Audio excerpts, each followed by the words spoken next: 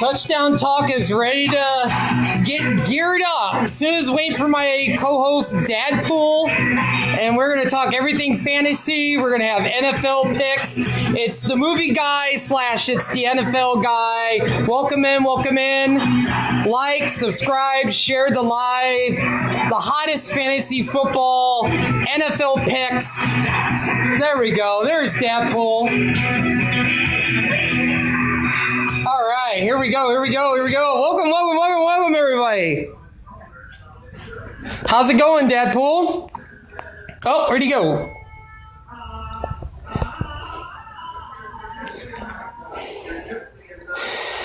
Wait for my co-host, Dadpool, to come in. You there, Dadpool?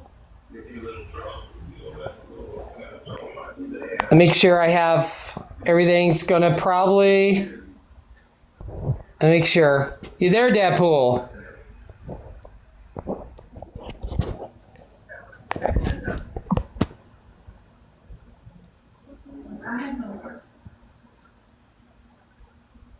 All right. Welcome everybody. Waiting for everybody to pop in. Oh. I guess, let me see. I think I've got to bring you up, Dadpool. Let's see. Guess. Hey, let me see if Dadpool's up there. Hello. Hello, there you are. How is the audio? It's pretty good. It's pretty good. Okay. Just get more people to pop in. Yep. Let's go. So, I know we talked about, just a quick side note before we start, about we were gonna do like making our picks for like each week. I think I'm gonna send you like a private invite to an ESPN group, just me and you, to do picks each week. So so we make our picks, each week, but then like we have them on the app, and the app will keep track of our records, so we don't have to worry about keeping track of our records. How does that sound? Yeah. Welcome everybody in. I wrote all my picks down, so they're all in my notebook. I always buy a new notebook every year to, fantasy notes, pick weeks and stuff for teams and stuff and everything, so. Okay. So did you want to... This is our, basically our test run at Touchdown TD Talk. So, we're going to be having this basically every Tuesday. Well, I think next week might be Wednesday, because I am going to be busy on Wednesday, or on Tuesday, so we might have to move the show to Wednesday. Okay. So... but definitely subscribe, share the live. So should we get into that? We getting people to join and stuff and everything. I think what we can do is go over the topics that we'll be doing each week. For the show, as far as what we'll be touching on. Yeah. And kind of like what you can expect from the show each Tuesday, sometimes Wednesdays, for each week, what you guys can get from us. Yeah. First of all, hang on, I gotta ask my friend Jimmy Bobaganoosh. Hey, Jimmy Bobaganoosh, are you excited for Touchdown Talk? Oh, look, he's ready. He's ready for Touchdown Talk. He's like, boy, this is great. So he's excited. Let's go. So, all right. I guess I can run through the first one. Okay. We have an opening monologue, but we're not going to do that this week. Let me get my notes. Uh, Here we go. Okay, so when we do our show on Tuesday nights, 8 o'clock, we are going to do something that's called Tuesday Touchdown Turnouts, which is basically we're going to recap the week that was in the NFL. We're going to talk about fantasy for the team. So, like, if Miami played the Titans and we were, talking about, wow, I can't believe Tua had 325 yards and 5 touchdowns, and then we'll talk about the fantasy point of it. So we'll talk individual fantasy, and so that's going to be always the first topic. Is going to be the recap of the NFL and fantasy. Did I lose audio? No, I can hear you. Oh, okay. That was really weird. Oh, I guess I didn't hear you. So the first talk will always be like recapping the week and talking fantasy. So I'll let Dadpool talk about topic number 2. So the second category we'll get into is something we call flag on the play. It's going to be the bad takes, the fantasy fails, or any type of drama, whether there was drama within your league. Maybe like an owner pulled some shiesty deal and you're like, oh, well, that's kind of crazy. That's wrong. Or maybe it's something that happened in the NFL. Maybe there was a dirty play. Maybe there was a bad tackle, or maybe there's a fight that broke out. I could see that could happen. So the flag on the play is basically just going over those bad projections that we're gonna give you. Coming up later on in the show. Projection at a time, one bad pick a week.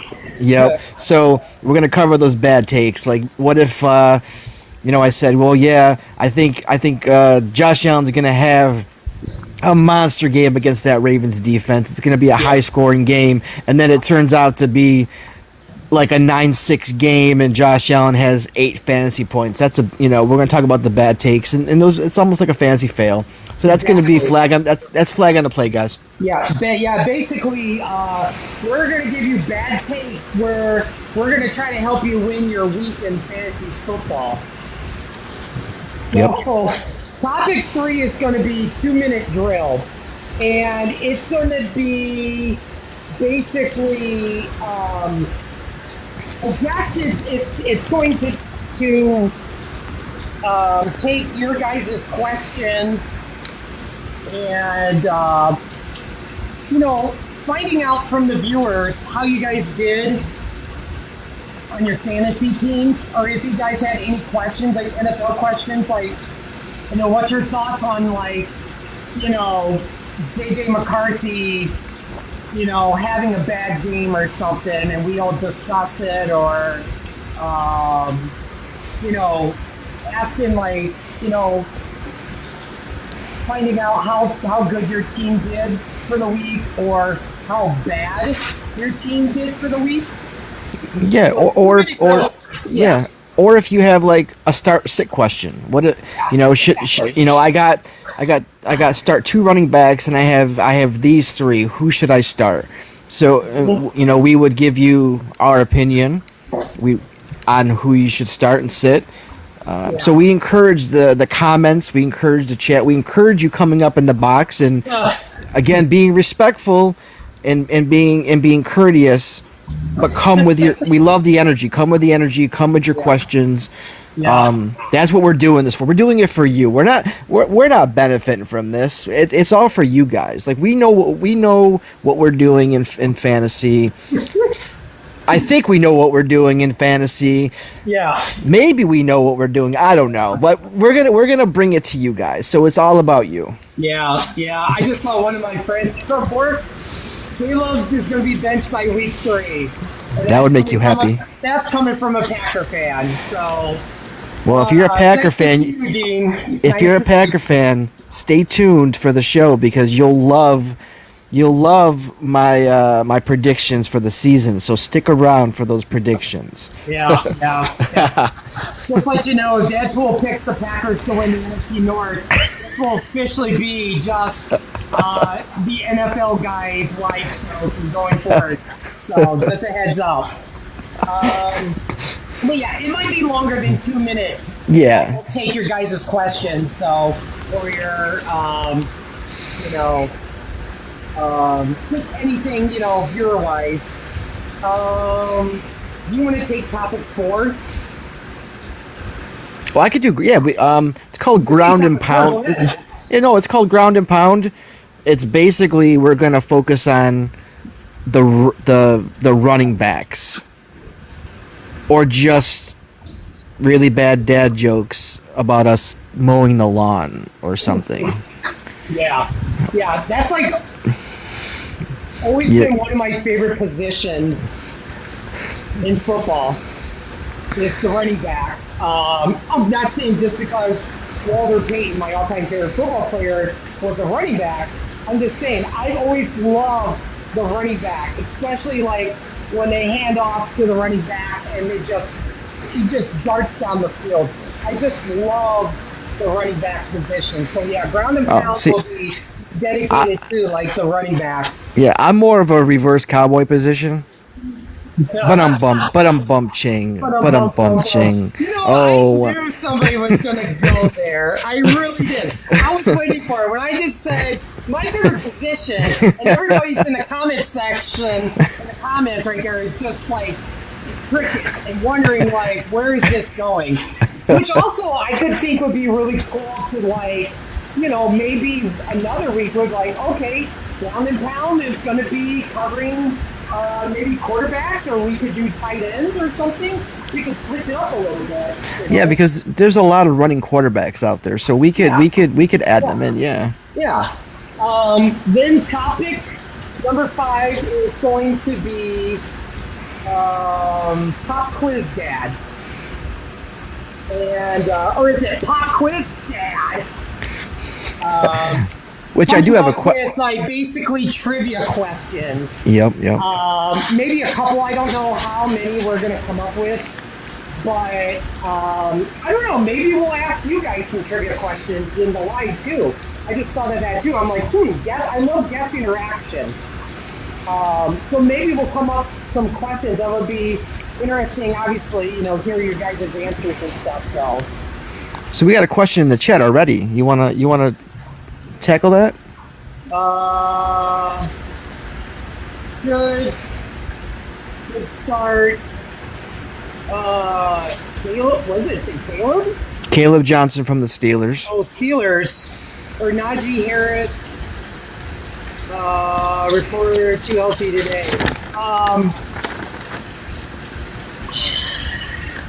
Okay, hold on. Let me go to my picks. Let's see, where am I at here? The Chargers are playing the Chiefs.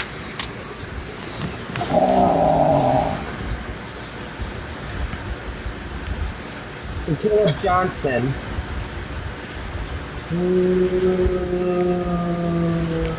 Got to remember though, Caleb Johnson's a rookie. He's got Jalen Daniels as his backup. And reportedly, Caleb Johnson and Aaron Rodgers had some arguments during practice, so they're not exactly on good terms. So I don't know if that plays a part during the game, but I'm just saying that's been reported. Well, I will say that the Chiefs' defense is probably a lot better than the Jets.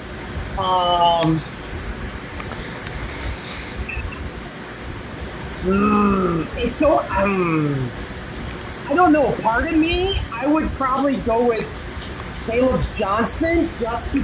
I honestly don't know how good the Chiefs' defense is going to be this year.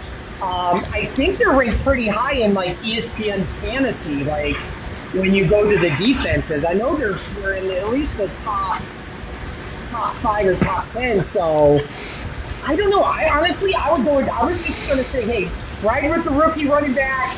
I think they're going to probably give him a lot of plays just to see what the rookie has and if he's going to be a starter or maybe the second string. I feel like he's going to get a lot of touches. I don't know about Najee though. But See, I like Najee. I think Najee has a lot to prove, and I feel like there's no one really to compete with him in the Chargers' backfield right now. Don't they have that rookie? I can't think of his name. Yeah, Omari and Hampton. Yeah, Omari Hampton. Yeah. I think it's. But he's more of like a Jahmyr Gibbs, whereas Najee Harris is that ground and pound. Here we go, ground and pound running back. Like he's north and south, and I think Hampton's more of like east to west. And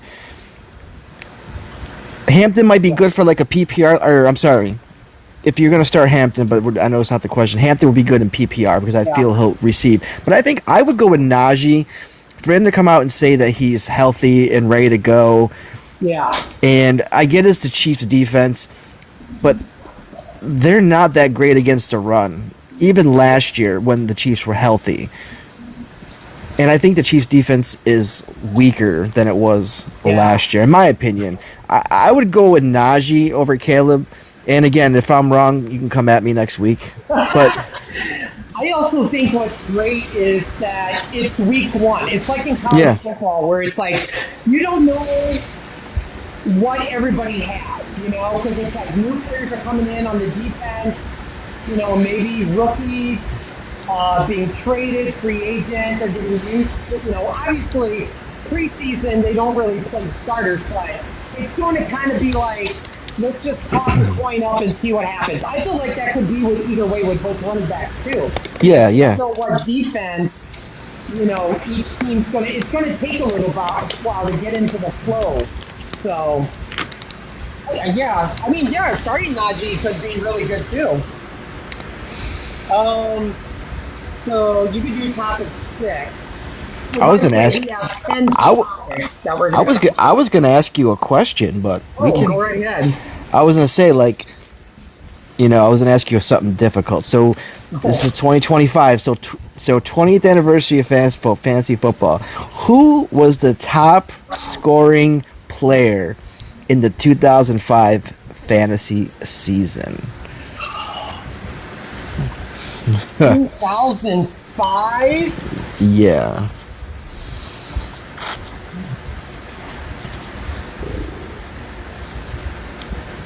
Wasn't Moss. Good guess. Moss was 2007, I believe, when he had all them touchdowns. 2005. I'll give you a hint. It's a retired player. Okay. Is it a receiver? I can't give you that because it kind of that narrows it down. I'll probably get it wrong. 2005? Yeah. Okay, I'm kind of leaning towards a receiver.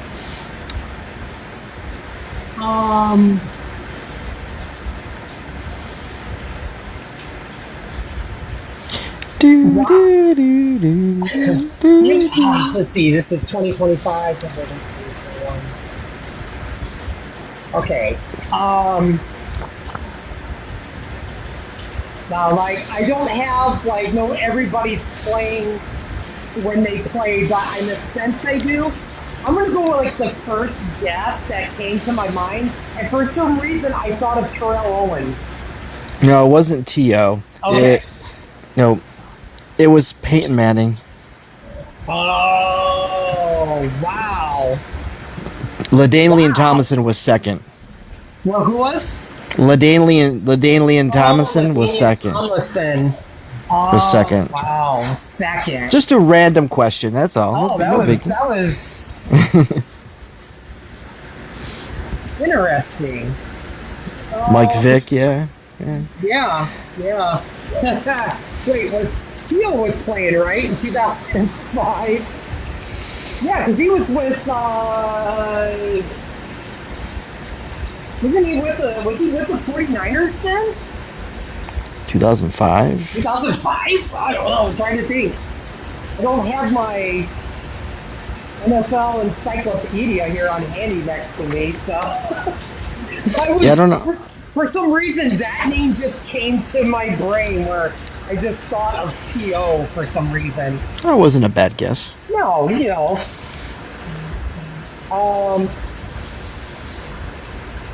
You want to take topic Yeah, 6? yeah, I'll take the six. Like the NFL guy said, we're gonna have 10 topics. So this is topic 6 that we're gonna be covering. It's called Grill or Chill, and these are players that we're either gonna fire up on the grill, that are gonna be hot going into the week, and we're kind of leaning towards them, or the players that you want to bench and you want to just chill with and put them on ice for the week. So that's basically going to be that segment. Players that we're really big on, that are hot, that we want to keep riding on our lineup, or the ones we want to just maybe take them out for the week and let them relax and chill. So that's going to be rapid fire going through some players. Yeah. Yeah, at some point in the live, I'm sure we'll bring somebody up. If you guys want to talk about like how you guys did on your drafting, or maybe there's some people out there that haven't drafted yet. You're drafting for the first time today or tomorrow, so Yep. so yeah, we'll be curious to hear like your fantasy teams and how you did on your drafting here in a little bit. Topic 7 is called Fantasy Footlong, which is we're ranting about a team or player. So, it's kind of looks like I feel like when I say fantasy football, it's just like me just going off on like how I lost by 2 points if Calvin Ridley would have caught another pass. It's just me going off.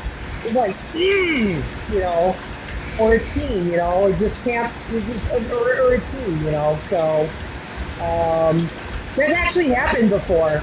That happened to me like 2 years ago or 3 years ago. I was down by like 2 points in fantasy football, and all I needed to do was have like Mike Williams maybe 2 passes or something and go for like 10 or 15 yards, maybe even 5. I just needed like a point and a half. He scored 0.4 points. I said, never again will I ever draft Mike Williams, ever. Oh, I was the same way. So mad. Mad. That would have been my perfect fantasy football to go off on Mike Williams, because all I needed was like a point and a half to win that league, and he was 0.4.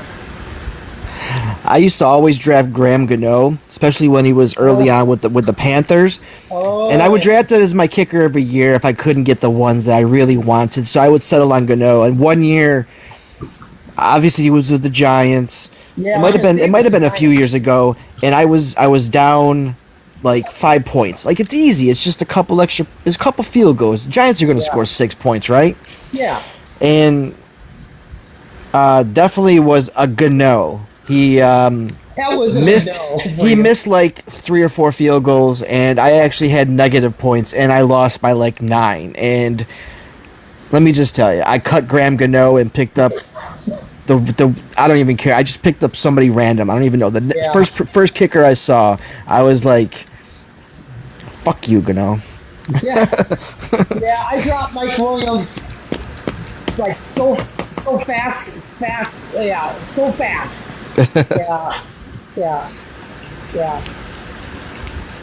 All right, so the next topic is I dropped in faster than trying to put out a Greek fire on my stove. I was like, he's gone. I'm done with him. Mike Williams will forever live in infamy with the NFL guy. Exactly. Who are we on? Topic 8? Topic 8. So when I look into the mirror, I always think of this topic because it's called Dad Bod Picks. And I know ladies love dad bod pics. Right, everybody loves the dad. Everyone Not loves everybody, the dad bod. ladies. So these are basic. Like dad bod pics too, but you know. I mean, I'm about the ladies, but sorry guys.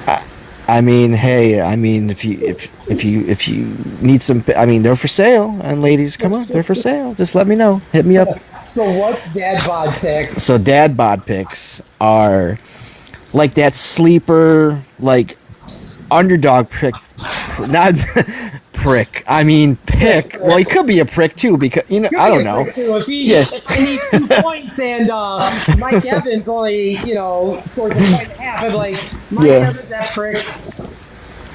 So it's that sleeper underdog pick that may not look pretty, but it gets the job done. So maybe that backup running back or that fourth string wide receiver that you need. Maybe you're on a bye week. Maybe you got bad luck with some injuries and you need someone to like fill in. Yeah. That's where the dad bod picks comes in. Pick a stretch would be like, you know what? You're on a bye. How about starting Luther Burden the third for my Bears? I was gonna say Rohan Johnson or whatever his name is. Roshan Johnson. Wow, yeah, that would be a long shot. Wow. Yeah. Let's see. Okay, so topic number 9 is going to be fourth and a long shot. I forgot we moved 9 and 10 around. Yep. So that is going to be, I think it's going to be us discussing who we think, that kind of almost goes back to dad bod. Well, not really stretching it, like, who the underdog, but thinking about what player might be having a great game, who we think might have a really great game, or maybe like we'll do like our team prediction, where it's like, okay, maybe in this segment I'm like, all right, I got it. I got a team prediction. I think the Colts are going to win 31-30. That's going to be a fourth and long shot because could be a long shot where it could just be 3-0 for all 4 quarters. So that could have been a long shot prediction of a score. So, did I miss anything on fourth on a long shot? Also, it could be those players that maybe are owned in like less than like 5 or 10% of the leagues, and you need someone. It's not an ugly pick, but it's just you're like a desperation heave, like a Hail Mary, desperation heave to try to get the game. So it could be a player like that as well. So we're gonna throw those out each week to you guys, and check it out.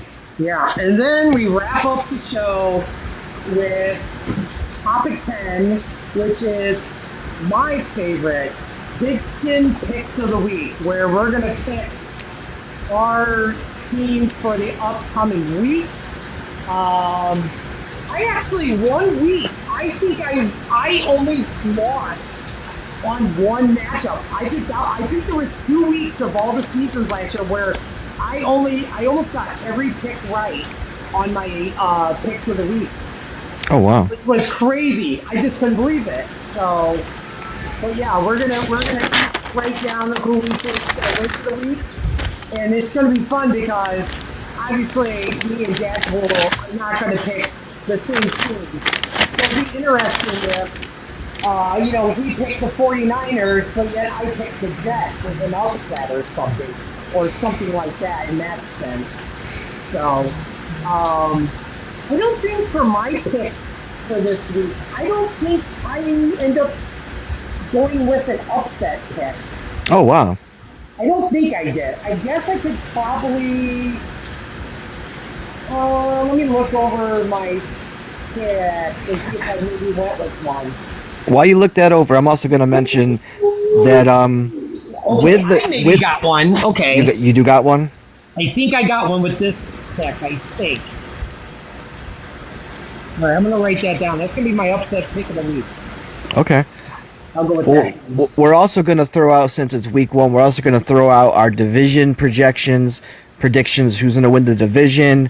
If you want to go so far, I don't know if did you write down like your playoff teams, or do you just want to do like a Super Bowl matchup? For tonight, I got all my division picks. I've got my Super Bowl and I've got my Dark Horse Super Bowl. So I got my division picks. I don't know if you did your division picks. Oh my division picks have been they're done. I got my Super Bowl. Done too. I wrote that down before we went live, so okay. Division picks is all set. We can go over that here in a few minutes. But yeah. So I believe those are all the topics. And obviously we're gonna go off script at times after one topic or something, so yeah, and like I said, the 2-minute warning is not. It's not just 2 minutes. Yeah. It's gonna be longer depending on the interaction from you guys in the chat. So the more questions you throw out, the more you come up and interact, the longer that segment goes. Yeah. Because I love guest interaction, so I want to get you guys involved too. The 2-minute drill. So yeah, that just. I think that covers it, all the topics. I'll probably end up doing a video for the people who weren't in the live, so I have that on my channel and go through all the topics. Also, I'll redo a video after we go live, so at some point, and have that on my channel so people can check out. So, sounds good. So did you want to, this is kind of almost like an open mic type of thing, kind of just until we get into the flow of next week where we can really touch on the topics. Did you want to do some guest interaction, or do you want to do division picks? Yeah, if anyone wants to come up, request. Yeah. Let us know. Let us know in the chat. Are you able to accept people, or is it just me since I'm the host? Just you. Oh, okay. I would have to be a moderator to be able to accept people. Oh, should make you a moderator. Oh, wait, let's see. Yeah, if anybody has any, like, who should I start questions, or, if they have any, who should I draft, or rate my team.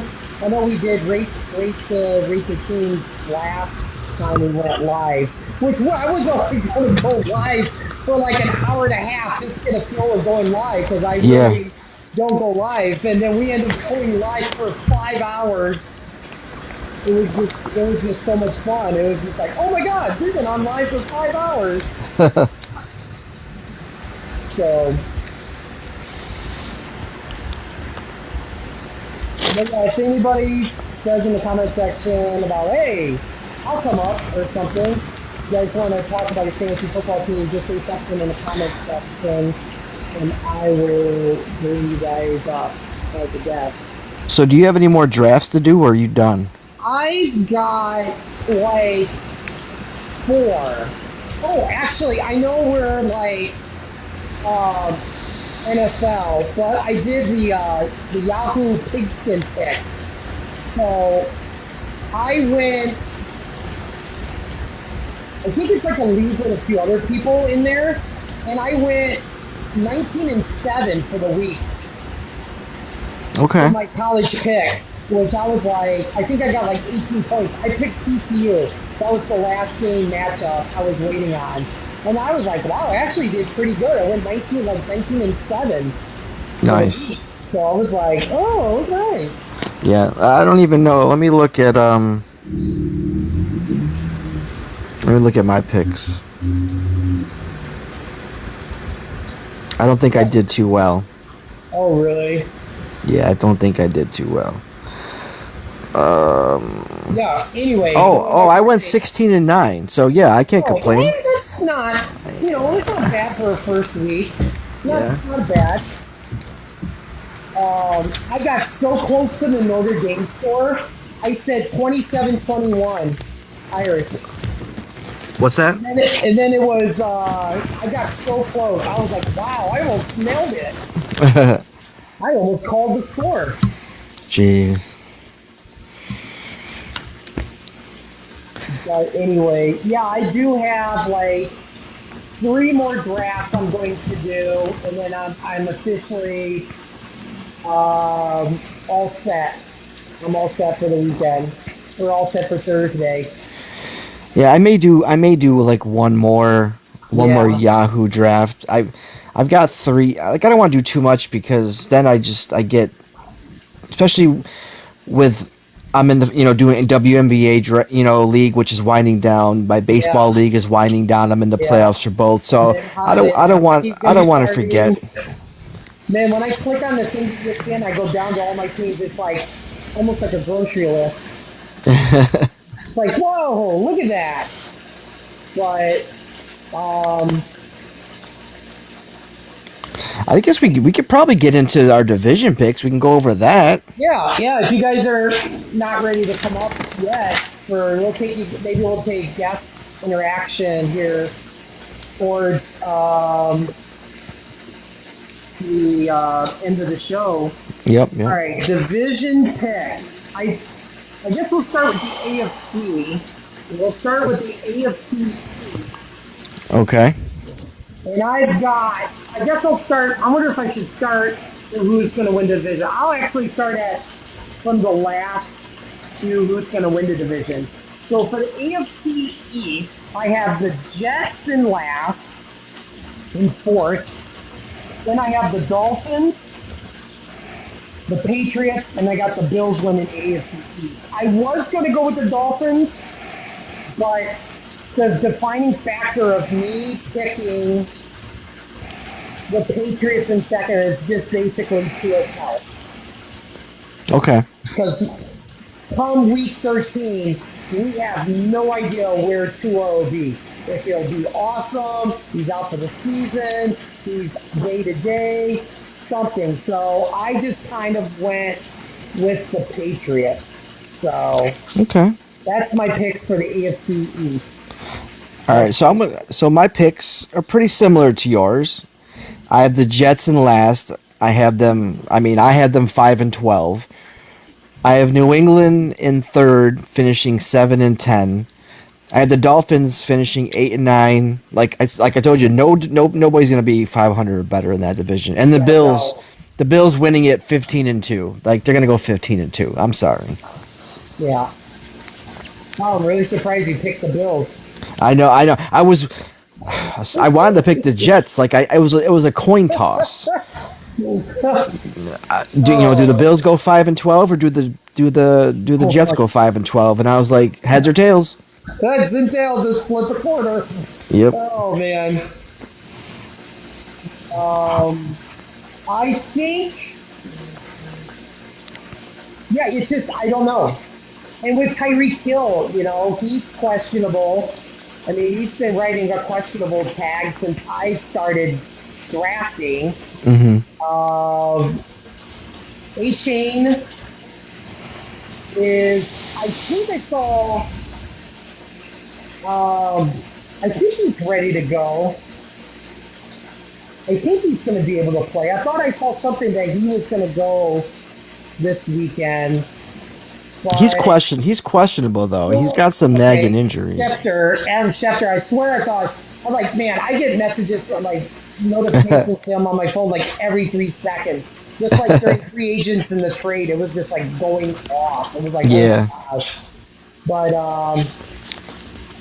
yeah.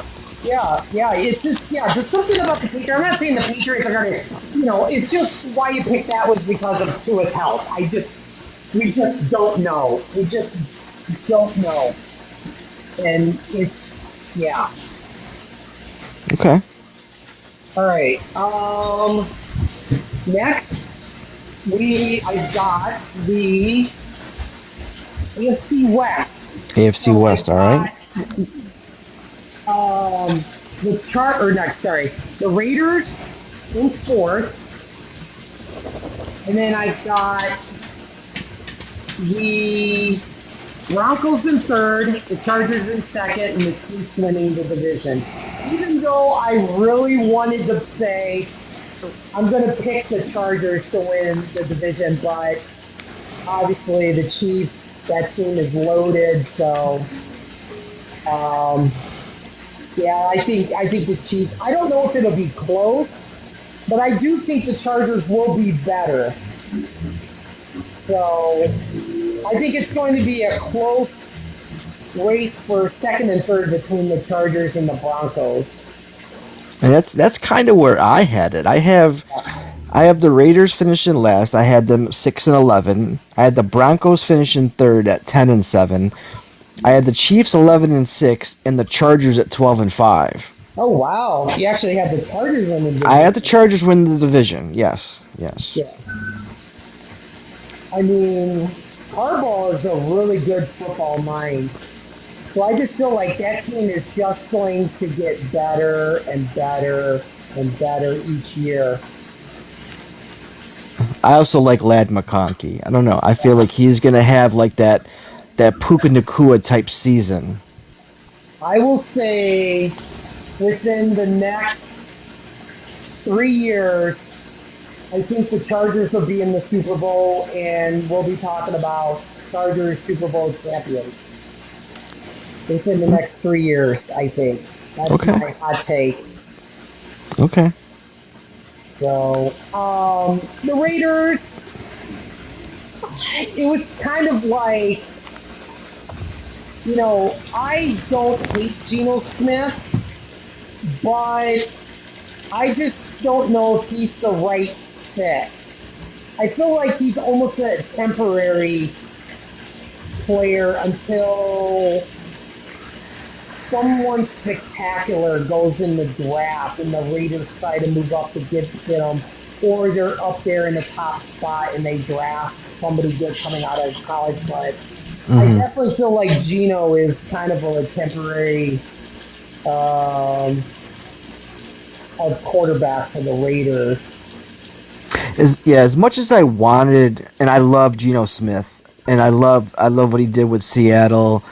I think he just, and even with the Jets, I think anybody, he just doesn't get the credit. So I really think Geno Smith could have that Baker Mayfield type of career where he comes, they come off a success. Baker's like that bridge to the next quarterback for Tampa, because Baker's probably got three years left. Maybe Geno's got 3 years left. Yeah. But I just don't think the Raiders have enough on their team to win. It's almost very similar to like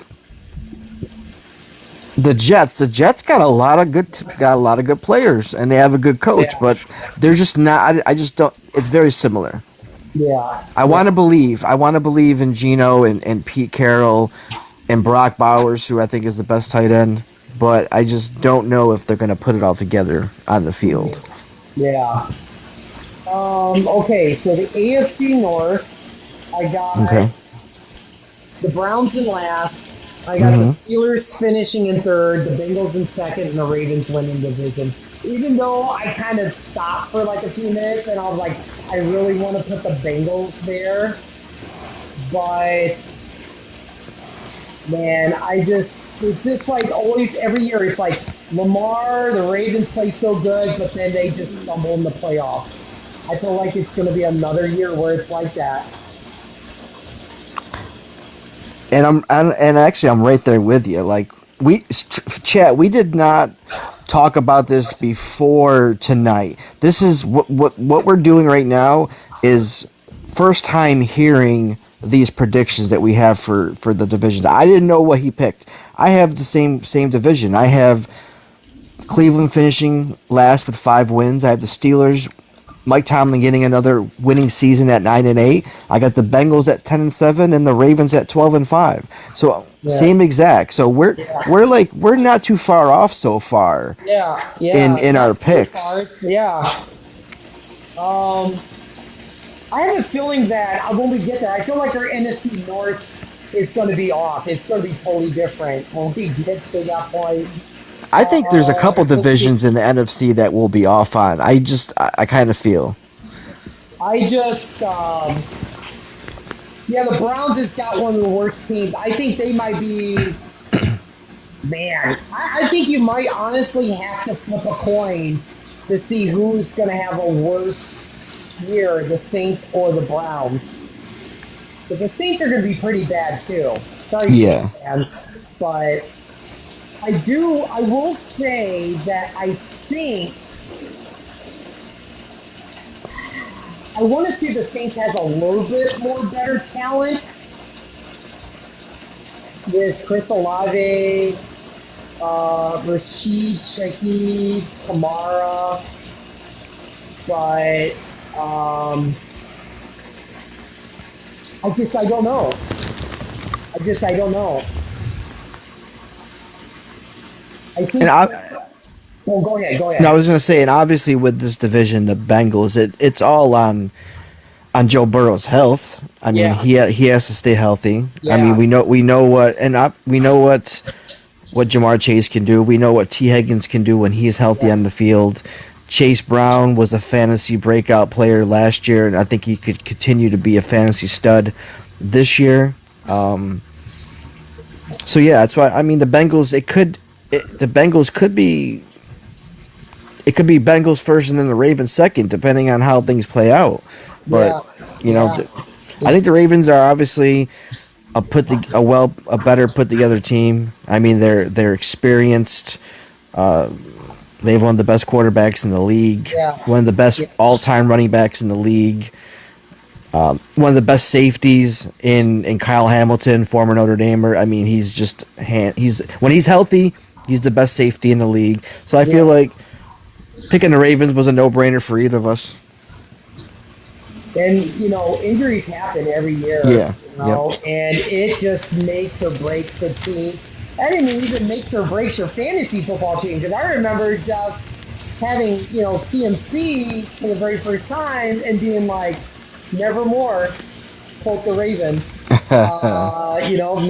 Never. He was there. I'd done a couple drafts. Not to go off and talk about the 49ers, but I mean, he was there so many times where I was like, nope, I'm good. But it's just going back. It's just like, injuries. It Yep. always happens. It's just, if the Ravens can stay healthy, if the Bengals can stay healthy, I think it's going to be a really good race between 1 and 2. Oh yeah, absolutely. Yeah, this one, this division. Sorry to anybody who's fans of the AFC South. Oh man, this was kind of almost like I just don't know. I kind of look at it and I'm like, well, I think there's probably only one good team in this division. So I got the Titans at fourth, the Colts at third, the Jags at second, and I got the Texans winning the AFC South. Even though I have a feeling you had the Colts higher. No, I know you no, do. no. Actually, I didn't. I know I spoke fairly highly of the Colts last week, Yeah. but when I looked at the schedule and I looked at realistic, I came back down to earth. I took a breath. I I don't know. I watched Pat McAfee and I can't stand Pat McAfee, so I hate the Colts even more. So I went with Tennessee finishing last, having the worst record in the league. Top 4-13. I had Colts 6-11, and Riley Leonard's going to come in and lead them to 4 wins. They're gonna have 2 wins. Daniel Jones is going to bust. Riley Leonard's going to come in and save the Colts, make it a little bit more presentable. Jaguars are going to have a winning record, 9-8. Yeah. They just have a boatload of talent. They probably have one of Yeah. the fastest, most sure-handed receivers in Brian Thomas Jr. And Trevor Lawrence has got to do something one year. It's almost like when Josh Allen goes to the playoffs. He's got to win one. He's got to win one of these times. Trevor Lawrence has got to have a season, and I feel like he'll have enough to get a winning season, just barely. But the Texans. And I'm not big on the Texans. Trust me, I wouldn't really pick the Texans, but this division's kind of Yeah. ass. So it's really terrible. it's kind of almost like I'm not going to get burned again taking CJ Stroud, even though I think he's going to have a better season. I have a funny feeling that CJ Stroud, for the people, is going to probably really pull their hair out of their head because they're like, why did I take CJ Stroud? So I think he's going to have a good season. I mean, I hope he has a good season. I hope he gets out of that sophomore slump. But we'll just wait and see. I just didn't really. I did not pick them any of my things. I took the Texans a lot. Their defense. I love their defense. They're a top-rated defense. But that's probably the only part. Well, I took Nico a couple times in fantasy, but you know, I mean, like you said, on paper too, they're pretty loaded too, but that just depends on the health. If Nick Chubb, maybe PJ Stroud, Nico Collins. So if Joe Mixon makes, I mean, I just did this because Joe Mixon's out for at least the first 4, and like I said last week, I'm here at least the first 7 maybe. Yeah. So that's huge for the Texans, and that's huge for Nico Collins and CJ, Dalton Schultz. I mean, all their receivers. I mean, without a run game. Yeah. It's just like hopefully Nick Chubb is healthy. So I'd love to see him just, I feel like that's going to be a committee. We're going back to Riley Leonard. I will say this. At some point, I think right now Riley Leonard is owned in like maybe 1% at least. I feel like that is definitely going to make a jump. I think he would be a really good backup. I don't think he would be your starter, obviously, unless you drafted really bad and you have like, I don't know, Aaron Rodgers, because I don't think he's going to have, I don't know. I'm not saying I have more confidence in starting Riley Leonard over Aaron Rodgers, but I just feel like when you kind of look at your team in fantasy and go like, well, Riley Leonard's looking pretty good right now. If I use a waiver wire on him, I could drop this receiver that's not producing or something. But I think the Colts are. I don't think the Colts is going to have a really good season. Going back to what you said, Jaguars, they're loaded. I feel like at some point people are going to be talking about Travis Hunter and Thomas as a top receiver duo. Yep. I think at some point they're going to be right up there. But is Trevor Lawrence? I don't think I ever see Trevor Lawrence being elite like with Josh Allen or Lamar Jackson or Patrick Mahomes or even like Joe Burrow.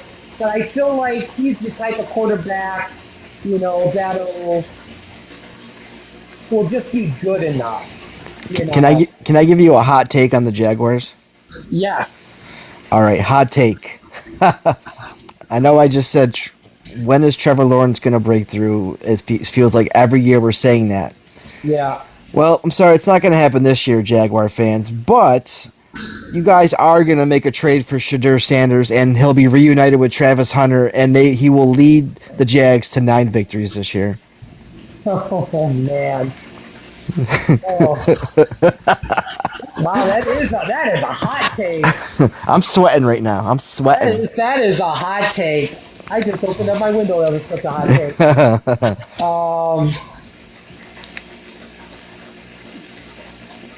So they would move Trevor Lawrence, but where would Trevor Lawrence end up going? Would he end up going to Cleveland, like a straight up trade, or would they just keep Shador as a backup to the Jaguars? Nope. Trevor Lawrence would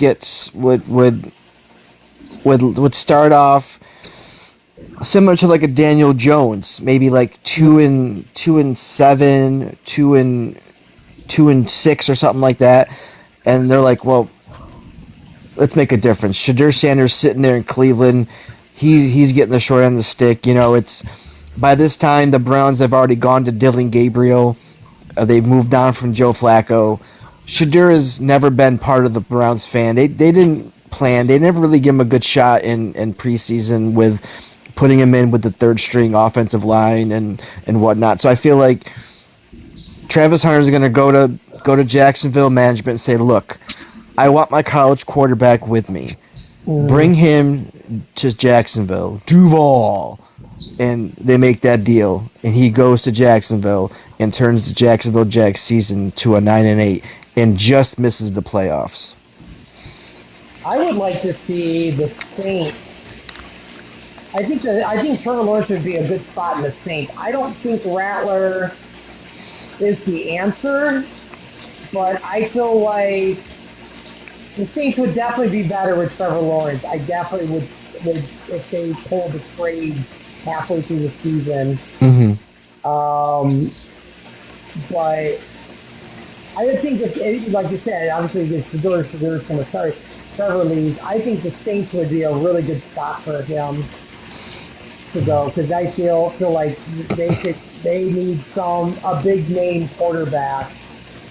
All right, so now we're jumping over to the NFC East. NFC East, okay. All right, so I feel like this one's going to be different between us, because I remember you talking about it.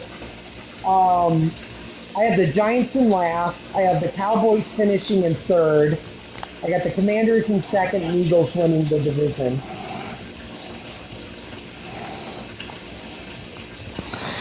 Okay. So just like last week, I was big on the Cowboys.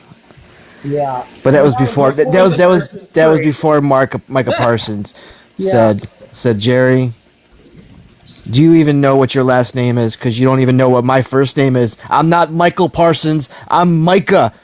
Micah, not Michael." So he goes to Green Bay. I got Dallas finishing last place. 5 wins. 5 wins for the Cowboys.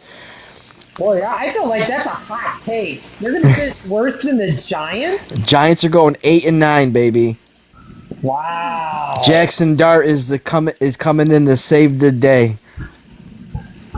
I honestly think, like, why do I feel like everyone's like, oh yeah, the Giants are going to suck, I'm not going to say they're going to win the division or anything, but on paper, they got a good 1-2 punch in running back. I mean, they got a great receiver. They have a decent second string. You got Russell Wilson there, which is, I think the Giants might surprise people. I really do. I feel like, even though I picked the Giants in last, I'd be okay if I was totally wrong. As long as the Giants finish better than Dallas, I'd be okay with that. But yeah, and I got the Commanders second, finishing 9-8, and the Eagles finishing first at 13-4. Yeah. The Eagles are still, yeah. And obviously, this is all barring any injury to any major player that could change. Yeah. The standings real quick, but I'm down on the Commanders. Like I told you last week, I'm still down on the Commanders. Yeah, and like I said, that's why the one thing I just, it's another one too, is like I haven't really selected. I would, in a heartbeat, like 4 years ago, be selecting Tyreek Hill as the first wide receiver off the board. So obviously with Tua's help, same with CeeDee Lamb. CeeDee Lamb's fantasy value really depends on the health of Dak. Yep. So, and I don't know if it was a long shot, but I ended up taking, what I want to say, not Deontay Johnson, Pickens. Okay. Because I feel like CD is not going to get all of the catches, But like the same thing, any receiver. I mean, it just depends on the health of Dak, It just, but yeah, I don't know. I don't know. It definitely felt like their defense definitely took a hit. So I'm really high on the Commanders this year. Okay. I really am. I just feel like, unless, Jane Daniels pulls a CJ Stroud. J. Stroud, sophomore slump, Yep. it's just like, it'll be definitely interesting. It'll be definitely interesting. After anybody who's just popping in, after we go through the division picks, I think we'll probably, I don't know, we'll actually bring you guys up if you have any fancy questions. If you have any fantasy questions right now about who you should start, rate my team, a trade, if you're doing draft right now, definitely say something in the comment section. Because I don't know if we're going to bring you guys up or do our picks of the week yet, but when we get to that point, at the end of this, we'll let you guys know. But yeah, the Eagles, I still think the Eagles are just a powerhouse, depending on everybody's health. Yep. So we got the NFC West. This might be a hot take, but I've got the 49ers finishing in last. I got Seattle in third, the Cards in second, and the Rams winning the division. I swear, man. Again, this is just a disclaimer. We did not see each other's picks before this, okay? Just saying. So this was me like realizing, oh shit, I'm going live in 5 minutes. I haven't even done my picks yet. Let me just slow it down real quick, But obviously we went on live later, so we had enough time to do my picks and stuff and everything, so the division picks.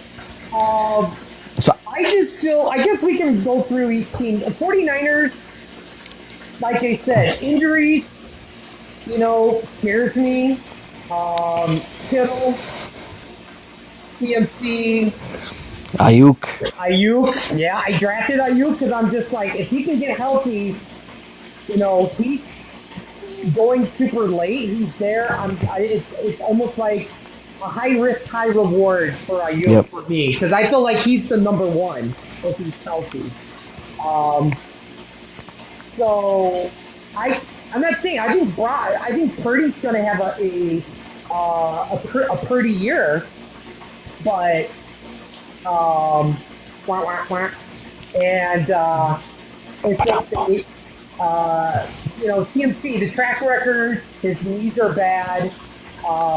Honestly, I honestly, how bad his legs and knees bad, I don't think he's going to be playing too much longer. I think there's going to come to a point where he's like, I just can't do it anymore. I think he's probably two more injuries away where he's just like, I can't.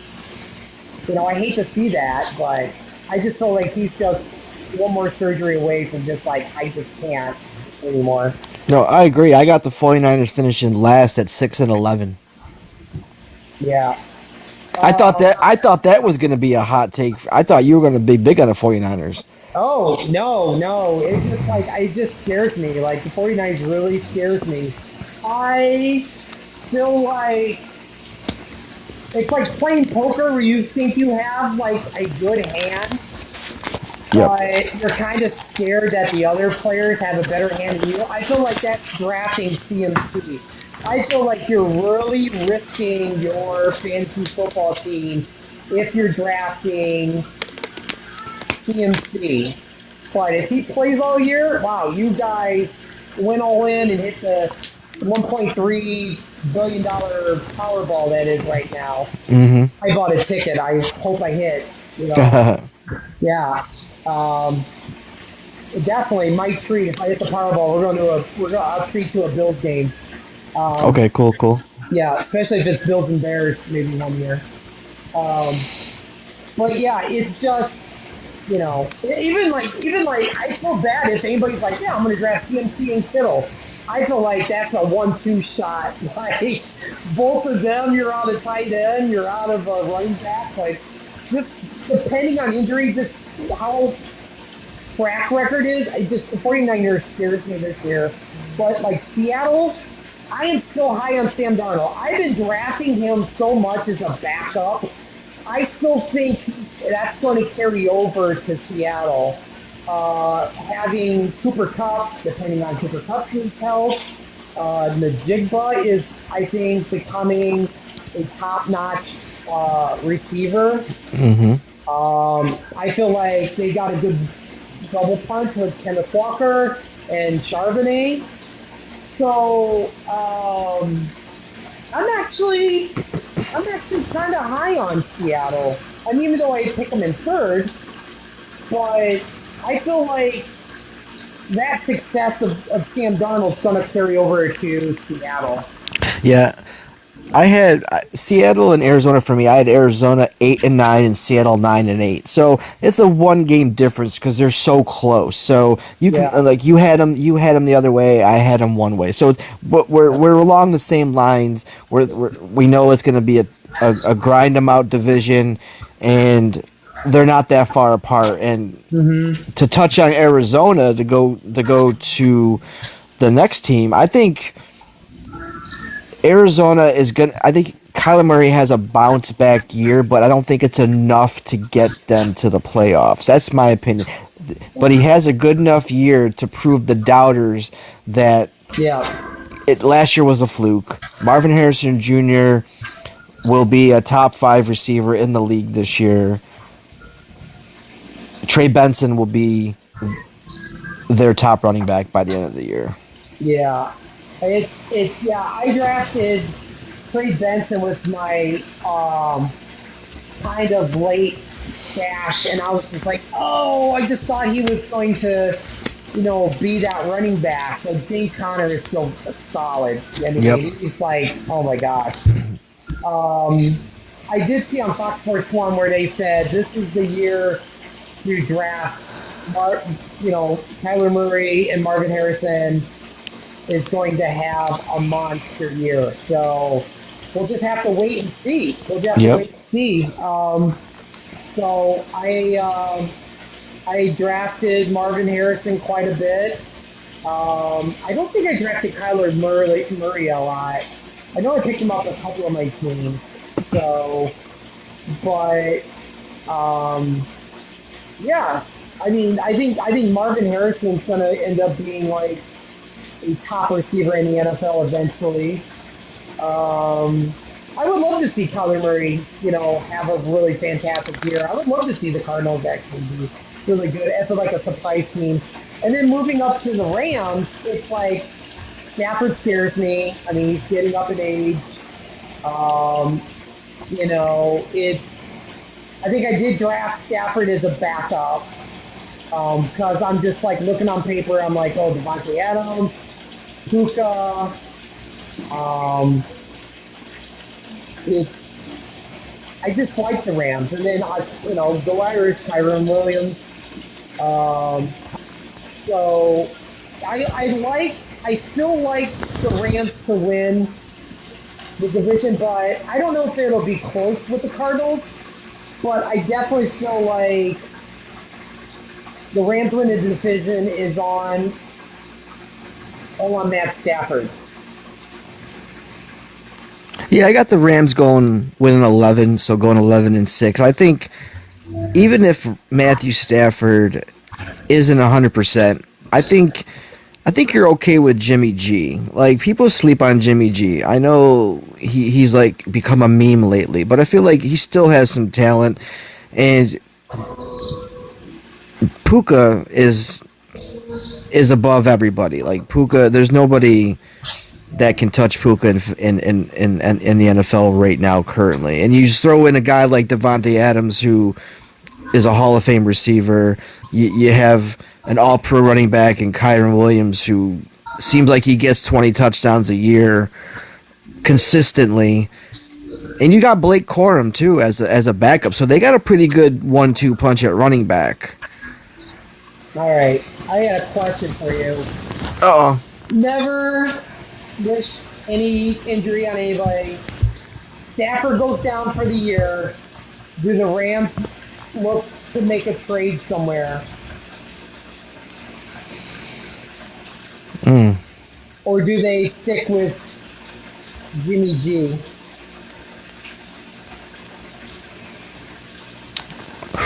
Hold up 1 second. Was it Truly Joseph? We're going to do guest interaction here in a little bit. So just hold tight. We're going to talk fantasy or how you did on your fantasy team or your outlook for the season. I think they'll give Jimmy G a shot and see if there's anybody they can bring in or make a trade for. It's just hard. I mean, do you think they'll try with Jameis Winston? Like, if he seems like he might just be the odd man out with the Giants. Does he get moved? I think Jimmy G has enough in that division. Okay, again, this is the West, so I feel like in that division, he has the right temperament. He's played in that division. He's been successful in that division. I don't know how you want to define success, but to me, he was successful. I think the Rams would be okay with Jimmy G, but they would probably pursue somebody else as an emergency backup just in case that didn't work out. I think regardless, the Rams win the division no matter what happens with Stafford. I think obviously they probably look towards the draft next year. I definitely feel like 100% that the Rams are going to draft a quarterback. You know who I'd like to see drafted by the Rams? And I hate to say it, just saw him the other night. Carson Beck. He looks really good. Like I was big. My friend's a Miami U fan, and she gave me the whole stuff the other day. And she was down. She's like Carson Beck, blah blah, because she hates Georgia. So, but I was like really big. I was like, that was a big pickup for Miami to get him in the transfer portal, and he showed a lot of poise, and he's got a strong arm. He made some really good decisions. I could see him being like maybe the 4th or 5th quarterback taken next year, maybe even like the 3rd. I don't know. Yeah. Let's see. Did we touch? I think we touched up on most of these. Okay, I was going to go to the NFC North. Yeah, we could do the North. We could do the North last. We can do the Yeah, we can do the NFC North last. Yeah, I'm gonna say that last. Save my my fair pick there. NFC South, I've got the Saints finishing last. I got the Panthers in 3rd, Falcons in 2nd, and then the Bucks in 1st. Which I kind of really wanted to flip-flop the Panthers with the Falcons, but I just feel like there's a lot more talent on the Falcons than the Panthers. Yep.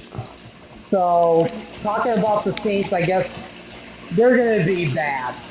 I mean, I think they're going to be obviously competing with Cleveland for the worst record in the NFL.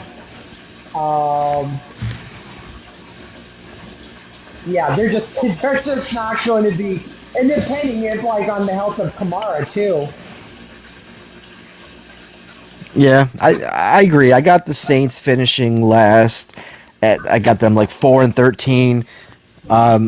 They get the number 1 pick next year over Tennessee. By virtue of whatever that tiebreaker is. And I got the Panthers going 7-10. I got the Falcons in 2nd going 10-6, and then the Bucks 11-6. So that division's really close into the end, because that division's you never see like the team pull away where it's like they win by 3 or 4 games. It's always like a game or two, and it comes down to like head-to-head matchups within that division. So I feel like the Bucks have enough. They're like the sexy pick for everybody to go to the Super Bowl. From what I've seen, to have Baker Mayfield possibly get MVP, and I could see that happening. But we still got Josh Allen over there, so I don't think he's not gonna. He's the best quarterback. Yeah, the Panthers. I definitely feel like Bryce Young is going to make an improvement. I definitely hope. Well, I definitely now that Adam Thielen is out of Carolina, I feel like Leggett is definitely going to be a top-notch receiver. You think that he's going to be their number one? I think the rookie Ted McMillan will be their number one. Bob Hubbard is still people who were always missing like same thing wrong. Hubbard's still like he's solid. I mean, they have a solid running back. But yeah, I think definitely think Bryce Young is going to make an improvement this year. But they're still a little ways away to say, hey, Panthers are going to make the playoffs. Yeah. Not yet. No. The Falcons.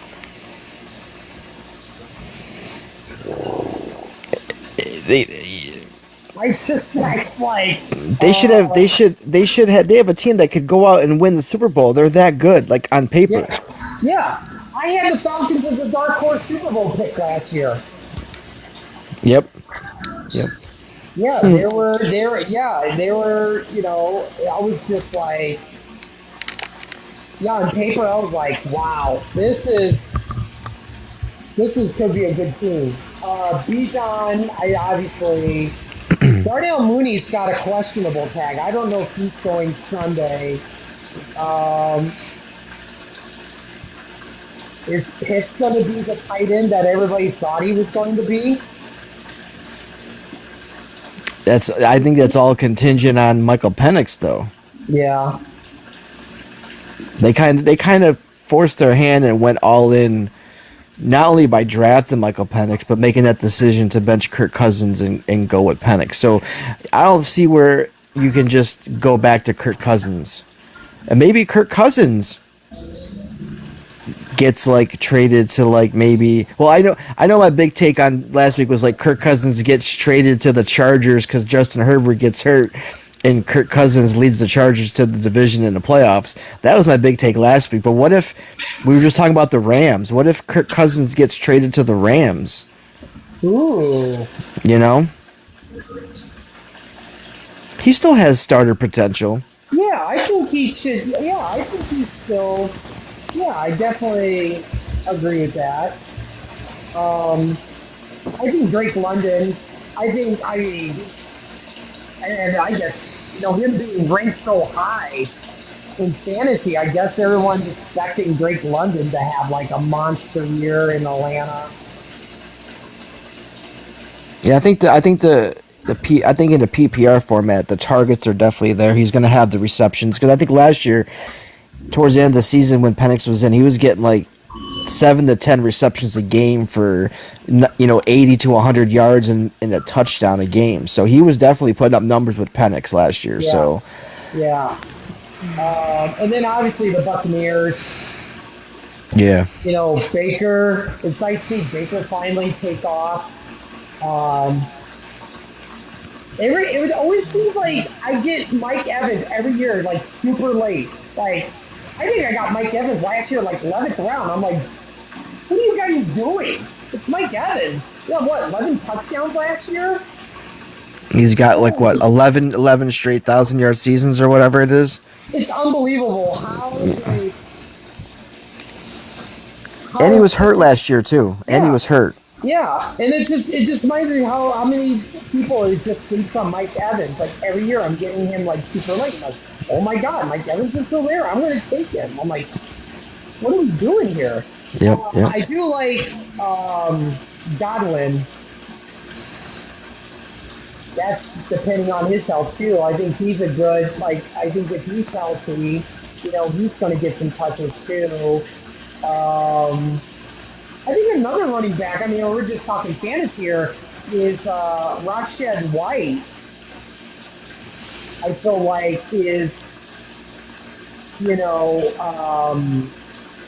He's a TD vulture. He's a goal line. He takes the goal line. I'm like, it seems like I am like a lot of my teams on fantasy. I'm selecting him like super late. I'm like, name alone. I mean, he's not a scrub, you know. It's just not like. But I'm just like, how is he still there? And But Bucky Irvin's got to get a break here and there. Bucky Irvin's going to be the guy. yeah, I mean, you know, I think that's with every team. You know, I feel like Tracy's not going to run it like 50, 70 times or something crazy out there. You know, whatever. Like, you know, he's going to take a break and then, you know, Singletary. people's going to go to Speedabo. Yep. Is obviously going to get some touches. So, you know, it's. I just feel like he's being very slept on. So. Wait, just to touch one more thing on the Buccaneers.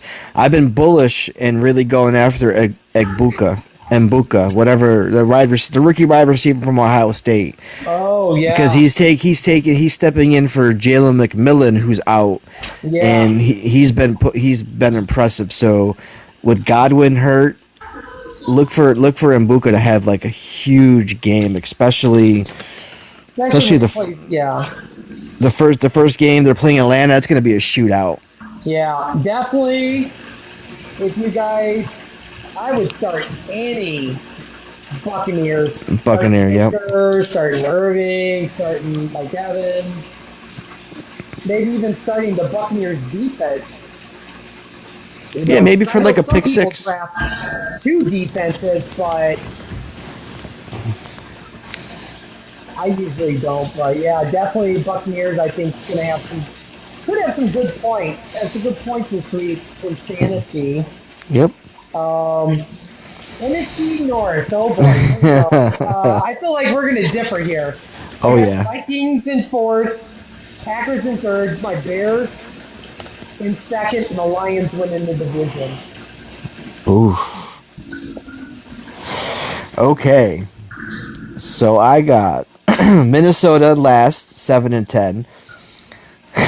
Sorry, I got the Bears finishing third at 9-8. I got the Lions finishing second, 12-5, and I got the Packers finishing first, 13-4. Wow.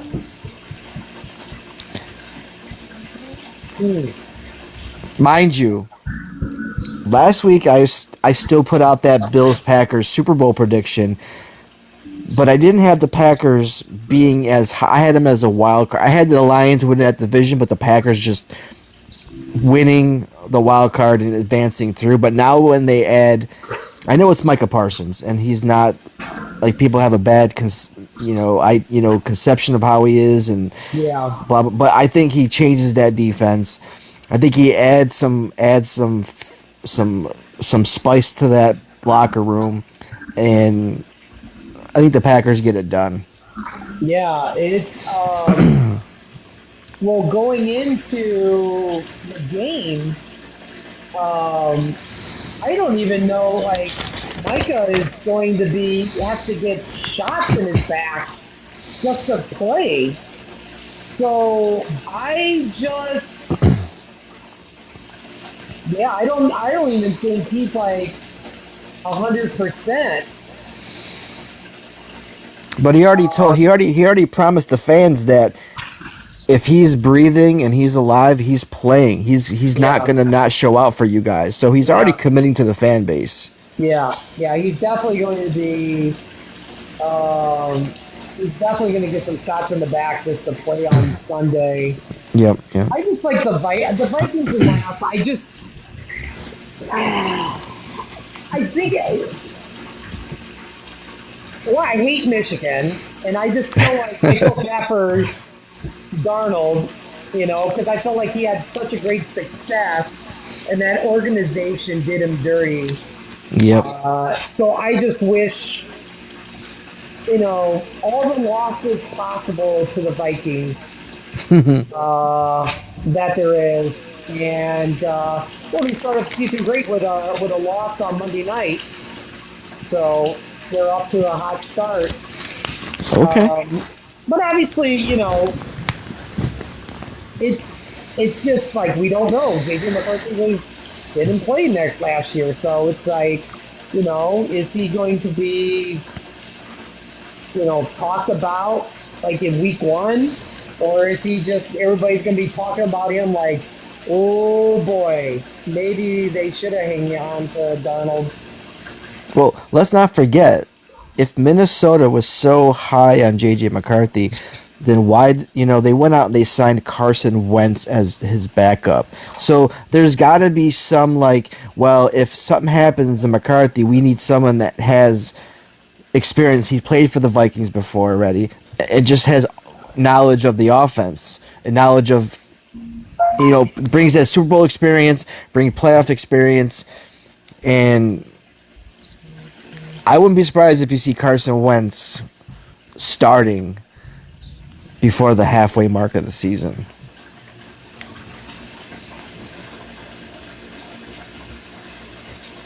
I just off topic, go off topic here.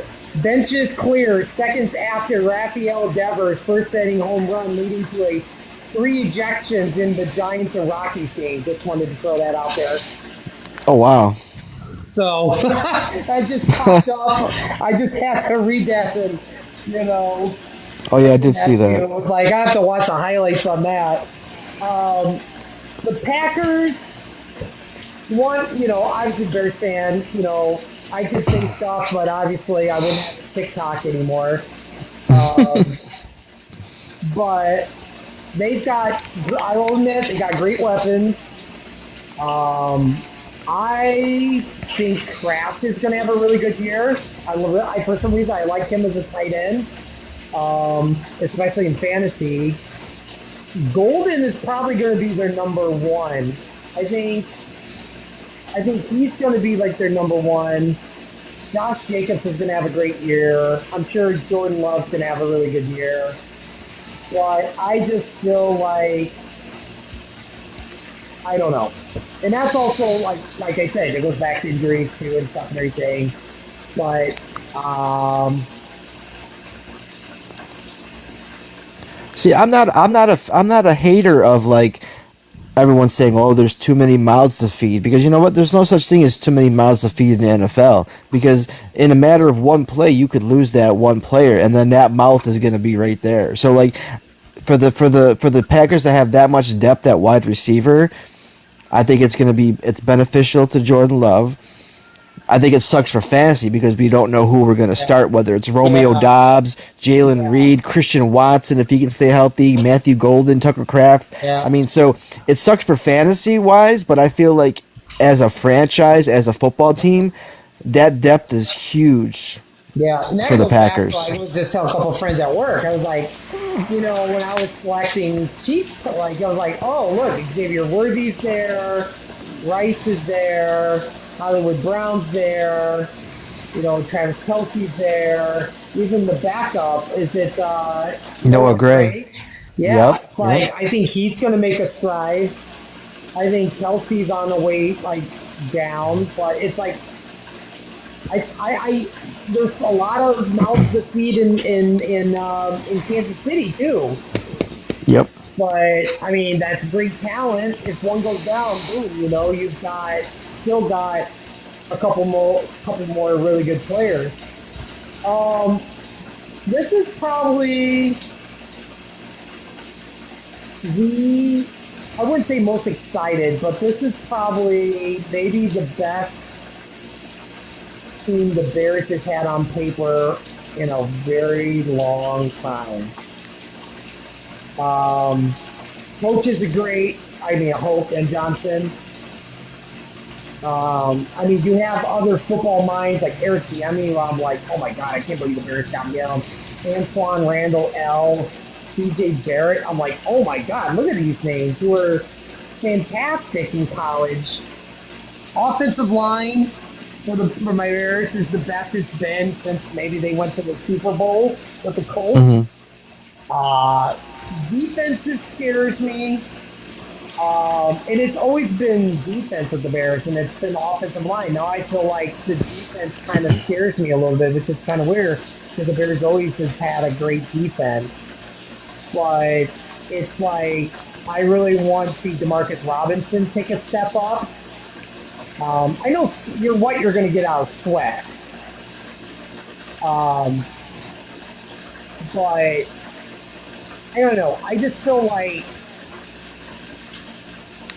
something just kind of scares me. And like I will say up front, I'm not a Caleb fan. I wanted James Daniels. You know, um, I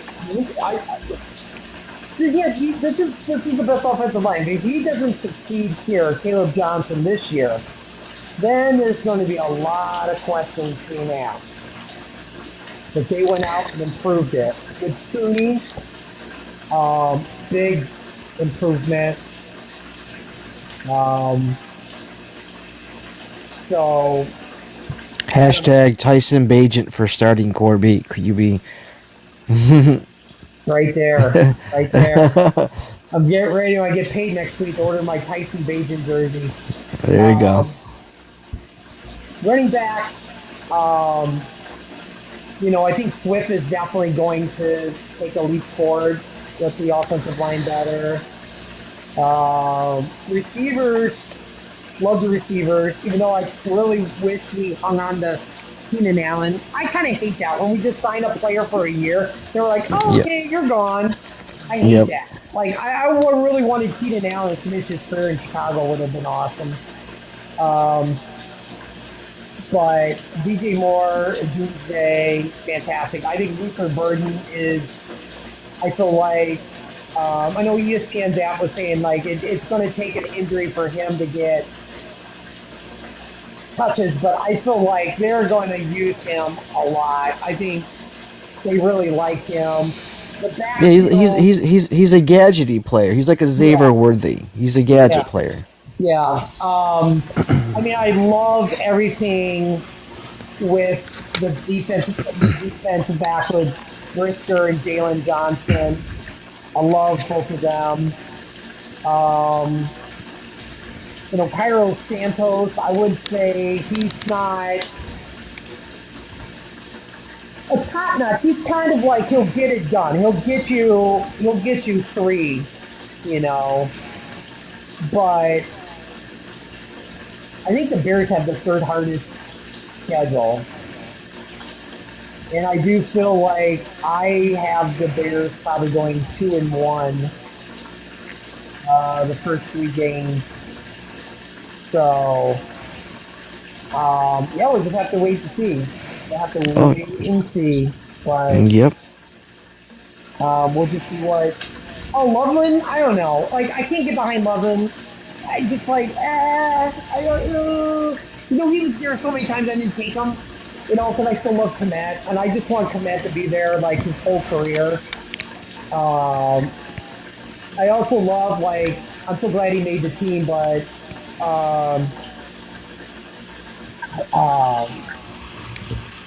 Smythe from Notre Dame. I was really happy we picked him up in Miami. I just want to see just one play where it's like Cadet and Smythe is like lined up together, like a 2 Notre Dame right next to each other. I'm like, oh my god, this is great. But we'll just have to wait and see. It just depends on if Caleb makes this step up. I hope he does. I don't know. I feel like if I could cheer, I'd have to close my blinds so people wouldn't see me cheering for Caleb Williams. As much crap I've been talking about him last year all over the place. But what is your thoughts on Chicago? I think it just comes down to I think this is a stepping season. So this is that, even though it's Caleb's second year, but you're bringing in a all new coach, all new system. There's got to be some room to adapt and grow and suffer the heartbreaks and the wins. So I feel like they're a 9-8 team, so they have a winning record, and maybe that record doesn't show either the best that they could be or even the worst that they could be. I think it all depends on how Caleb Williams does if he can get through his progressions and he can read the defense well, which he had a problem with last year. then that's gonna make or break. Give him some time to throw. The offensive line has got to protect. I feel like Ben Johnson can be that coach to propel the Bears back into a playoff contending team. Especially coming from the Lions, and you're coaching intra division, so you kind of are familiar with that franchise. Yeah. That could benefit during those games, but you're saying they have the third hardest schedule. So what are you going to do? How are they going to react against the teams outside the division? That's Yeah. because the division games are always going to be close, gritty. You know, dominating the line of scrimmage on both sides of the ball. That's the NFC North. So it just comes down to execution and Caleb Williams, basically. And I know it's a lot to put on a second-year quarterback, but you kind of went all in to get this dude, and the hype. So I mean, he's either got to deliver or else. I mean, I don't know. I mean, I know you're a diehard Bears fan, and you'll support whoever's in there. But you, as a fan and having expectations, you gotta be frustrated if they go out and they have another sub 5-win season or something. Yeah. Yeah. Exactly. So, and then to wrap it up with division, the Lions.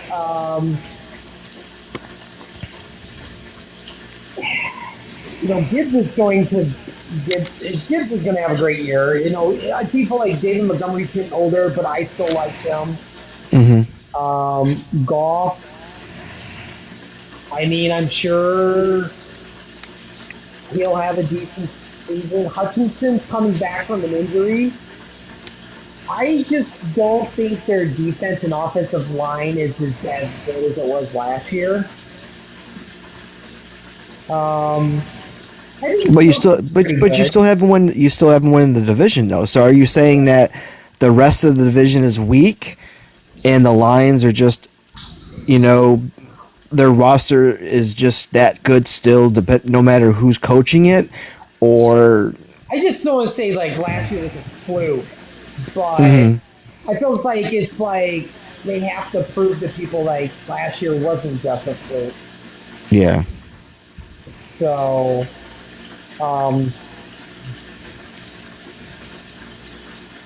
but I think Goff is he's a good fit in Detroit. I do like him. I like another quarterback I drafted a couple times because people had slept on him. But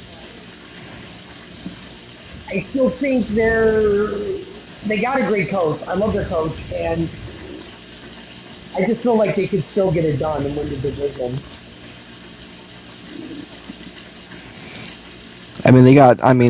Look at their depth chart. They got Amon St. Brown, he's a vacuum cleaner. Yeah. Huh? I totally forgot the Myth. And you got Jameson Williams. Yeah, Jameson Williams. Yeah. Sam Laporte. I mean, we forget about Sam Laporte too. I mean, I know he hasn't been healthy as of late, but again, still reliable when in the lineup. And again, their defense. If Aiden Hutchinson can come back from that horrible injury last year, I feel like they'll be just fine. I mean, maybe DJ Reader on the has to step up again. Their secondary. I mean, Brian Branch is an All-Pro safety. So they're not doing bad. It's just if they can adapt to new coordinators. It's the same MCDC, but that's where I feel like the Packers take advantage of that loss of coordinators, and they just bump ahead and they finish one game ahead of the Lions in the standings. Yeah. Well, that does it for the picks. We'll see how close we came and see if we nailed it all. That was something we went perfect and nailed all the teams, but all right, I'm gonna We, go. I guess we could do. Do you have your Super Bowl picks? I do have, yeah. Okay, I'm gonna let you start. I'll let you start. Who do you got So, as your Super Bowl picks? you want to start with dark horse Super Bowl picks first? Because you said you You mentioned go a ahead. dark You start horse. with the dark horse. You do your dark horse, and then I'll do my dark horse. So my dark horse Super Bowl would be the Tampa Bay Buccaneers versus the Los Angeles Chargers. Wow. Wow. Yeah, I love that Super Bowl. I hope that really happens. I would be with so with hyped with the Buccaneers winning. with the Buccaneers winning. I would go With the out with Buccaneers Joe winning. jersey. I'd be like, this is where for the Super Bowl. So that's my dark horse. That's your dark horse. And my regular. Oh, go Oh, ahead. go ahead. Yeah, No, you no, do no, yours, I can do mine. Go ahead. Go No, no, ahead. no. Do your dark horse. Sorry. My Do your dark horse, I have the Commanders and Bills. Oh, it's your dark horse. That's my dark horse. But Okay. I just feel like I don't know. I still feel like the Bills are still like as a dark horse because everybody's like, oh, Eagles, Ravens, Chiefs. But I still feel like somehow the Bills still fit in as a dark horse. But I don't know if that would be a good Super Bowl because I think I mentioned that last week. You were like, oh, the Bills would probably blow out the Commanders. And who would be your winner from that game? I would be backing up the Bills. Okay. Because I've been wanting the Bills to win the Super Bowl after that travesty I watched in the 90s. Oh man, I will. Giants. Oh. It's like, I mean, that team was just like, oh, Thurman Thomas, Bruce Smith, Andre Reed, Jim Kelly. Oh, what a team! Yeah. Yeah, that was tough to live through as a kid, especially being 14, 15, 16 years old and having a lot of emotions anyways of being a young adult and then having to live through that. I broke a lot of stuff after that game. Yeah, that was a tough 4-year period of my life. Man, At least Notre Dame won the national championship in '89. No, with my A's. So '89 was a good year for my sports teams yeah, there you go. because the A's and the Irish both won that year. So I was happy with that. Yeah. Yeah, like on paper, depending if like Jane Daniels doesn't have a sophomore slump, Debo can stay healthy, McLaurin. I didn't mention this, but I really think that I mentioned this last time we went live. I feel like Eckler is going to start, but I think Merritt could be a really solid running back. I think he'll start halfway through the season. But Well, the way Merritt's being drafted, you think he was starting yeah, right now? yeah. I mean, everybody's drafting him. I mean, I've been drafting him a lot because I just feel like, just like Brian Robinson, I feel like that's a good staff player because wait till CMC goes down, and I'm probably going to get big offers for him. Like, I'll give you this for someone, Brian Robinson starting. But yeah, I would have the Bills. I'd be backing up the Bills Okay. in that Super Bowl, and then my Super Bowl is Eagles and Ravens. It seems like I picked the Ravens the last. Well, no, I think the last 2 years I picked the Chiefs. I believe, or maybe last year I picked the Ravens, but I just feel like it's just that is the Ravens going to finally take that jump?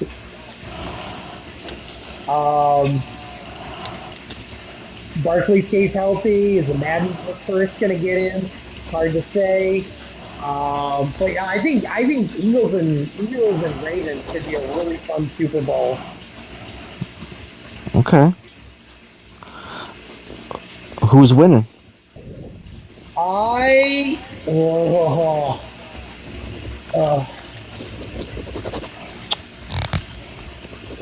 I actually did not even think about who would pick a winner. I think it would be the Eagles. I think the Eagles would still somehow pull it out. Okay. So you're saying back to back. Yeah. Back to back Eagles. Yeah. Okay.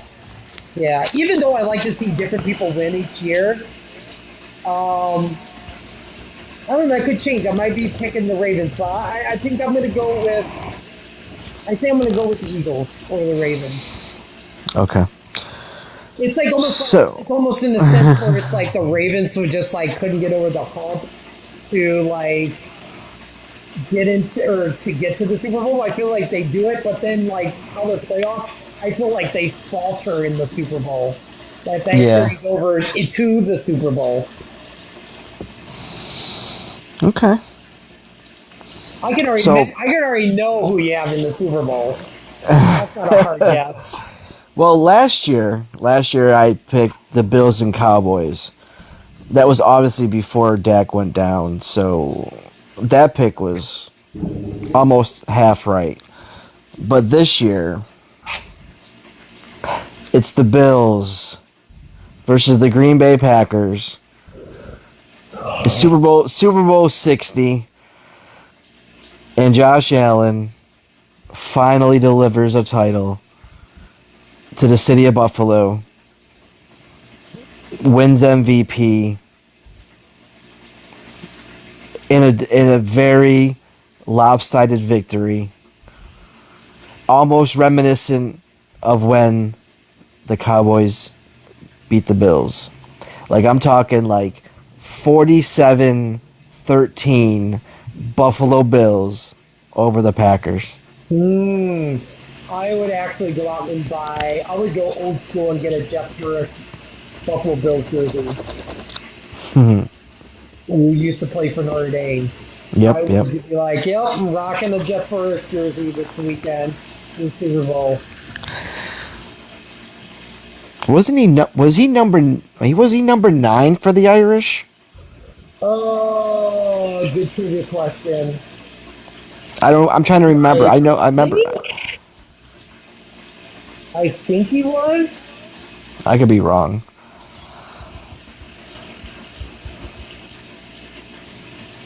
But yeah, I love the Bills. I mean, I didn't get to talk about the Bills enough when we did the division picks, but Josh Allen. We're not talking about now, but you know, we know Josh Allen has talent, and it's all dependent on health. But last year, week 1, he broke his hand versus the Arizona Cardinals, and he still played the entire season and put up MVP numbers. So this dude plays through injuries. This dude, you cannot take him off the field. Yeah. And granted, he doesn't have a legit number 1, but it's the same thing with the Packers. He has enough of an even-keeled wide receiving core that he can throw to. Josh Palmer, who they picked up from the Chargers.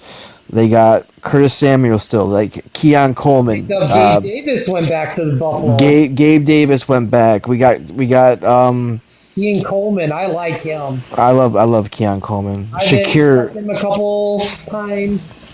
I like Kincaid a lot. I'm going to select him every year in fantasy because I feel like he's going to end up becoming a really fantastic tight end. I thought he was going to do it last year.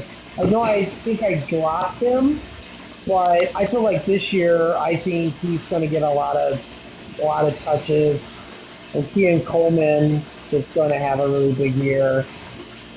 We got a triple threat, 3-headed monster at running back between James Cook, Ray Davis, and Ty Johnson, who all put up big numbers last year. Yeah.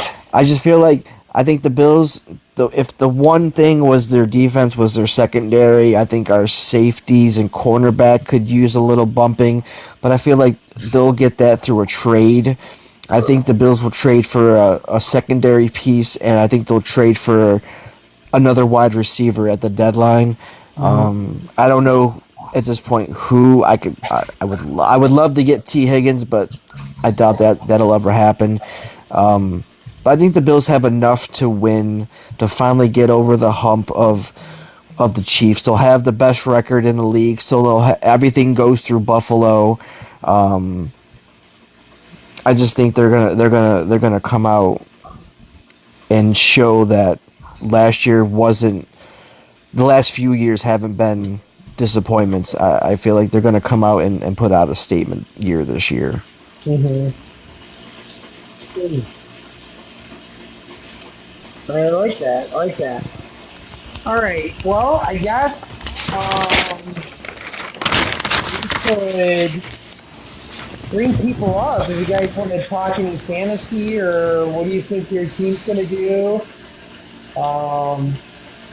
Say something in the comment section if you want to join or come up. I'll bring you up. Maybe you guys have maybe you guys have a Super Bowl pick that you guys want to give. I'd love to hear you guys' Super Bowl picks and see what you think. Your dark horse.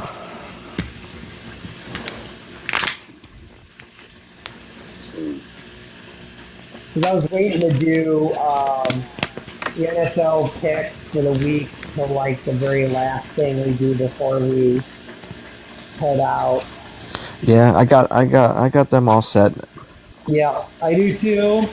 I even came up with, I'm going to come up with a score. Okay. I picked a team, and I came up with a score, and see if I nail it. All right, maybe I'll do that. Maybe I'll add that as we go. I did not do a score. I just did the... I did. Yeah, I did a score. Let me double check. Something like that.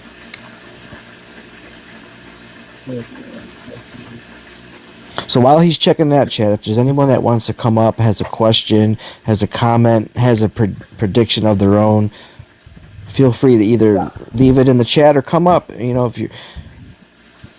We're you know, it's open channel, open community. Everyone's welcome. Just be respectful and be courteous, and those are pretty much the only two rules. Yep, I'll be right back in a second. I'll be right back.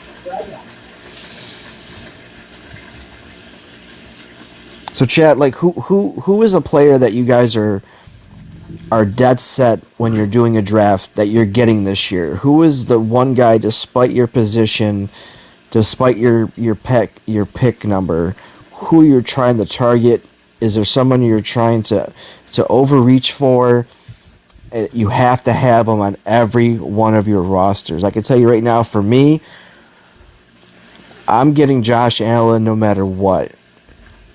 If I have to sacrifice a wide receiver pick or a running back pick, I'm getting Josh Allen, and I've gotten Josh Allen in every single draft. Whether I'm getting him with the second pick of my draft or the third pick of my draft, that's about as late as he's falling. So I'm getting Josh Allen at whatever cost, no matter what. Me and the NFL guy did a draft, and he almost duped me into picking him first, because I had the first pick in a 12 team league, and he was talking about how he wanted Josh Allen as a quarterback, and I picked before him. So when it came to I know he wasn't going to pick him first, but when it came to the second pick, he had him there before me. So I was almost debating on getting Josh Allen with the first pick, but I went with Bijan Robinson. So thankful that the NFL guy did not cutthroat me and take my quarterback. And I think it'll work. I think it'll work out. Okay, I am back. Sorry, log out. No, I was just telling him. I was just asking if there's one player that you guys are going after that at all costs you're getting, no matter what. And I said that player for me was Josh Allen.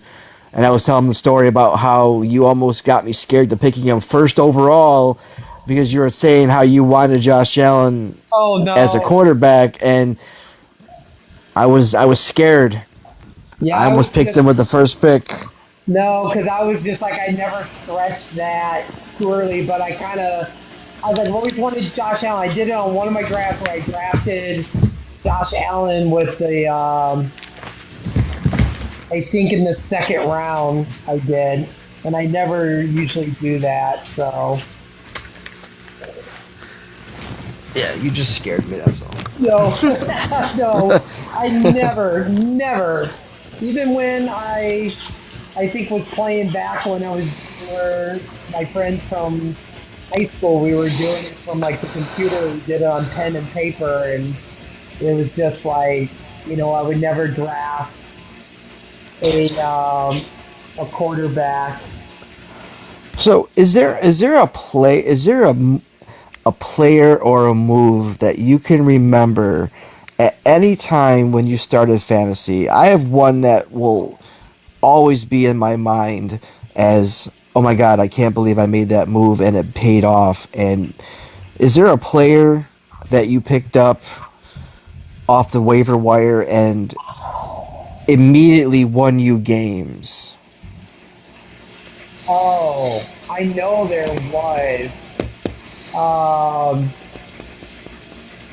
ooh,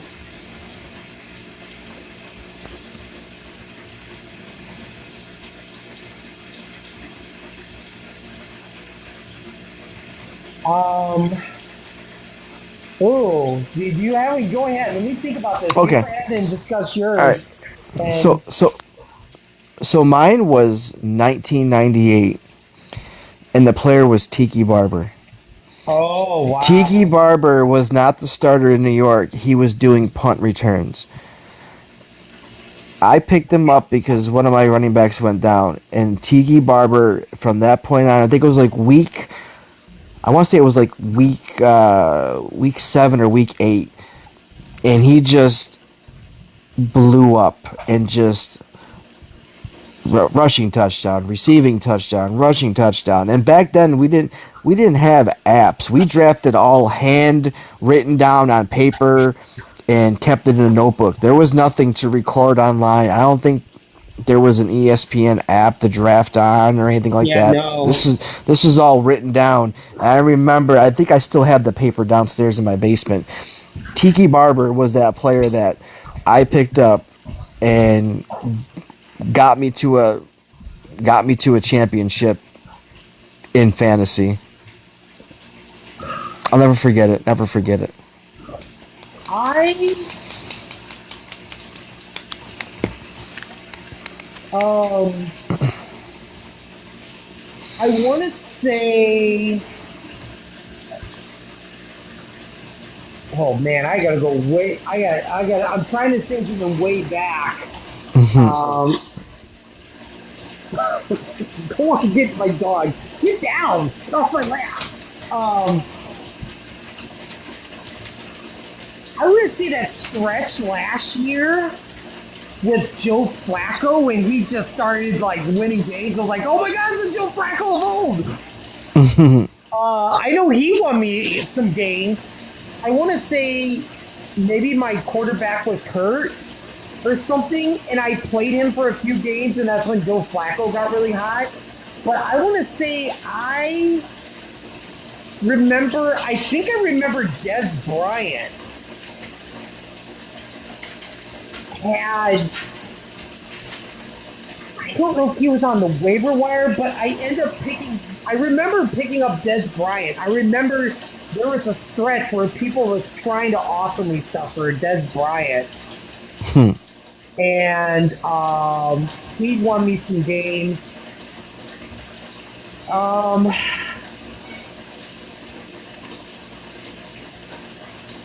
I'm trying to think if there was a quarterback.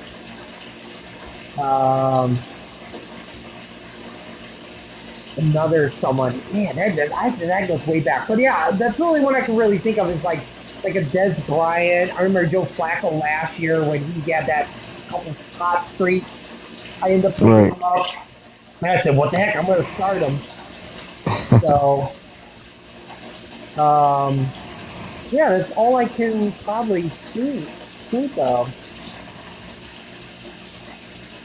offhand. I want to say Yeah. DeAndre Hopkins in a sense too. For some reason, why I feel like DeAndre Hopkins is coming to mind. For some reason, I feel like I got It's just a fun question to yeah. think about. For some Like, reason, I want to see maybe yeah, like DeAndre Hopkins. Oh, I remember when like Kareem Hunt. I remember when he was just like, I ended up picking him up when he went to Kansas City. He was playing. I know he's won me some games. So oh yeah, Kareem Hunt did have a nice little run yeah, at the yeah, end. Yeah. because I feel like he was hurt, and I'm like, ooh, I'm just gonna stash him away, put him in that AR spot. So I don't think anybody said they wanted to come up or anything. So I was just like, Yeah, I didn't see any comments, no, I didn't see anybody. I know, which is yeah, cool. yeah. And there was people up earlier that was, popping up and down, or that was, but I don't know. You want to jump into the weekly Sure. pick'ems? All right, yeah, we can do our weekly picks, definitely. All right, well, Thursday night, big division rival matchup, Eagles and Cowboys. I got the Eagles over the Cowboys. What do you have for a score? Oh, I didn't even come up with a score. Oh, you didn't. I thought you said you had a score for each Oh, I game. had a score, but that wasn't the team. I Oh, picked the got team. you. I'm Oh, gonna do okay. that at the very end. I'm gonna do that at the very end. I'm like, my score for the week is going to be so and so, so and so. But I'm gonna save that to the very end. I'm Oh, gonna I'll save have that to to the think of very one end. as we go then. Okay, so I got the Eagles winning as well. I just think it's the ring, banner, rings here, everything is aligned for the Eagles. The Cowboys are, obviously just traded Micah Parsons, which is pretty much their entire defense. Yeah, even though Dak Prescott's returning, I just think the energy in that stadium is too much. The crowd's too much. Yeah. The Eagles are too much, and I think it might be close in like maybe the first 2 minutes of the game, and then I think it's just the Eagles. Eagles are just gonna win by 2 touchdowns at least. Yeah, I feel like it's going to be like going into a movie and you're just like, boy, this movie sucks, and walking out the next, like, only 40 minutes into the movie. As my manager's like, you're going to be shutting your TV off by after probably in the, right at halftime. I feel like the game is going to be over. Yep. Yeah, I definitely feel like, obviously, fantasy wise, if you want to talk a little fantasy too with the matchup, yeah, I think Saquon is going to go off. I think him and Jalen Hurts is going to have a big game. You're definitely starting them. You would not be not having them on your bench. But yeah, I think Barkley has a big game. Jalen Hurts has a big game. I think A.J. Brown could have a really nice game fantasy wise. Either way, all three of them should be in at least the 20-point range. I definitely. So, I would even throw Dallas Goddard in there I as was just well. about to say that. I was like, even throw Dallas in there. Yep. Dallas Goddard is going to, I always say go dirt. Goddard is going to have a pretty decent game too. So at least we both agree on that. And then And even actually, what's that? I was gonna say, and then even the Cowboys are gonna have some fantasy stars. I think. Oh yeah, definitely. Yeah, definitely. I feel like CD,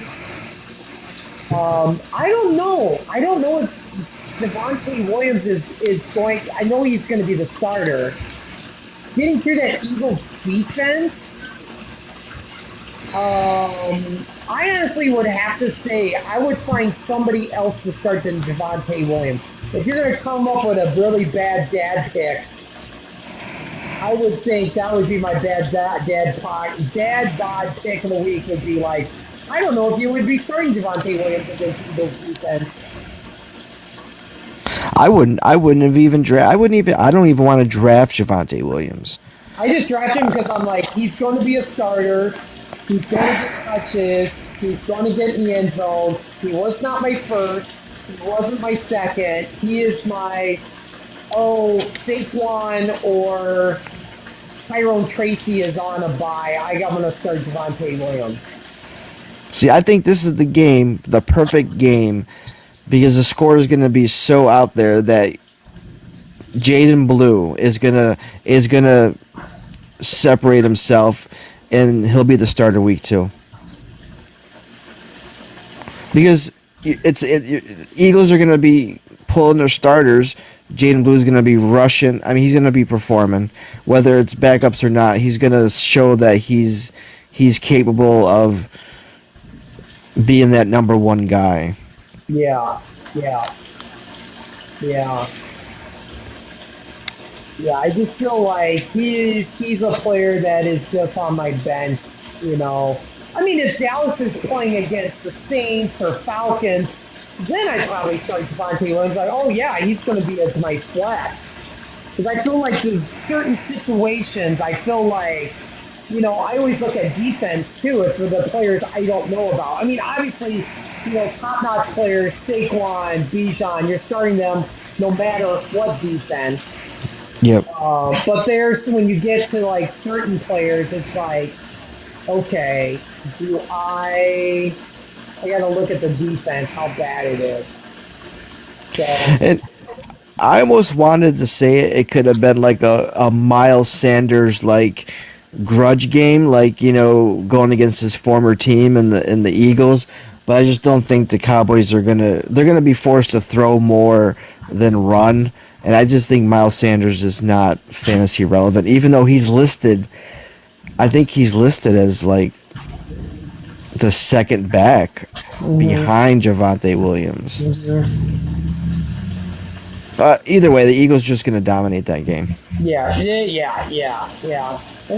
I get to go on social media and see Stephen A. Smith laugh. So that's always a good wake up Monday morning or wake up Friday morning and see that, since that's a Thursday night game. Well, there's a Friday night game. I looked at the schedule and was like, oh, there's a Friday night game, which I'm going to miss it because I'll be at work. I wanted this to be my upset pick of the week. I really wanted to pick the Chargers, but I'm going with the Chiefs over the Chargers. I got the Chargers winning. Oh, just because, I mean, I got them winning the division, and you gotta win your home game against the Chiefs. I love that. I am so okay if I get that pick wrong for the week. I would be okay by that. Yeah, 2 good coaches going to Andy Reid and Jim Harbaugh. 2 good football minds. That's going to be a fun game, man. If I could afford it, I would have took Friday off and just to watch that game. I would have took it off to watch. I'm hoping, because most of the time on Friday night, I'm in box office, so I might be able to watch it. I might pop up my tablet up, and I might be able to watch that game. I'll have to find out on Tuesday when my schedule comes out and see. Well, hopefully I'm working the box office. That'd be great. Then I could watch it. So, but I mean,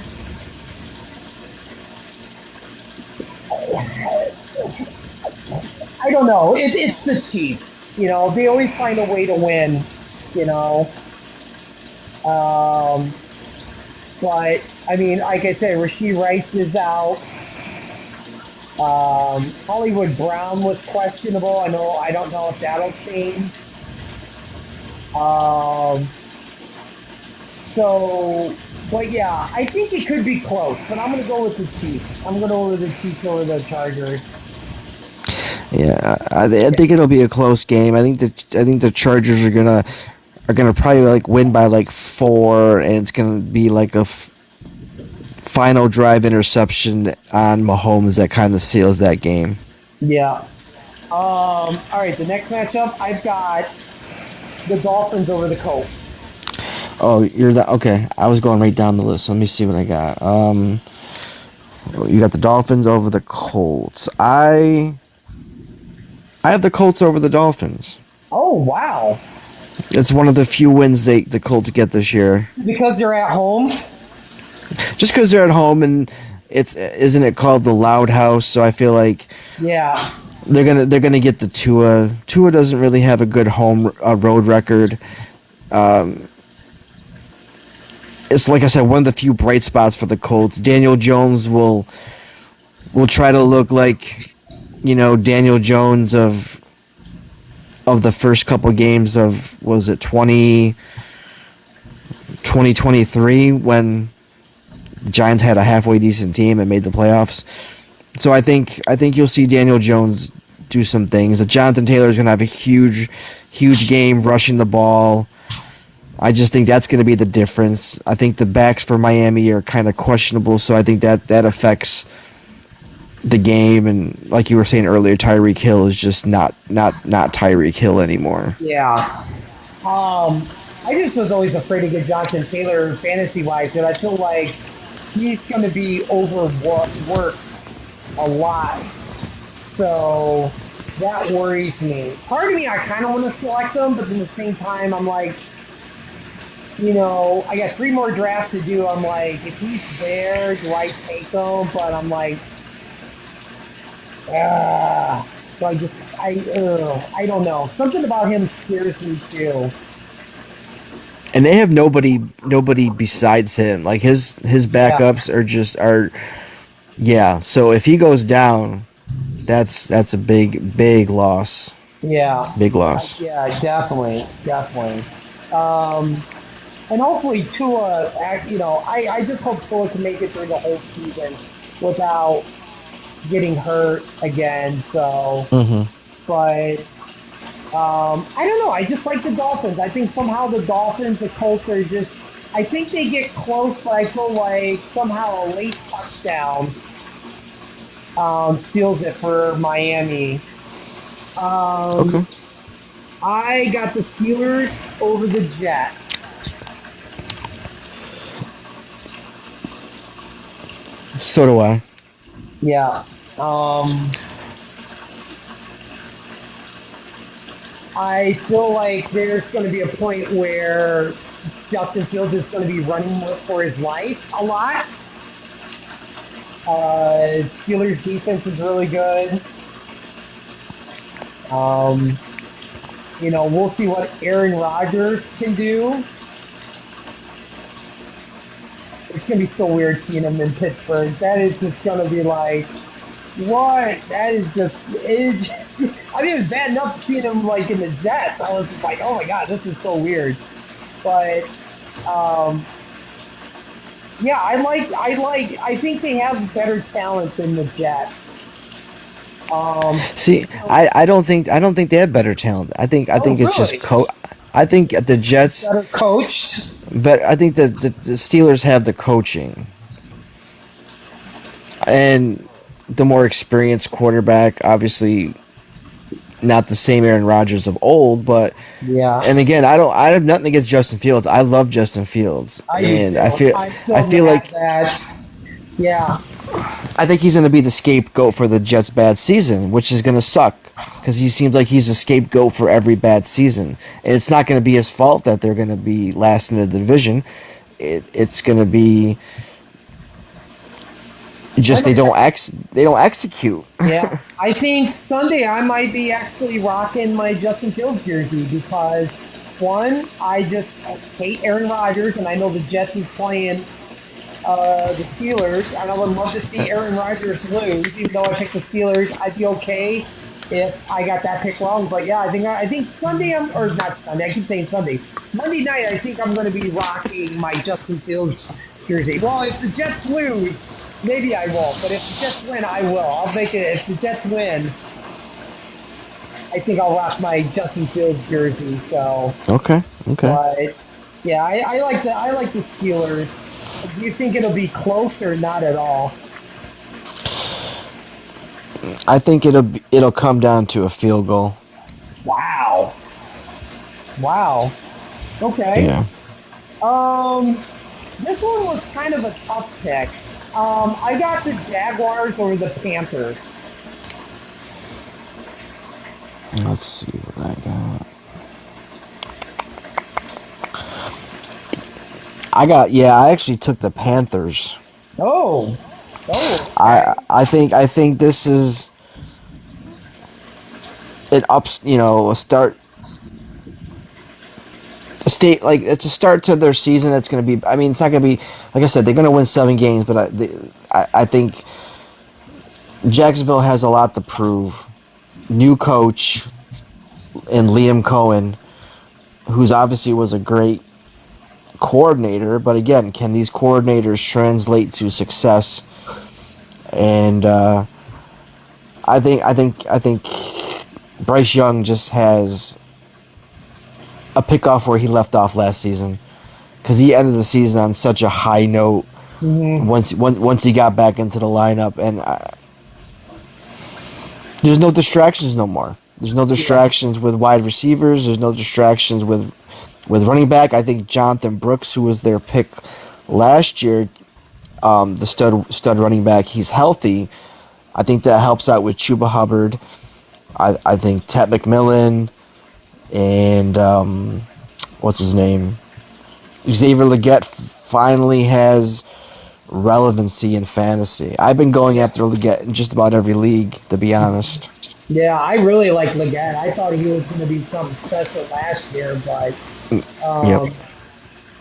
I just think if Trevor Lawrence is going to go off, I feel like this could be the game. I mean, Okay. but same thing with on the other side too, Bryce Young. I mean, I think that's like a double-edged sword. It'll be interesting to see if, who goes off in that game, if it's Travis Hunter or Thomas. Is Etienne going to be the running back in Jacksonville? So I feel like this game has a lot of okay, who's going to really take that jump? And that's why I think Jacksonville has a lot more of that to prove than the Carolina Panthers, because the Panthers already know who they have at their quarterback, their wide receivers, running back. Jacksonville, is it gonna be Etienne, or is it gonna be Tootin? Is Travis Hunter gonna take the reins as the wide receiver over with Brian Thomas? And those are answers that remain, and I feel like they're not going to get that done week 1. Yeah, it should be. I'll be watching that closely. Definitely, I'll definitely be watching that closely. Next matchup, I got the. I think it'll be a blowout. I think if Marvin Harrison's going to go off for 35 points, this is the game. I think the Cards are going to just demolish the Saints. I think it's going to be a blowout. Yeah, I got the Cardinals too. I think it's not even close. I think it ends up being a Trey Benson fantasy game at the end. I think James Conner won't have to play much, and I think the fourth quarter will be all Trey Benson. Do you have Marvin Harrison on your team? I do have him in a couple leagues, yeah. You'll be having trades Monday. Yeah, I guarantee it. He's going to go off, and people's like, I really want Marvin Harrison Jr. I guarantee you're going to have 2 trades in your inbox, on your team stuff and everything. I see a lot of people, I don't know why, saying stay away from Marvin Harrison Jr. Really? I must have watched like 5 or 6 videos today on TikTok about wide receivers you should stay away from, and Marvin Harrison Jr. was always on that top 5 list. Boy, they're going to be proven wrong. I'm telling you, I think this is the year that, like, if I hope those analysts are right on Fox Sports 1 saying that this is the year that Kyler Murray and Marvin Harrison goes off. But, I mean, are you starting anybody for the Saints? Maybe even like as a flex, maybe? It's like, Chris Olave or Kamara. I would probably start Alvin Kamara. I would probably start Kamara. I think he's going to get the touches, whether it's out of the backfield as a runner or a catcher. I feel like it's going to be the safety blanket for Rattler, but I liked Rattler coming out of college. That's the crazy thing. I just don't think he equates to NFL starting quarterback. But prove me wrong, Spencer. Go out and have a game against the Cardinals and have a shootout. Yeah. Prove me wrong. Yeah. I'm not big on Olave at all this year. Like, I'm just not. I just kind of picked him up because I was like, okay, he's probably the number one receiver. I mean, he's going to get touches. So, I mean, I don't think I'm going to be, some of the big kind of players like that, like on other teams, I kind of have them on my bench. I don't know if I'm starting Olave. I mean, if your other players are on a bye, then you have no choice. But I know you mentioned Rashid Shaheed, that's someone that you were noticing dropping in some of the leagues you were drafting, and you picked them up. Yeah. Like kind of late, like 15th, 14th round. Like really super late.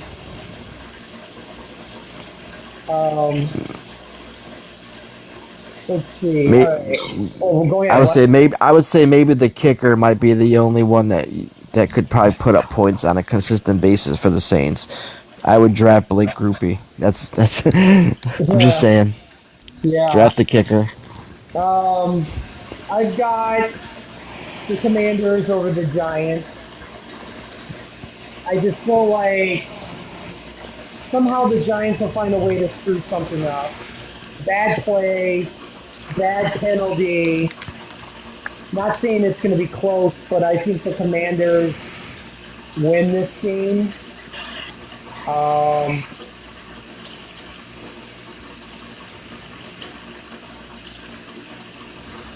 Jaden Daniels, we'll see. It's just like see when he has that first game as a second yearman.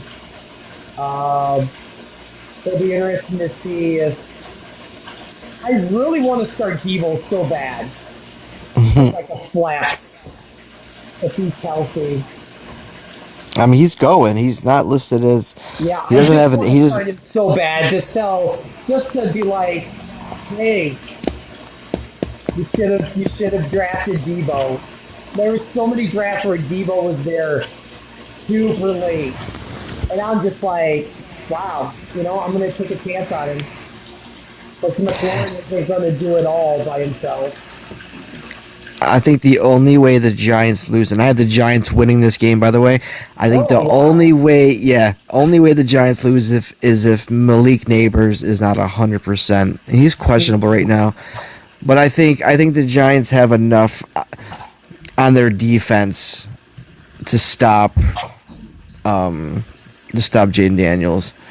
Because when you look at the offense of the Reds, the Commanders. Sorry, I almost, yep, the Commanders. Other than like Jaden Daniels and maybe Terry McLaurin, and then Merritt, who is somehow blowing up on fantasy drafts, there isn't anybody that says, "Oh wow, I got to go out and pick the Commanders. I mean, Zach Ertz, he's in the tail end of his career. He's probably got one, maybe 2 years left, but he doesn't play the full season. There's always an injury. He's out for like 4 or 5 games. Yeah. Debo, can he be your number 2? Can he stay healthy? Noah Brown, like what? Like again, there's no big names on that, and you got Jaden Daniels, and you're not supplying him with talent is crazy. And the new ownership, I don't know. They're a lot different than Daniel Snyder. I think his name was like Josh Smith or something like that. So he's for him not to give Jaden Daniels some talent, and then take as long as they did to sign Terry McLaurin, just shows there's a little bit of dysfunction in Washington. So that's why I said it's going to be a down year for them. And 9 wins is a down year, I guess. But yeah, they're not going to get off to a good start against the Giants. Yeah. All right, moving on. I got Buccaneers over the Falcons. That's it's almost too easy to pick the Buccaneers. I picked the Buccaneers as well, but it's gonna be a shootout. Like I said earlier, it could be like a 45-40 game easily. I am going to say Mike Evans scores 3 touchdowns. Oh, see, I was gonna say the rookie Mbuka scores 3 touchdowns. Oh, really? Yeah. I think he has this, huge game to start off his NFL career. I think Baker throws for 5 touchdowns on Sunday. So it's good for you because it's good for a Baker Mayfield fan or people that drafted Baker. Baker, obviously if you're drafting Baker. Baker is like the starter. You're not starting. Yeah. Baker. You're not having Baker as your backup. No, not at all. Unless somehow, some act of God, Baker drops. I wouldn't select like 2 quarterbacks that early. But, it's not good to have unless, one gets hurt. But, you're not going to have, like, Jalen Hurts and Baker, Patrick Mahomes and Baker or something, Yep. It's going to be something like, I feel like a Baker and Bryce Young situation or something, Like Bryce is a backup, but... yeah, I mean the Buccaneers defense is really good. I feel like you've got to start Bijan. If you're drafting him 1 or 2, you're going to start him no matter what. So you're not having him on your bench. No. But I want to say he's probably the only person that actually has like a fantasy. Well, Drake. Okay, I'll say Drake might have a decent game. I think he might be in that like 12 to 15 points maybe. But I think Bijan could be like anywhere maybe 18, 19 maybe. See, I would start Penix in this game too. I think Bijan has more of an impact as a receiving running back than he does rushing. I think that'll help Penix's numbers. I think Penix throws for 300 yards because he's throwing to Pitts, he's throwing to Drake London, and he's throwing to Bijan out of the backfield. I could see that happening. Is Penix a very... I don't really watch too much of Penix, but is he a really good running quarterback? If he has to, he can run. Yeah. I mean, I would equate him to like Patrick Mahomes. If Patrick has to scramble, okay, he can scramble. I mean, he has the ability. I think his pocket presence and his arm is what led him to be a top pick and why the Falcons drafted him. Oh, this, I mean, going from probably one shootout to the next, I mean, obviously, the Bengals over the Browns, another, I think, huge game for a blowout. Really? See, I like the Bengals. I just don't think it's a blowout. Again, division rival. The dog pound is kind of a tough place to play. Joe Flacco, I feel like he makes it interesting and makes it close like he did so many times last year, but I think they lose. But I don't think it's Cincy in a blowout. I think you could see something like a 31-28, 31-25 game, something like that. Of what, less than a score, less than a touchdown difference. I think they keep it close. Yeah, definitely that. You know, Jamar's gonna have a good game. T. Higgins, Joe Burrow, Chase Brown. yeah, yeah. I don't know. Well, it'll definitely. I don't know. I just looked at that. And I was like, oh yeah, this should be a blowout. I was just like, you owe me. You think it'll be close? I think it'll be a blowout. I was gonna say, if I get it right, you owe me $5. No, it's just. Okay. You owe me one of those baseball boxes. No. Okay. I got the Patriots over the Raiders. Let's see. Part of me wanted to take the Raiders, but I picked the Raiders. You picked the Raiders? I did. What was the whole factor on taking the Raiders over the Patriots? I trust Geno Smith more than I do Drake May.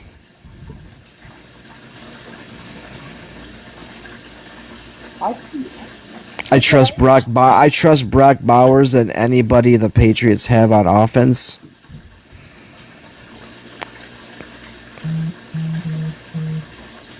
I know everyone's big on this Trayvon Henderson rookie.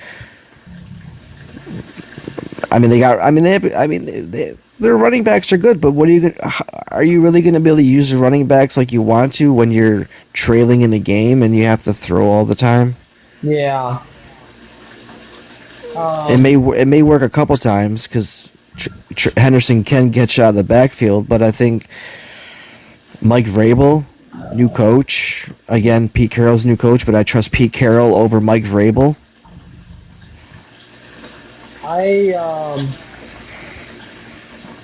think when you were talking about the tail end of someone's career, definitely Stephon Diggs is on the very tail end.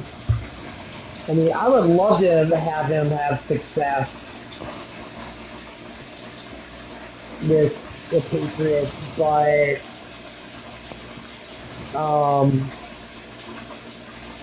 you know how I said earlier about the Bills not having how the Bills don't have like this standout wide receiver guy? yeah. Stephon Diggs, just like Gabe Davis, just like Jordan Poyer, is coming back to the Bills mid-season to win a ring. I don't know. Spicy. I think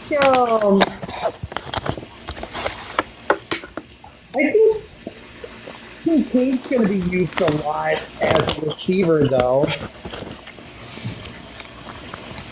I think he might make up for the receivers, even though I really like Couture and Coleman.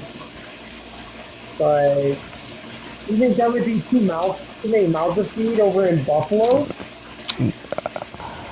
Because you got the number one in Shakur, who is who's kind of he's kind of hurt though, so he's questionable. I think he'll gut it out, but I think he's questionable, and it's one of them nagging injuries that could put him out for. I think if I had to pick a wide receiver that had the biggest jump this year, it's obviously Keon Coleman. I think Keon Coleman makes that jump because he had a he can go up and get it in the end zone. He's a red zone threat. He has speed. He had a freak injury last year because of Jordan Poyer. So adding Stephon Diggs would be like your third. I think he'd be okay taking his role. I think he still thinks he's number one, like a number one guy. I just think he gets humbled really fast in New England, and their expectations don't meet what everyone's projecting them to be. That's why I got the Raiders winning. I just feel like the hype is like the Patriots are like everyone's pick to win that AFC East division. Mm-hmm. I just don't see it. Again, prove me wrong. Do you think Ashton Genty's gonna go off? I think I've drafted him with the opportunity twice in a league, so yeah, I think Ashton Genty's gonna have a great game. All right, this I don't know if this is considered an upset, but I kind of went with this as my upset pick of the week. I got the Seahawks over the 49ers. Because I feel like a lot of people on paper would pick the 49ers.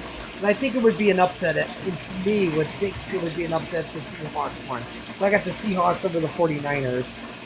I picked the Seahawks as well, but that's just, again, I think I had the 49ers finishing last. We both had the 49ers finishing last in the division. So I think on paper, the 49ers look great with CMC and Kittle, Ayuk, Juwan Jennings,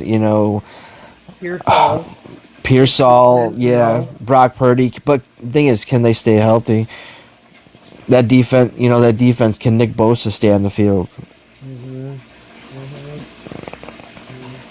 I don't know. For some reason, I really like Seattle a lot. Like I do. I just feel like Darnold has a lot to prove after last year with Minnesota, and the way it ended with Minnesota. He's got a lot of, you know what? F you, rest of the team. Yeah, I really want Cooper Kupp to just go off this year and just be like, the Rams being like, oh, wow, did we make a mistake getting rid of Cooper Kupp? For sure. But, Kenneth Walker, I know he was hurt last year. That really screwed me up. I was really disappointed. Obviously, as a fantasy person, I was like, oh, man, I was loving Kenneth Walker. I drafted him again this year a lot because I really liked him as a running back.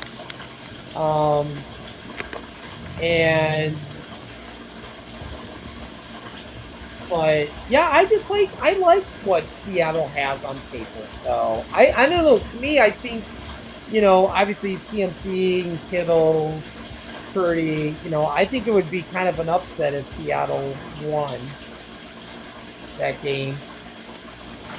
I like Jalen Milroe coming in doing some wildcat gadgety plays against him. Maybe he might even score a touchdown on like a goal line gadgety play with him at quarterback. Yeah, I like Jalen Milroe. I know people don't like Alabama and whatnot, but I feel like he got a lot of hate, and that was a sneaky pick by the Seahawks to draft him. Yeah. I got the Broncos over the Titans. I think that's pretty much everyone's probably more likely pick, whoever picks teams. Yeah, same. I mean, Nick, I think he's going to have a really great year. Portland Sutton's going to have a really good game. Marvin Mims Jr. is a sleeper pick for a lot of fantasy. He could see a huge step up in targets and production. I mean, Dobbins. I like RJ Harvey. I like RJ Harvey though. I like the rookie. I was really disappointed that Audric Estime got released by the Broncos. He did not. I mean, it's good for. Maybe it's good that he finds another opportunity. Maybe he'll go to the Colts because after Jonathan Taylor, there's nobody, and you can go play with Riley Leonard. Get picked up. I don't know if he got picked up already. I haven't really went and looked, but Let me see.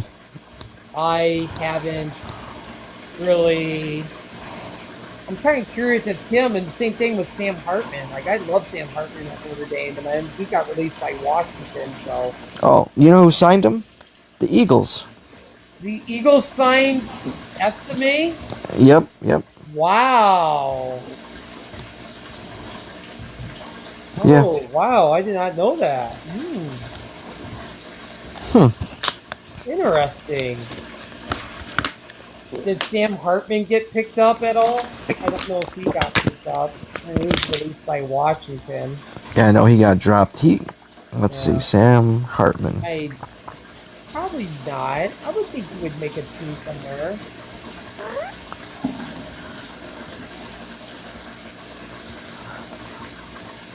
It still shows him as a commander.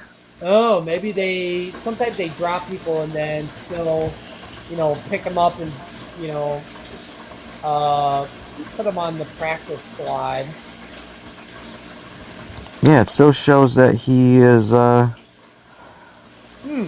he was waived and signed to their practice squad the following day. Oh, okay. So he's on the practice squad. Okay, awesome. All right. But, I don't know. Titans, fantasy-wise, I mean, sneaky pick. I drafted Cam Ward a couple times as a backup. Yep. Calvin Ridley, I drafted. I didn't draft Pollard at all. Part of me, I think I drafted Tyler Lockett, maybe as like a stash player. Again, another. You have the top pick in the draft, and you're not surrounding him with talent. I get it's the first year, but don't you want to make that impression? You don't. I mean, you give him Tyler Lockett. Oh, I mean he's kind of on his downward end of his career. He's not someone that. I think Tyler Lockett's shorter than Cam Ward. I mean, it's crazy. I mean, I think their tight end. I'm probably gonna chop his name on Okoro or something like that. Yeah, Okoro, I think. I think he's a fantasy start if you don't have any other options at tight end. Mm-hmm. He's gonna get you 5 to 8 receptions, 50 to 70 yards, maybe a touchdown, because Titans are gonna be throwing this game. Yeah. They're gonna be down a lot, and it could be a Tyler Lockett game. Yeah, you never know. You never know. It's hard to say. Moving on, I got the Lions or the Packers, and not just because I hate the Packers. It definitely will be picking the Packers this year. I know there's going to be some incidents where it's like, oh yeah, I see the Packers in this game. I just think the Lions is really going to have a really good running game. It would be interesting to see if Micah, he's playing, see what his performance is like, because even though he's not 100%,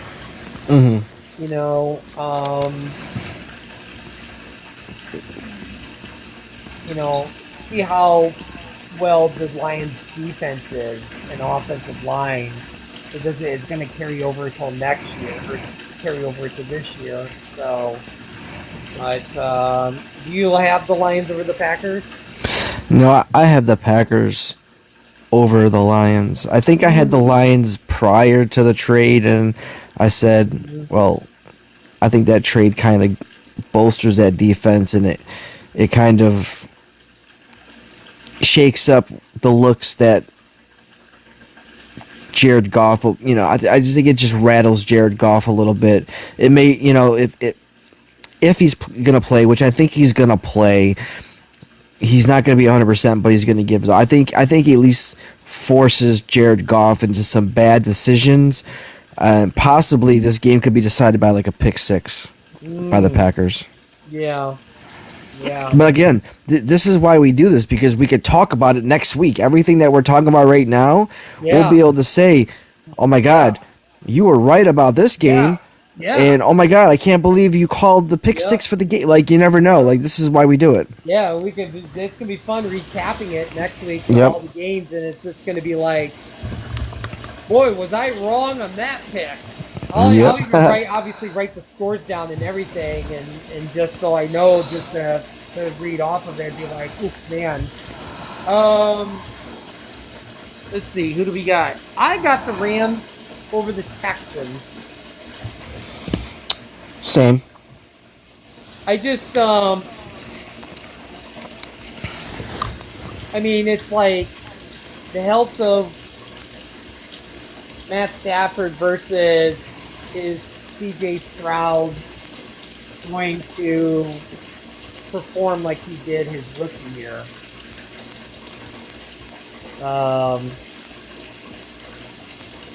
The Texans is probably, a lot of the analysts has the Texans as either top 5 defense. So, but you're still starting Kyron Williams, so regardless. I think with the Rams, there's abundance of riches between Nakua, Devontae Adams, Tutu Atwell. I mean, Kyron Williams, Blake Corum, Tyler Higbee. There's just too much on offense to say. Even if the Texans have a top-rated NFL defense, Matthew Stafford he can just pick that apart. And him being healthy made the difference in who I picked. Plus, I like the Rams to win that division this year. Yeah, same thing, and I feel like, I've seen like so many drafts too that Devontae Adams is just going like super late. Yep. Like he's there, and I'm just kind of like, okay. I feel like, I feel like people had to say he's going to be another player if he stays healthy, and depending on Matt Stafford's health, is that he could be very fantasy relative this year. Yep. So, oh boy, here we go. This is my game of the week.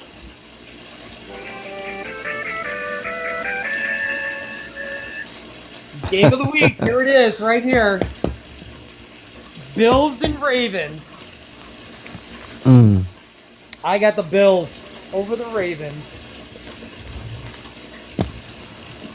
I like the Bills. It's going to be very, very close. It is going to be close. This is actually the game that because you said you picked the score, so I imagine your score is probably for the Monday night game, so I think the Bills are going to win like 36-33. It's going to be high scoring, field goal difference, margin of error is going to be an errant pass by Lamar Jackson, or either a turnover, interception, or he fumbles the ball.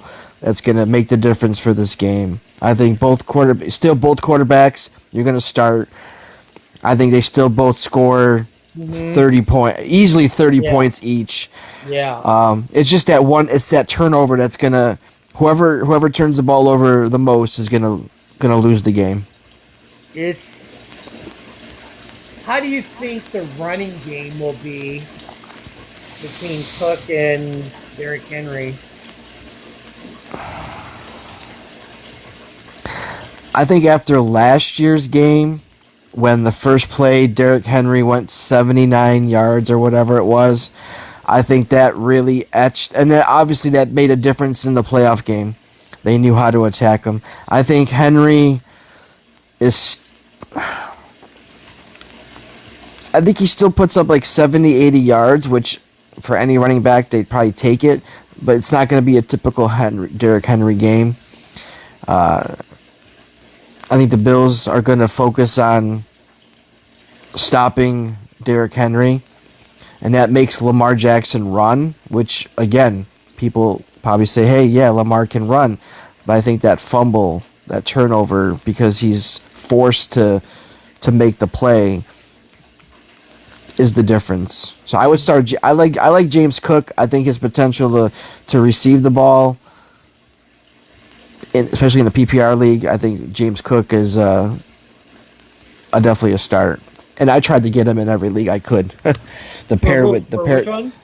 James Cook, to try to pair with Josh Allen. Yeah, I'm like, because I got Josh Allen in every league. Yeah, I didn't have James Cook all in all last year, and it's just like, you know, I've been getting him a lot this year in a lot of drafts. Mm-hmm. All right, well, then that's the very last pick, Bears and Vikings, and you know who I got? The Bears. Yep, the Bears.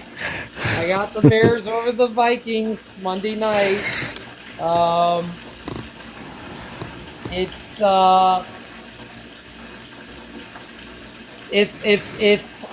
This is going to be the one segment like rant about a team. Well, I'll be definitely ranting about the Bears if they lose this game.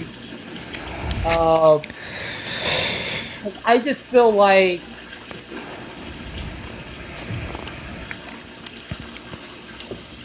the offensive line is better. Caleb's going to have a lot of time to throw. He shouldn't be running for his life. You know, I mean, don't sit back there for like 10 seconds or anything. I think DeAndre Swift has a decent game. DJ, well, I feel like, I don't know if both receivers will have decent games. One of them's going to go off, I feel like. Maybe Tuesday will have a decent game. And it'd be fun to watch and be like, all right, watch JJ McCarthy, what he's got. So, who do you like in this game? Goal. I like the Vikings to win, even though I had the Vikings finishing last. I think what's going to happen is a former Notre Damer by the name of Harrison Smith is going to pick off Caleb Williams twice. One for a touchdown, which spells the demise of the opening game for the Chicago Bears. As much as I don't want to disappoint my excellent co-host. But I think this is not the Bears game. Again, tough division game. New head coach for the Bears, new quarterback for the Vikings. I just think this might be the game where Aaron Jones goes off. He always seems to have a good game. He always seems to have a good game against the Bears. Yeah, it's a possibility because, like I said, I think the defense scares me. They don't have like that 1-2 kind of punch on defense.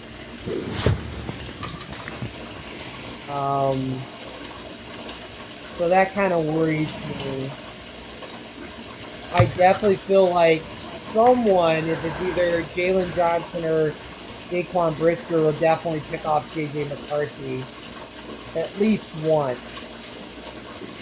I think we are going to get an interception. I don't know if it'll be a pick six, but I think one of those guys is definitely going to pick off JJ McCarthy. But yeah, I think Aaron Jones definitely will have a big game. It seems like he always does. Yeah. Every time, even with the Packers, it was like he always has a big game against Chicago. So, well, all right, my score for the weekend, you're wrong. I actually went with the Bills and Ravens. I picked 27-24 Bills. Okay. I went with, I did not. I think it's going to be close. I think it's going to come down to a Tyler Bass field goal. See, I think it's crazy that we talked last week. We've been talking a lot through text and voice chat about today and about doing this show, and how close we are with predictions and the teams that we have finishing in the divisions. Even the score, you have a 3-point difference. Yeah. I have it at a 3-point difference. Yeah. We're not so far off with the different mentalities and approach that we have to this game. So it's kind of interesting to see if that stays the same throughout the entire season, or does one of us take that shift in direction and have a different opinion on the game. Well, I guess time will tell, and you guys will have to wait and see each week. But I think it's amazing that our divisions are pretty much the same. Yeah. Should we, since this is kind of a free to the thing, do you want to do also another prediction each week and try to pick one player in the fantasy and try to guess how many points he's going to have for the week? We can do that today. I was going to suggest that we look at if we start doing like I said, I think it's the guy from ESPN Fantasy. Who's the host? I can't think of his name right now. For which one? For ESPN Fantasy. Oh, FF now. Oh, I can't think of his name. Oh my God, I can't think. I watch it every year. He's growing his hair out. I just know that he looks different because he has a. I'm gonna look it up now. Oh my gosh. Oh,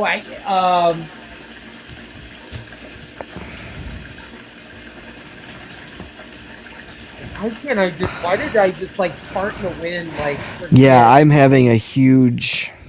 And I just watched the show today. Field Yates. Oh my God, I am actually going to look that up real quick. It's Field Yates. Oh, Field Yates. Field Yates. Yeah. So him and I think it's. I also love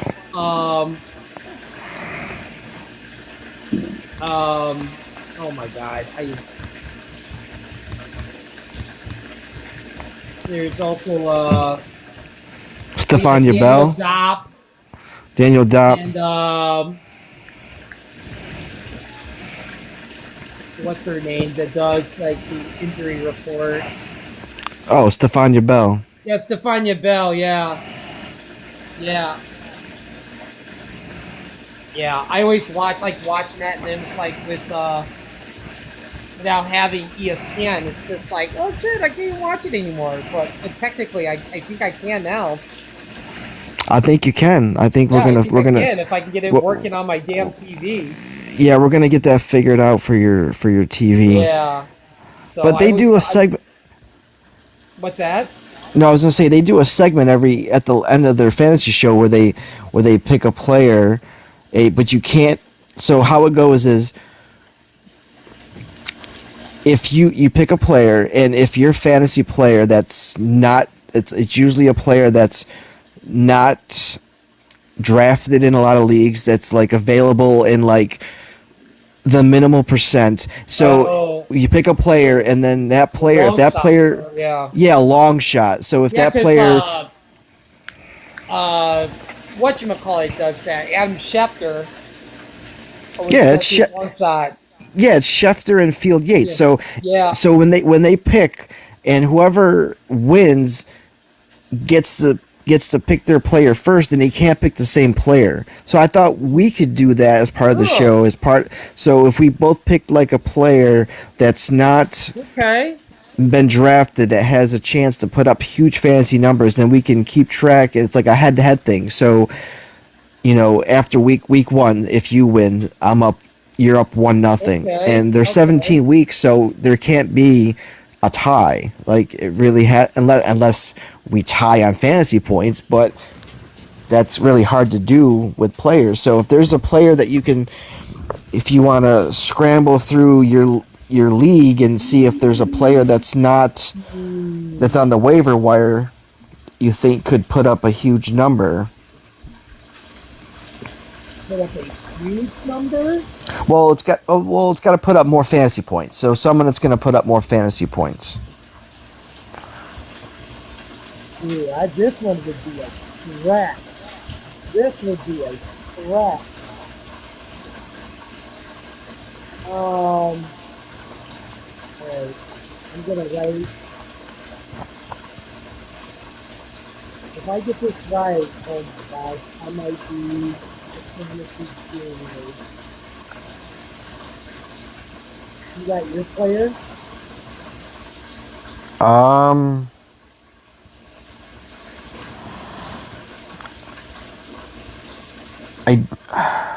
I do. So typically, was it less than 10% rostered, right? I'm looking at the league that we're in at ESPN, and I'm looking at the available players.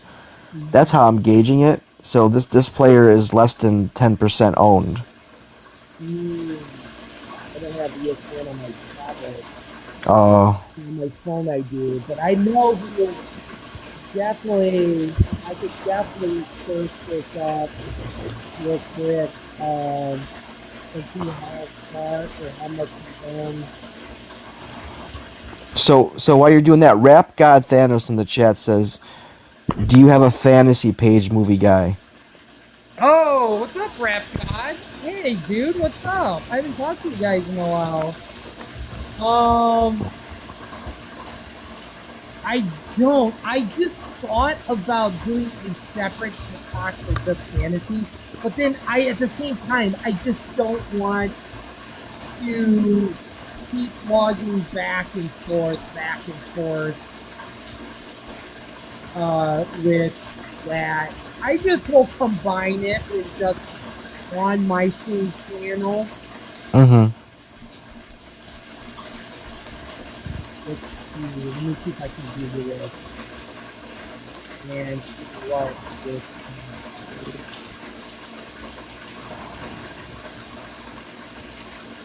Like I said, I'm not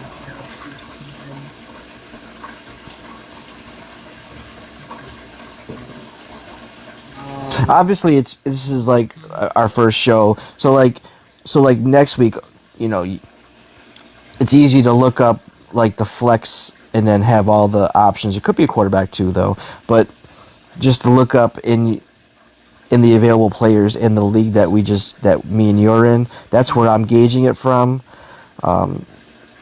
Yeah, I'm gonna have to download the ESPN on. I just got on my phone. But I'm gonna go with mine. I'm gonna go. Might be the longest shot. I am going to say Luke McCaffrey for the Washington Commanders. Luke McCaffrey. That is who I'm going with.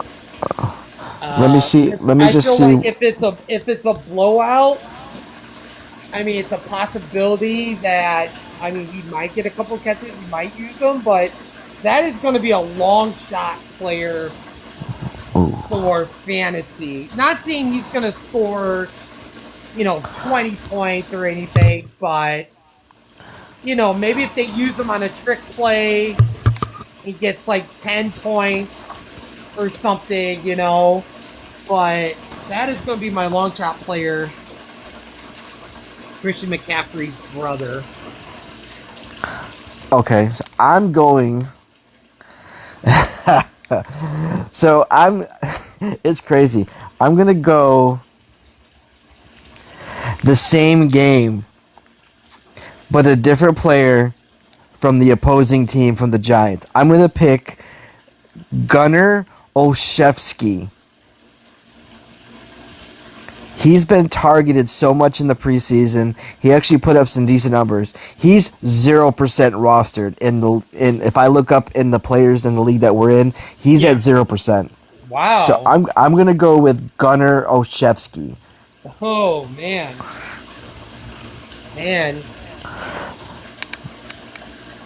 I think you're definitely gunning for a long shot.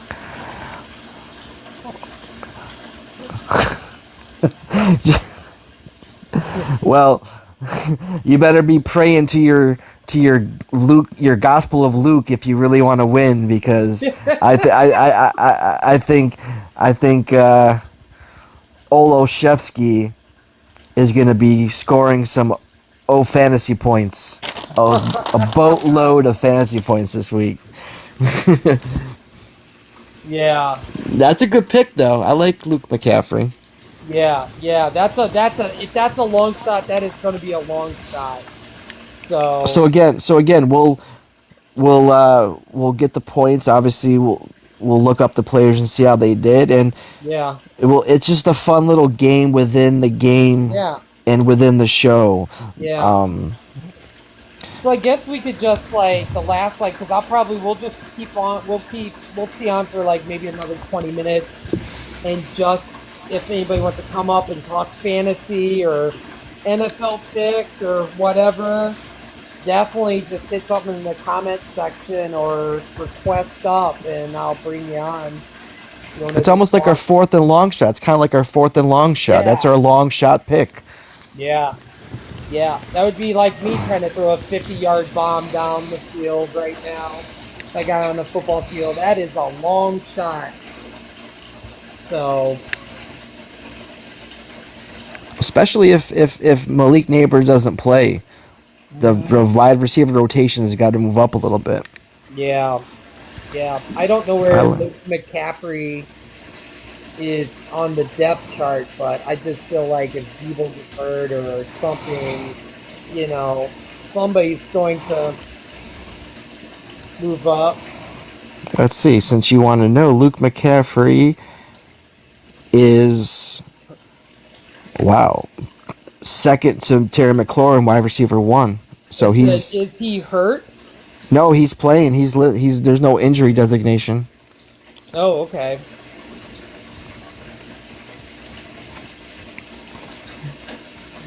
Might be a good pick. He's a punt returner, kick returner too. So is Olszewski. So we're kind of picking the same player almost. Yeah, both wide receivers. Yeah. But yeah, anybody in the chat that wants to come up, has any fantasy questions, any start sit 'em, or any predictions you have for the season, Super Bowl prediction, by means, this is the perfect opportunity to drop them now before the season starts. Yeah, definitely. Oh, excuse me. Yeah, that's definitely more than welcome to come on up, or I can tell I get to that point where I'm just squinting and I'm trying to open my eyes. I'm reading back when I'm getting tired and just okay. I have fantasies. Yeah, we all do War Deadpool. Yeah, we all do. I could either go either way. I have fantasies. I'm fantasy football, or are we talking something else? Oh, no, man. fantasies. Those fantasies are 365 though. But so is fantasy sports though, because there's hockey, baseball, basketball. Well, sometimes those fantasies come with popping a perk and just being drifted off into La La Land. But yeah, Ward Depp a good guy. He puts out really great content. He speaks unbiased. He's a really good news source, and I scrolled and found him a few years ago, and he did a lot of like weather, like not weather, but like air traffic patterns, and he covered a lot of different topics, and he's really branched out and provides like really good. He's a really good news source. So yeah, definitely drop him a follow. He's a good dude. Is Olszewski a fullback or? No, he's a wide receiver. Oh. Yeah, he's a wide receiver.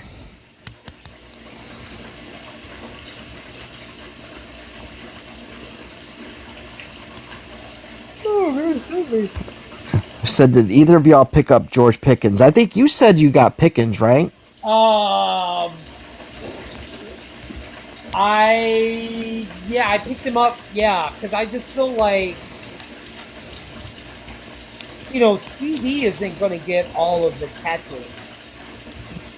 I think George Pickens was a really good signing by Dallas.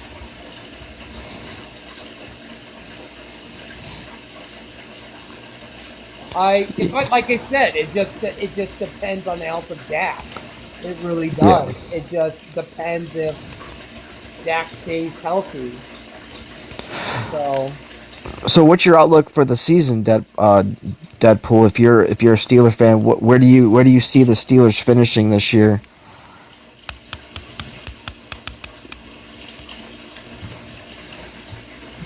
And then Rap God says, "Will Jackson Dart be the starter come mid-season?"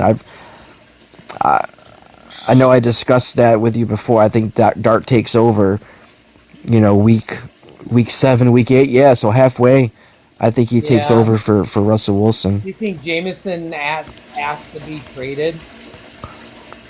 I don't think he asks to be traded. I think his services will be needed to be traded. Feel like somebody goes down, they're gonna go ask for Winston at the Giants. I feel like he's a quarterback where it's like, hey, what's some offers on Winston? Is he available or?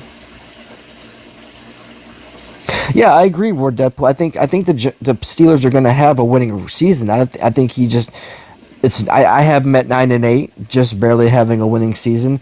But again, it's Aaron Rodgers. Like, how much can he hold up? Can he play all 17 games? And how much can T.J. Watt play? Because T.J. Watt's he's injury prone. He's a great defensive player, but can he stay on the field? You know what I mean? Mm-hmm.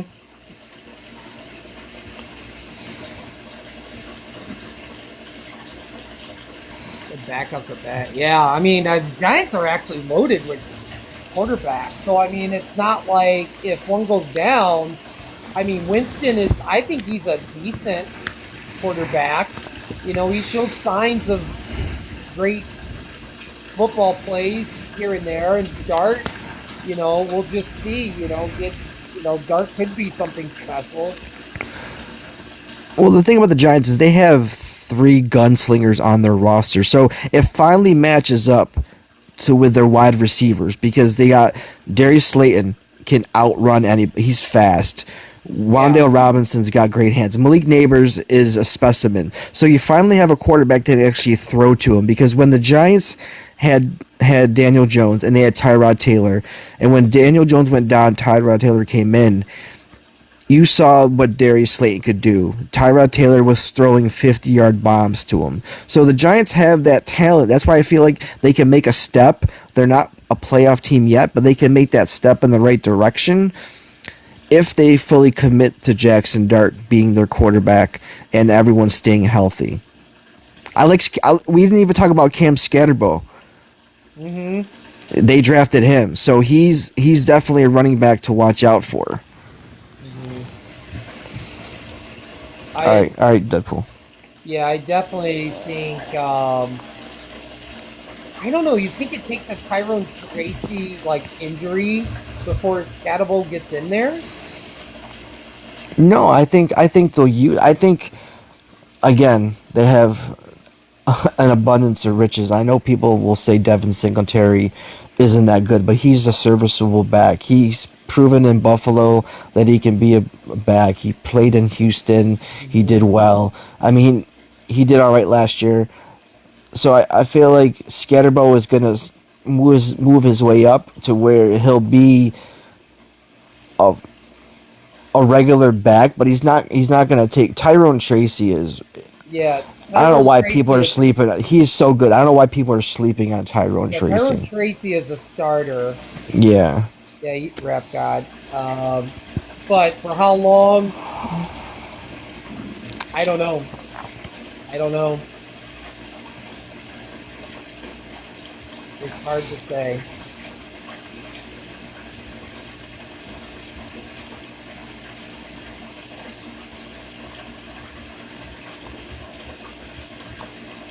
The Giants have a lot of talent. They have on the offensive side. They have a lot of talent. Their tight end might be weak. I mean, Theo Johnson, Bellinger. They're not big household names, but I like their defense. I think their defense is going to keep them in the games. I think Abdul Carter, he's a monster. What is Brian Burns is a monster.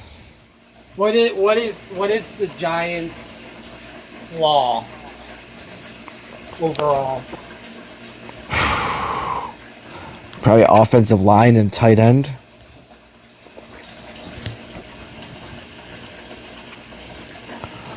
Their offensive line is so young, and they're just not experienced enough.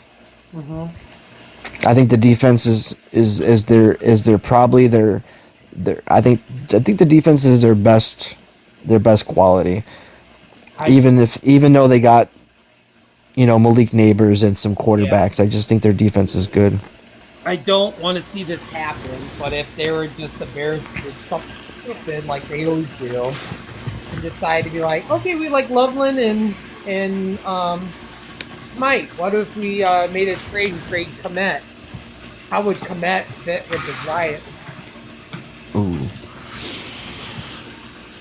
I think he immediately has an impact. Komet has that capability and that ability to be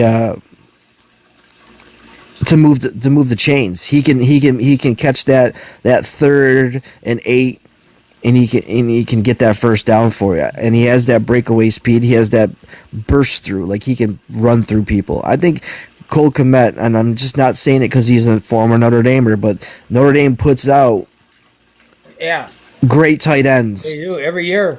Every year they put out a tight end. So Michael Mayer, John Carlson, Cole Kmet, they just, I'm probably forgetting a few, but they always put out great tight ends. I was almost going to go Mike Mayer as my long shot player. But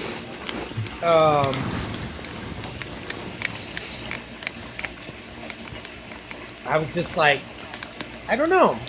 I just thought of McCaffrey's brother. I was like, that is definitely a long shot.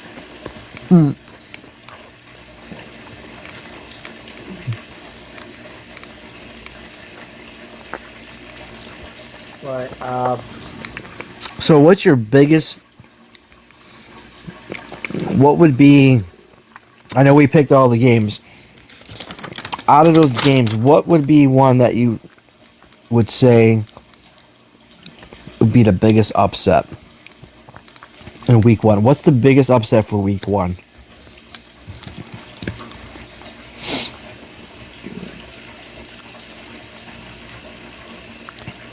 well, that's a good question.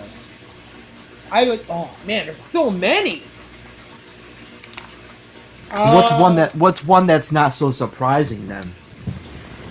That you could see it happening.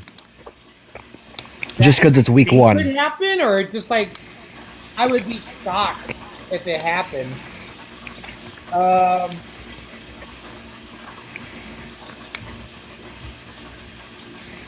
I think shock value would be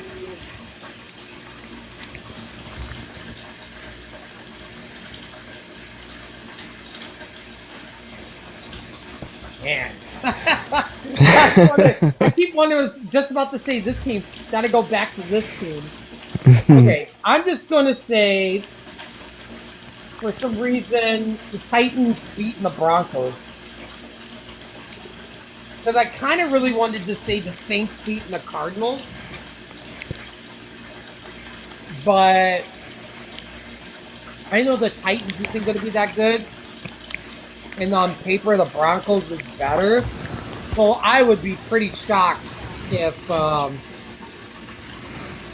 Titans end up beating the Broncos on Sunday. I think my pick would be Thursday night. Would be the Cowboys.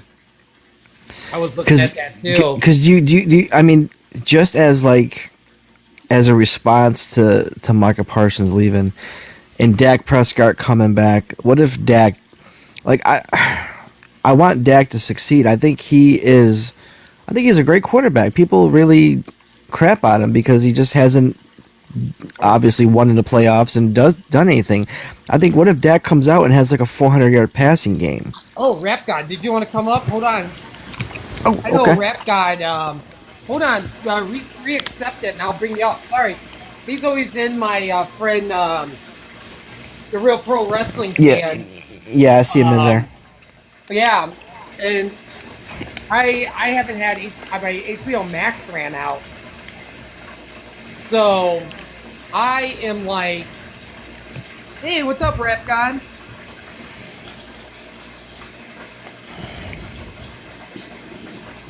What's up, Rap God? How you guys doing? Hey, what's up? Right. I'm so What's up, behind on Thanos? Dynamite. I haven't watched Right. AE Dynamite in like 3-4 weeks. I am so behind. I have no Oh, idea wow. what's going on. Well, you're a busy guy, you know. I understand it. You don't have the time to, watch everything. I am so like, yeah. I was like, I need to renew. I could renew Max tomorrow. I actually, this weekend. I actually after what was that pay-per-view? Brock Lesnar came back. I've stopped watching WWE. Oh, really? Yep, I have not watched anything WWE. I'll see the news or whatever, but I've stopped altogether. I've stopped. Wow. To bring Wow. back Brock Lesnar and he's an active, you know what I mean? I know he's not guilty, but it's Yeah. The association. the association. Yeah. Yep. kinda Yep. hurts. Yeah. So I'd rather watch AEW. There's other stuff I can watch. Not Oh, only yeah. that, football season coming, like we're talking about. Yeah. And I'm a Giants fan, just like you. I don't know if you guys are Giants fans. Well, I'm a Big Bills Giants fan. I'm rocking my Giants hat right now. But Movie Guy did pick the Giants to finish last in the division, where I picked them to finish third. Washington. I think they're showing false hope. I got them finishing last. Jaden Daniels. I know that's what you said, Dadpool, I think. Yeah, I got them finishing last in the division. See, I think they show false hope. Yeah. I mean, we'll see. I think the Giants might shock a few people. They're not going to do great, but I think they might, they might do better than what people predict. Yeah. Somebody had predicted them to win 3 games. Yeah. I think they'll win more than 3 games. I will be honestly true. I love their quarterbacks. Like, they have a variety of players. If one player goes down, it's not like they have a scrub player. Because I feel like I said, Winston has shown signs of being a good quarterback. Mm-hmm. Especially, in Tampa Bay, when he steps, but I don't know. I just have this weird feeling. I don't know why I've been thinking about this last week or two that Russell Wilson is just going to just have like a decent year. I don't know. Maybe I'm wrong, but I should hope so. I don't know. I think he's still a solid quarterback. I mean, because ever since he left Seattle, what he did with the Broncos was horrendous. Uh, I mean, it's time to revive yourself. Either revive yourself or get out the fucking league. Honestly, Well, it's I'm not kind gonna of. be. I'm I sorry. was I was gonna say it's kind of hard to perform in a city like Denver when the coach didn't even want you there. Like Sean That's Payton, true. Sean Payton did not want Russell Wilson. That was a management decision to get Russell Wilson, so that's why he went out the door to Pittsburgh. But I like Russell Wilson, but I think he's only going to start like the first 5 or 6 games. I think Bo Nix comes in, asserts himself, and he's the franchise quarterback for the Giants. Okay. You mean Dart? Bo Did I Nix say? he was a Oh, backup. not Bo Nix. Yeah, Wait did a I say minute. Bo Nix? I meant Dart. Yeah. Yeah, did I I say was Bo like, Nix? wait a minute. Oh, I'm about to say Oh, Jackson. No.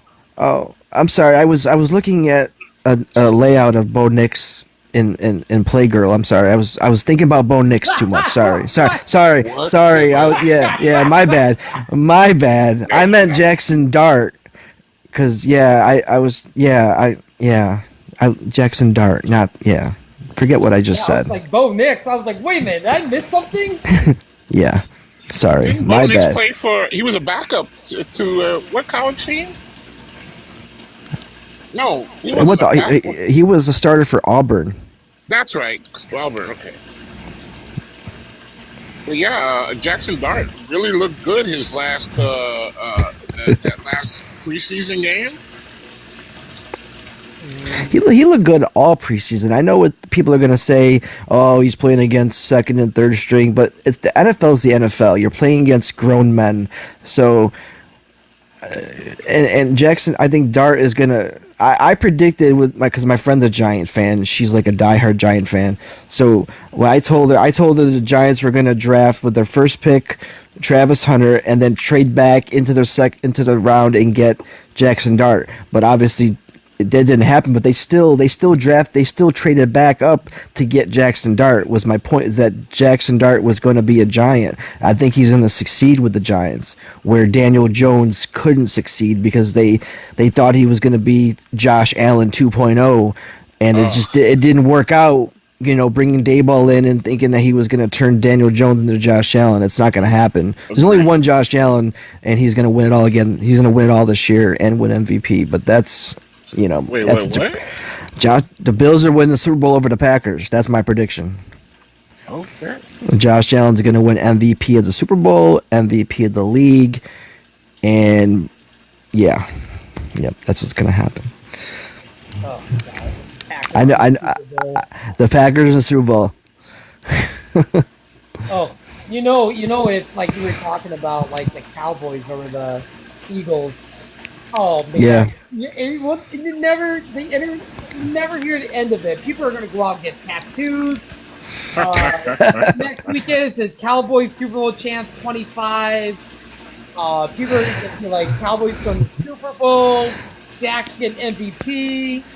Skip Bayless is going to be like, oh my God, the Cowboys are going all the way. You know, yeah. Never hear the end of it. Yeah, I was gonna say how long I was gonna say before Jackson Dart, like, it takes one bad game or game and a half before, for them to start standing for Dart. Or same thing over in Cleveland, one everybody's like, we want Sanders in there, Bill Sanders, we want Sanders. So that's the one thing about a rookie when, it's just like, I just feel like the fans are just going to be kind of like Trubisky, I was that too. I'm like, put Trubisky in. Like, put him in. Cleveland is they're looking real happy about their team this year. Even though they're probably they have a probably the worst receiving core maybe in the NFL. Right. But I mean,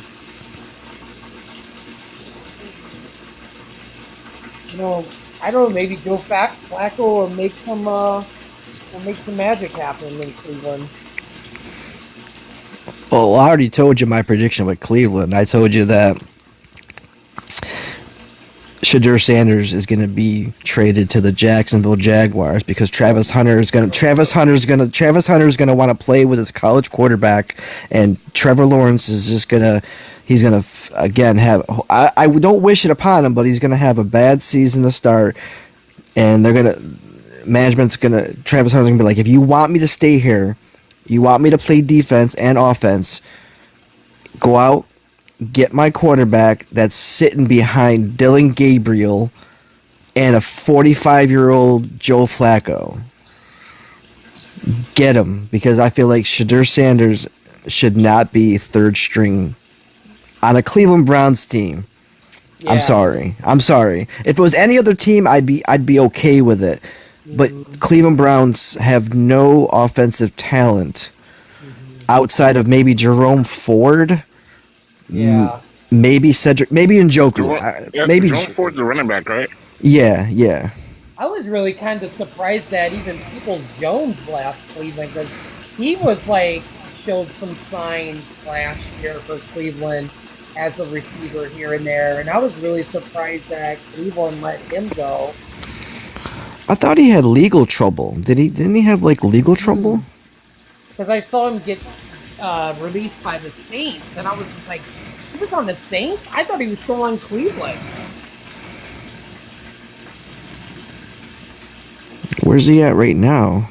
I don't know if anybody picked him up, but I think the Saints, when they were doing their getting to the 53-man roster, I saw something the Saints were released him, and I was just kind of like, that's the same thing when I saw Deontay Johnson get released by the Cleveland Browns. I was just like, wait a minute, they don't have anybody good on receivers. I'm like, wouldn't Deontay Johnson be a number one?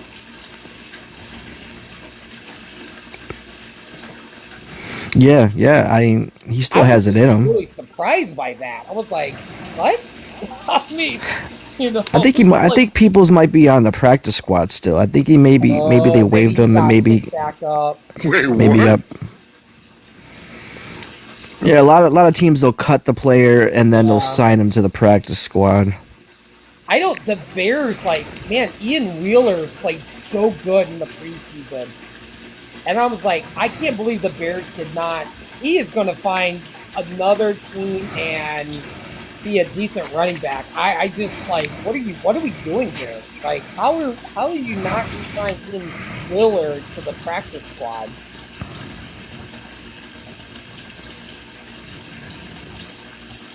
I think this is the same thing with the Bears. I think they dropped Trey Flowers and end up picking Flowers back up, put him on the practice squad.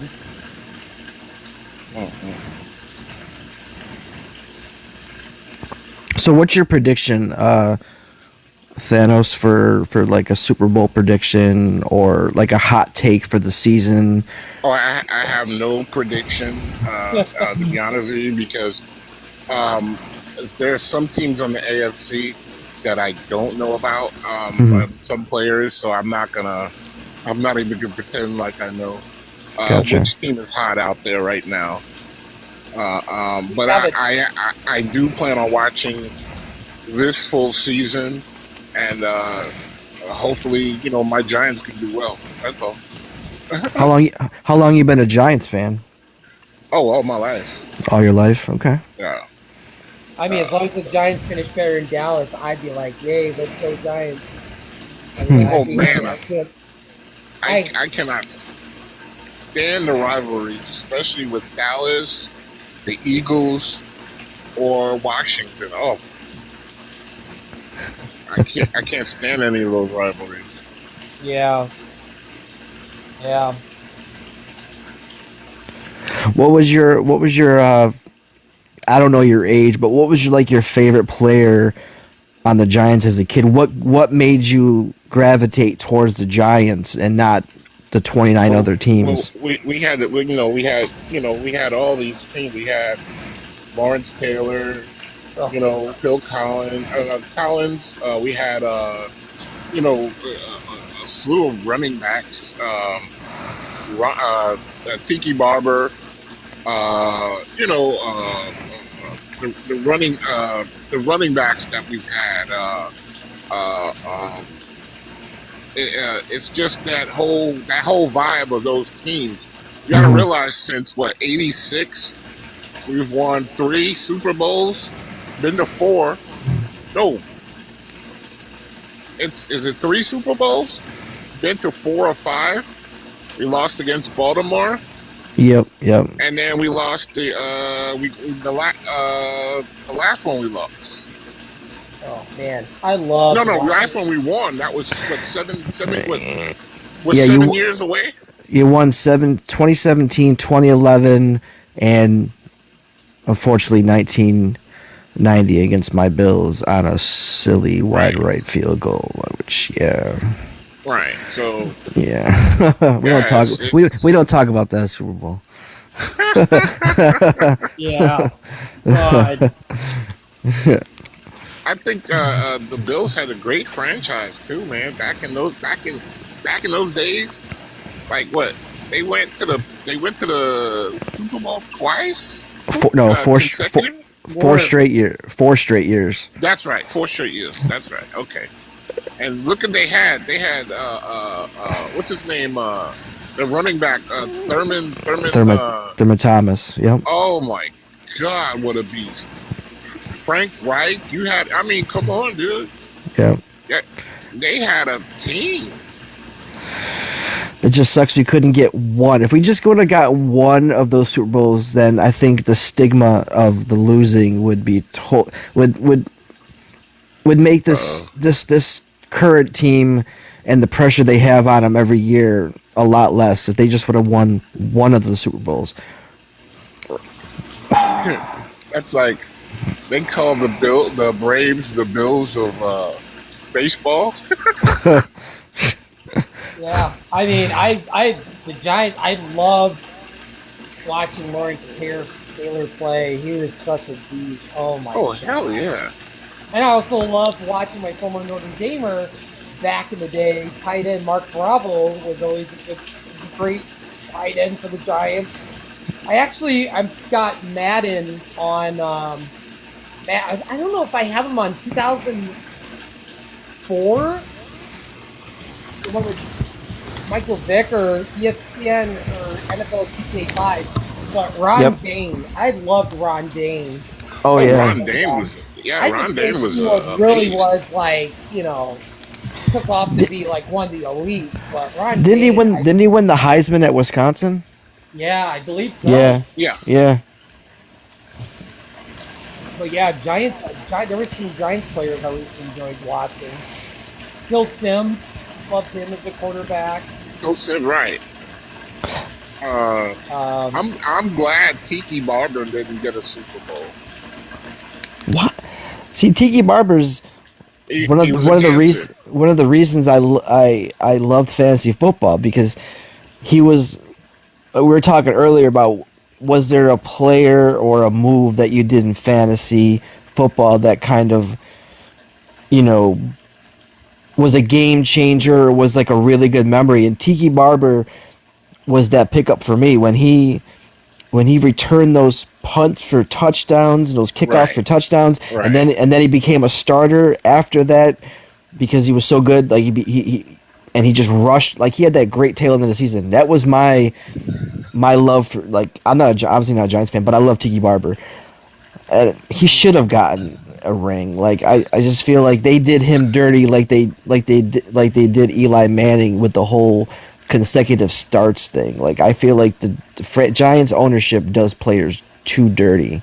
But look, the year after he's gone, you win a Super Bowl. I get it. I don't think that was necessarily Tiki's fault though. The defense, let's be clear, that defense won that championship for you. Most definitely. Yeah. And well, both championships, to be honest. Isn't Eli eligible for the Hall of Fame next year, I think?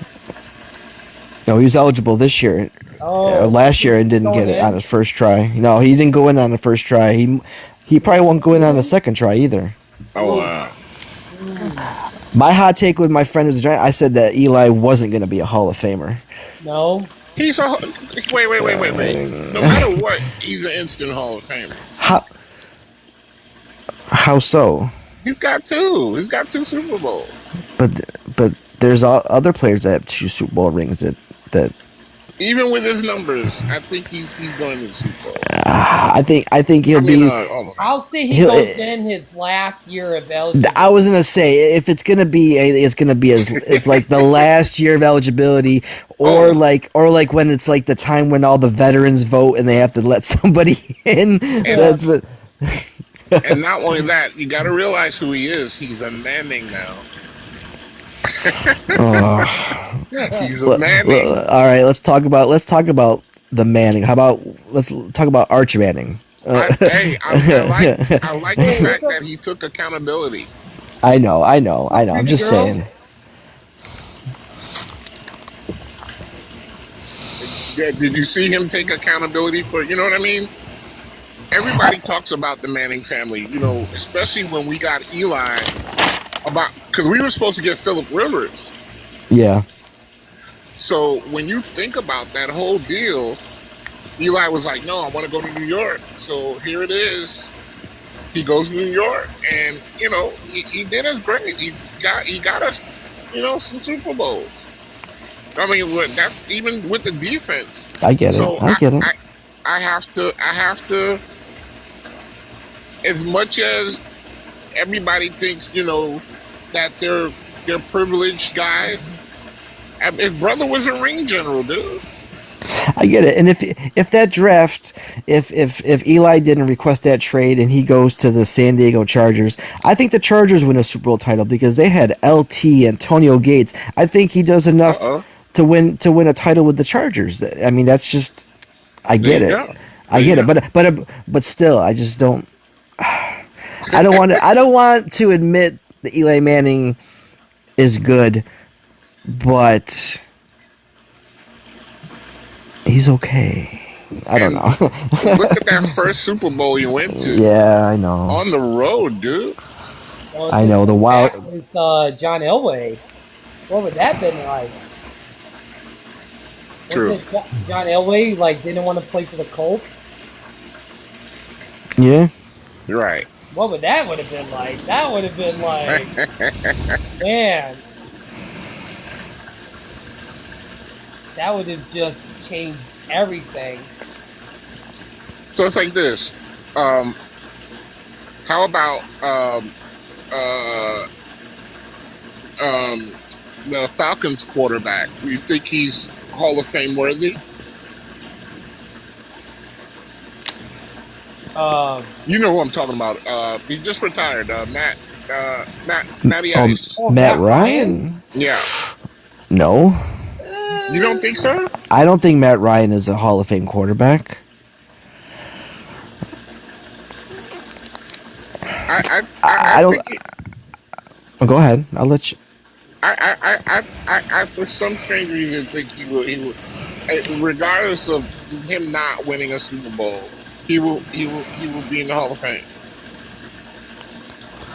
So if that premise is true, and let's just say Josh Allen doesn't win a Super Bowl, is Josh Allen a Hall of Famer? Oh, I think he's still young in his career. Yeah. I think you look at the numbers. What about how about more comparative player? Is Baker Mayfield a Hall of Famer? Oh no. Well, then he's the same player as Matt Ryan. How about Phillip Rivers? Phillip Rivers, yeah. But Phillip Rivers isn't a Hall of Famer. Rivers is probably a good comparison to Matt Ryan. You think so? I think so. Yeah, they never won the big game, and when it got to the big game, they kind of fumbled it and took their foot off the gas and just never got over that hump. Yeah, Phillip Rivers is a good comparison. Starting a football team, would you be taking Phillip Rivers or Matt Ryan first?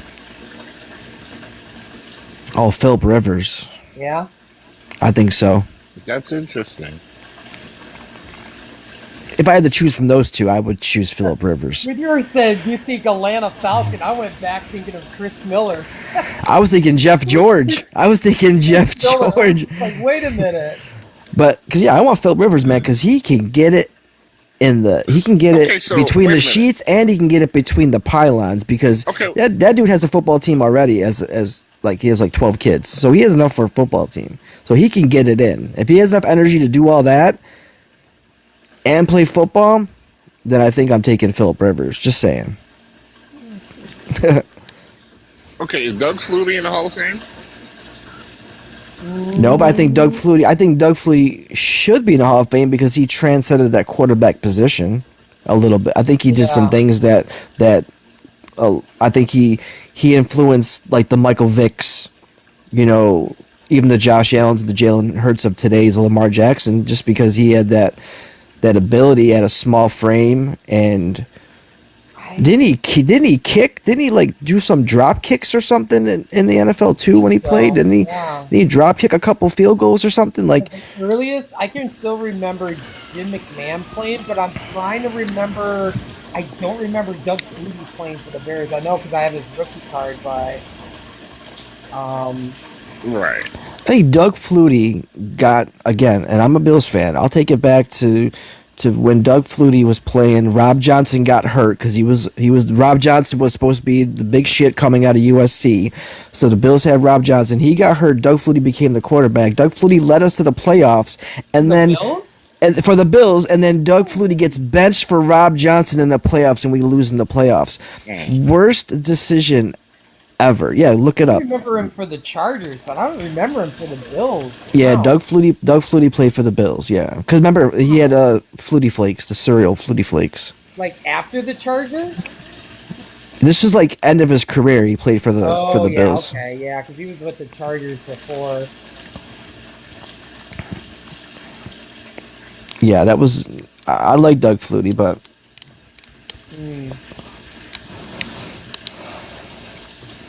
Yeah. I like Michael Vick too. I ain't afraid to say it. I like Mike Vick. Yeah, I like Vic. I was like, he was fun to watch. I love watching Michael Vick. See, I can separate the off the field and on the field stuff. Like I love OJ. Like OJ Simpson, one of the greatest running backs of all time. Did he have a shady Did he have a shady life outside of football? Maybe, but on the field, he did. Couldn't stop him. Like he was just crazy. Greater than Walter? Oof. Yeah. Slightly. Or, Slightly better than Walter Payton. Wait, or what? greater than, what's his nuts? For Cleveland? Jim Brown? No, Jim Brown is probably. The best? No, I think the.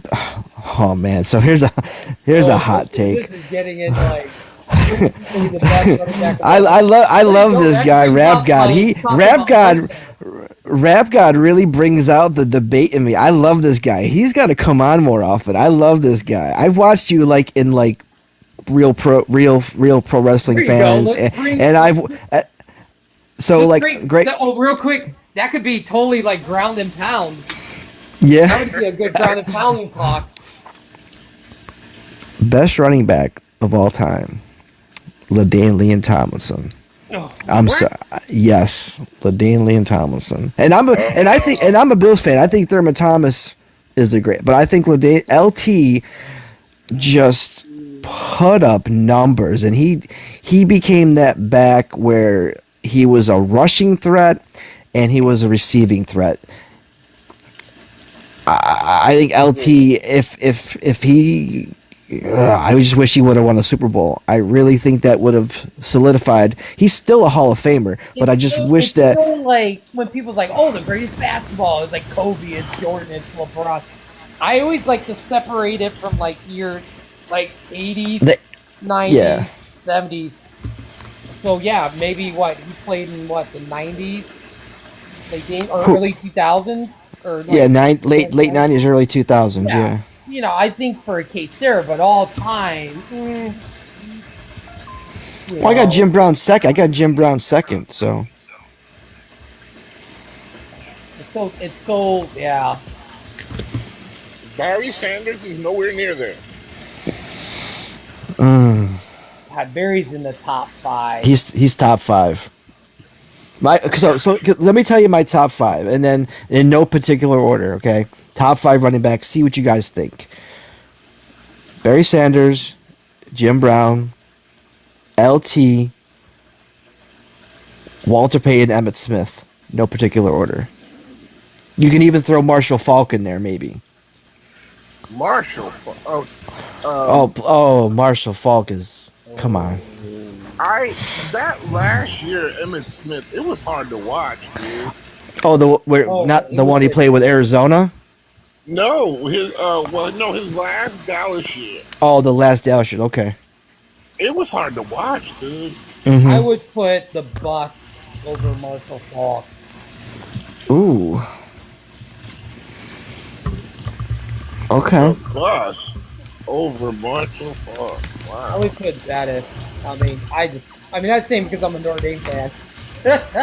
But how about man, Clark killing Corey Dillon? Who was the first one?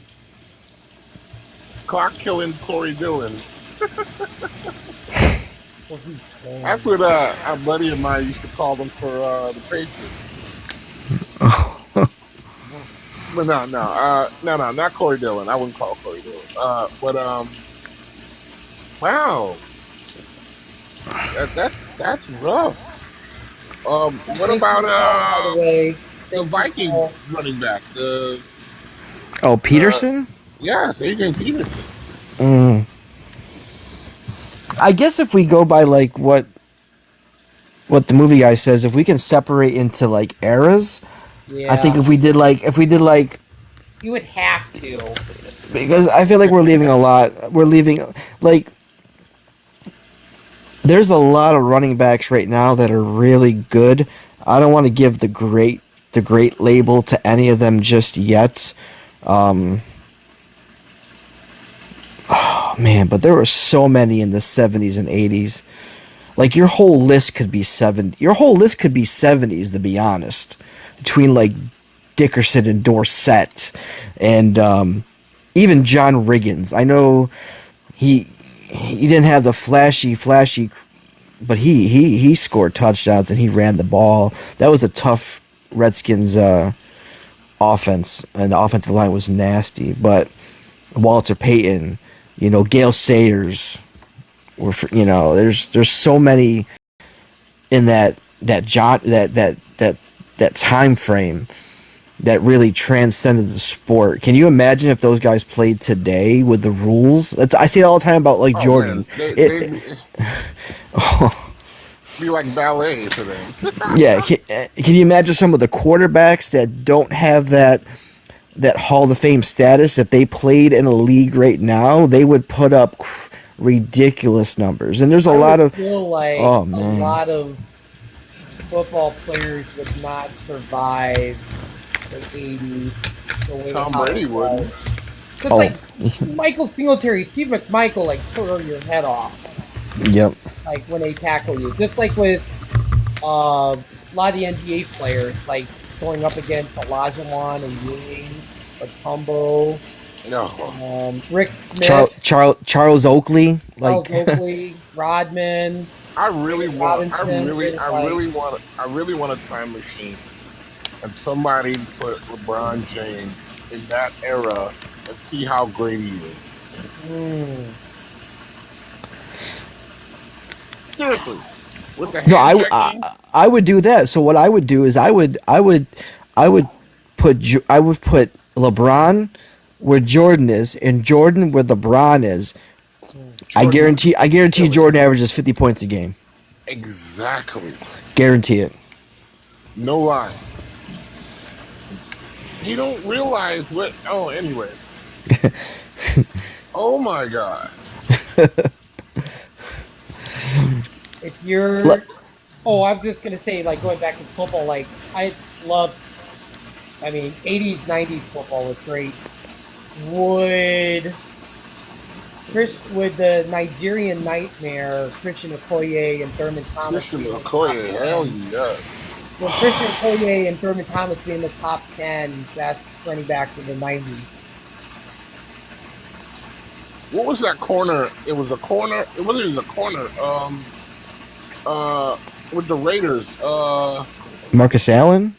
No. He was a corner. He was a defensive player. He was a hitter, man. What the hell was his name?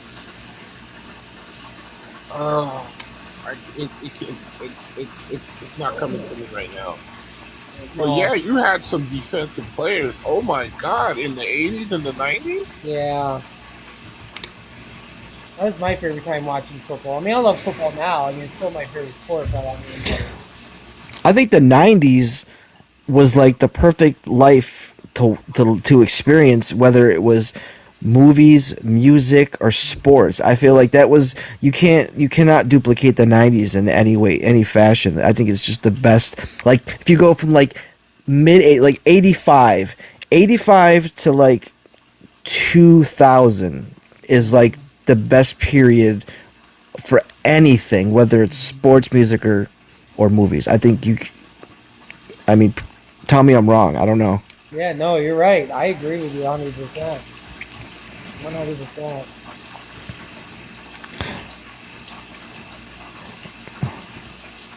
Yeah. Oh yeah. Trying to figure out who that secondary person was for the Raiders that you're talking about. I'm thinking out. That's what I'm trying to think. Uh, if the name is just escaping me. Was it? It wasn't Jack Tatum, was it? No, not Jack Tatum. Okay, Ronnie Lott. Ronnie Lott. Okay, I I don't remember him being on. I think I know him more for being on the 49ers. He was on the Raiders? How? No, no, he was a West Coast team, but it was it was San San Francisco. Francisco. San Yeah, Francisco. Yeah. Okay. Yeah. Yeah. Ronnie Lott was crazy. Yeah. Ronnie Lott was a great player. Yeah. Yeah, Ronnie Lott. I mean, Like it, think about what's the not the corner, but the defensive end for the what was it the Packers Reggie uh White. yeah, Reggie White. Well, when I think of Reggie White, I never think of him with the Packers. I always think of him with the Eagles. So, like my friend was comparing, like, oh, the Packers getting Reggie White is like Parsons going to Green Bay. I'm like, yeah, it's almost like a good, scenario. It's always where you spent most of your career. But I feel like Reggie was on the end of his career when he went to the Packers, so I believe. Where Parsons is still kind of younger, he's not as old. So. yeah, Reggie was definitely an all-time great. If we're looking at that side of the ball and that position, it's hard to say that you can't have that conversation without mentioning Reggie White or Bruce Smith. Those are the two that are just hands down. Yeah. Most I think we all can definitely. agree. We can all agree that Lawrence Taylor is probably the best linebacker of all time. And right behind him, another linebacker. Uh, uh, uh, what's his name? With the gap piece, Michael Strahan. Michael Strahan. Yep, Wasn't he more back like to a back. Wasn't he more like a defensive tackle? I don't think he wasn't a A linebacker, defensive was he? end. No, Yeah, Defensive end. then yeah. I kind of preferred. Man, I thought Jason Pierre-Paul was really underrated for you guys. I liked him. I let Three fingers, Paul. yeah. I like Jason Sehorn. He was a hard hitting dude. Jason Sehorn could hit for being a secondary player. Like he, I wish the NFL like didn't have all these new. I mean, I understand. I guess the safety of players, but like I don't know. Pretty soon it's going to be flag football, and flag football is going to be in the Olympics. So I feel like the NFL, if they don't start doing something, I feel it's going to end up being like a flag football league eventually, because there's so many new rules every year coming out where Right. you can't do anything like the kickoff. Like what I don't get is if you're going to institute a kickoff rule in the NFL, why aren't you doing it in college so you guys can get ready for that but you're allowing these hard hits and collisions on kickoffs that you don't want to do in the NFL. So why don't you work in conjunction with with NCAA to have a new kickoff rule? Like I don't Right. know. It And makes then no. what is it? The Halo rule. What was it? Like you have to give them a certain amount of feet before you can tackle them. Yep, yep. Yeah, that's so weird. It's weird. Tom Brady wouldn't allow. I blame Will Smith when that movie Concussion came out. I blame Will Smith for the NFL rules. It's all Will Smith's fault. Wait a minute. The actor Will Smith? I blame it on Will Smith. Yeah, I blame. Hey, what the? What the hell? Gotta say, for speaking of Giants, I'm gonna play the Notre Dame team. Justin Tuck. Oh, Justin Tuck. Justin Yeah. Tuck, yes. Justin Tuck Yeah. for the Giants was always was a fantastic defensive end. When you were talking about defensive end, maybe think of Justin Tuck. But yeah, Giants always had like that '90s Giants team was just like wow. It's funny how it's like how teams go into transition. You know, like for all the years it used to be a laughing stock. Now the Lions used to be terrible. Now they're good. Agreed. And then like the Chiefs. The Buccaneers used to be bad too. Oh yeah, Buccaneers. Yep. I But believe it's all about building. Go ahead. Yeah, I was just saying. I believe it's all about building. When you have a coach that knows how to build a team, that's where people continue on building. Like if you see a team and everybody knows you have those pieces, and suppose that coach gets fired or that person that's building that team gets fired, they add on top of it, and then you have a great squad. I think we were talking about it last week too. I was like staying on the Giants. I think when we were talking about our first hot seat coach, I think my one was like Dayball being on the hot seat. Yeah. Was my first coach to go. We were talking about that. What's your favorite coaches?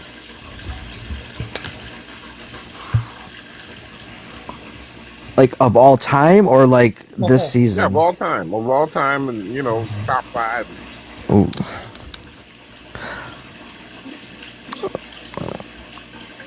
What we got? You want to go first? No, I know. Well, just, obviously, I would probably go with. I mean, if I had to pick, right? Like, do I have to pick a Bears coach? I mean, obviously, I would. No, you can pick any coach.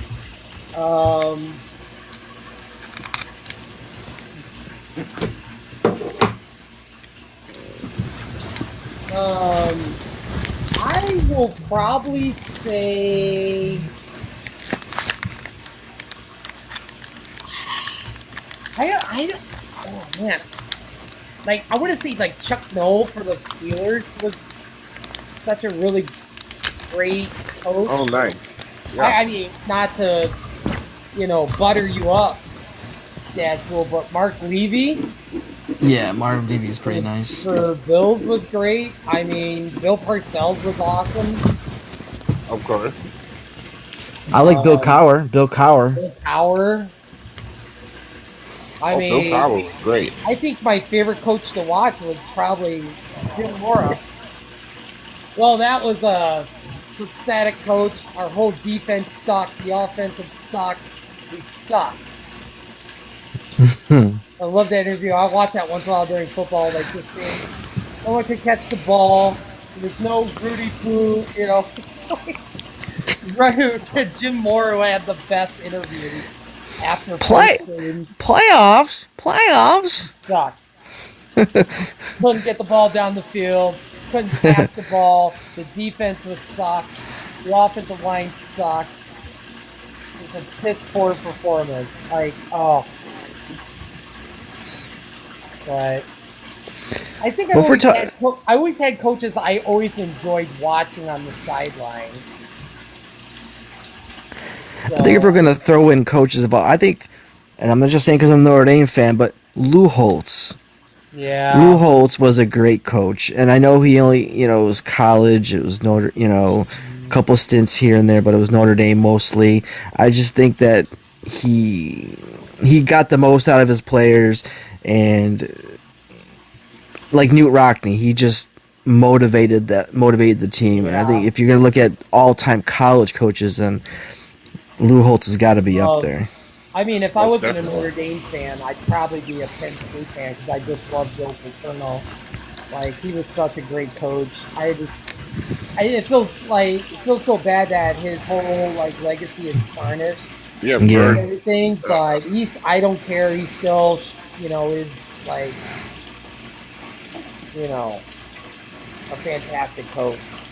I gotta say this. We're all fans of certain people, but when you put their personal life into stuff and you find out about their personal life, it destroys every fucking thing. Yeah, that's 100% true. Yeah. But again, like I feel, as much as I just said about 5 minutes ago that Michael Vick, that I can separate the personal from the on the field, but then you also got to say, and I got to be realistic and say, when you're that kind of figure, when you're a top coach or a top player, you need to be conscious of what your decision making is. You got to be responsible and know that no matter what you do, you could fart taking a shit in a toilet in a public restroom, and people are going to say he farted too loud. Like, people are always critiquing everything that athletes, celebrities do. So like, you really gotta. It sucks because you gotta walk on eggshells. I was not a big fan. Unless you're T.O., you could just be yourself. I love T.O. on and off. I don't care. I love his attitude. I love when he came to the Bills.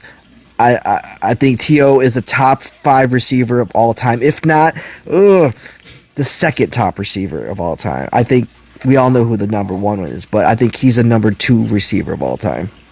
Top receiver of all time? Yeah. Would that be Jerry Rice? Yes. Yeah, most definitely. And I hate the 49ers. Like I said, I hate the 49ers from the 90s, but I'm just like... That West Coast offense was like, come on. Yeah. Yeah.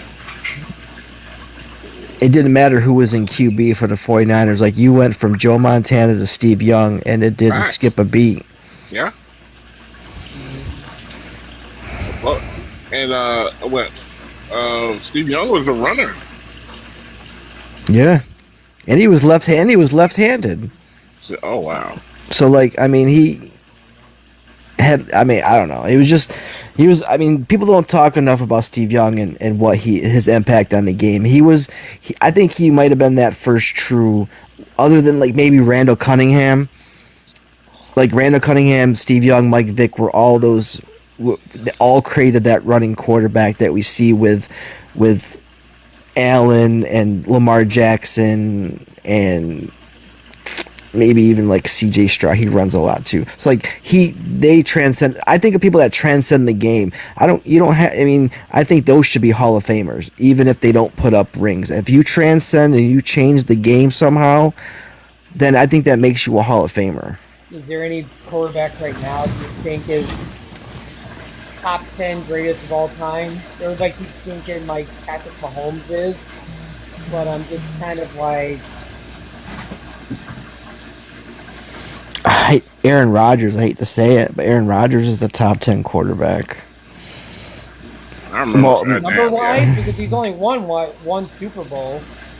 But he's multiple MVPs, and he's won, with the exception of the Jets, he's pretty much won every with every team. He's everything he's done. I don't know.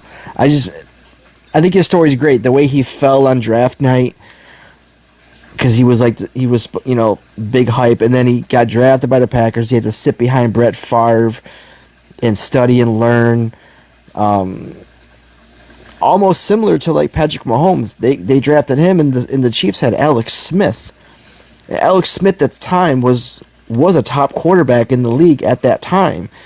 So he sat and learned behind Alex Smith, and then when the time was right, like Drew Bledsoe, when the time was right, Tom Brady took over from Drew Bledsoe. So all these quarterbacks had someone of a veteran. I think Drew Bledsoe's a top quarterback too. I think he doesn't get enough respect. Is Brady one in Montana too? Of all time? Yeah. Montana, hands down, is number one. I don't care. I think Montana. Brady has. It's Montana.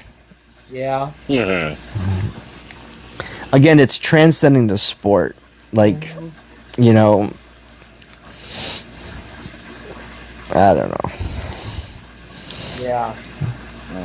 And that's why sports that's why everything is so awesome, because it's so subjective. Everyone can have their own opinion, and it's okay to have it. We don't all have to agree. That shit like real, like you're just like, are you crazy? Yeah. It gets very toxic when you get talking about top 10. I've seen some lives where it's like, man, they got rough in there. Yeah. And somebody had LeBron over Kobe and Jordan. I was just like, oof. I wouldn't. I don't think. I don't know. I think. For me, I always Bird number one, and everybody else, Bird number one. Yeah, I always gotta go with Larry Legend, but I can't say it out of my mouth because I can't stand the '90s Bulls. I can't make myself say Jordan is the greatest of all time. I just can't. I just can't. Never hear that come out of my mouth. Wait.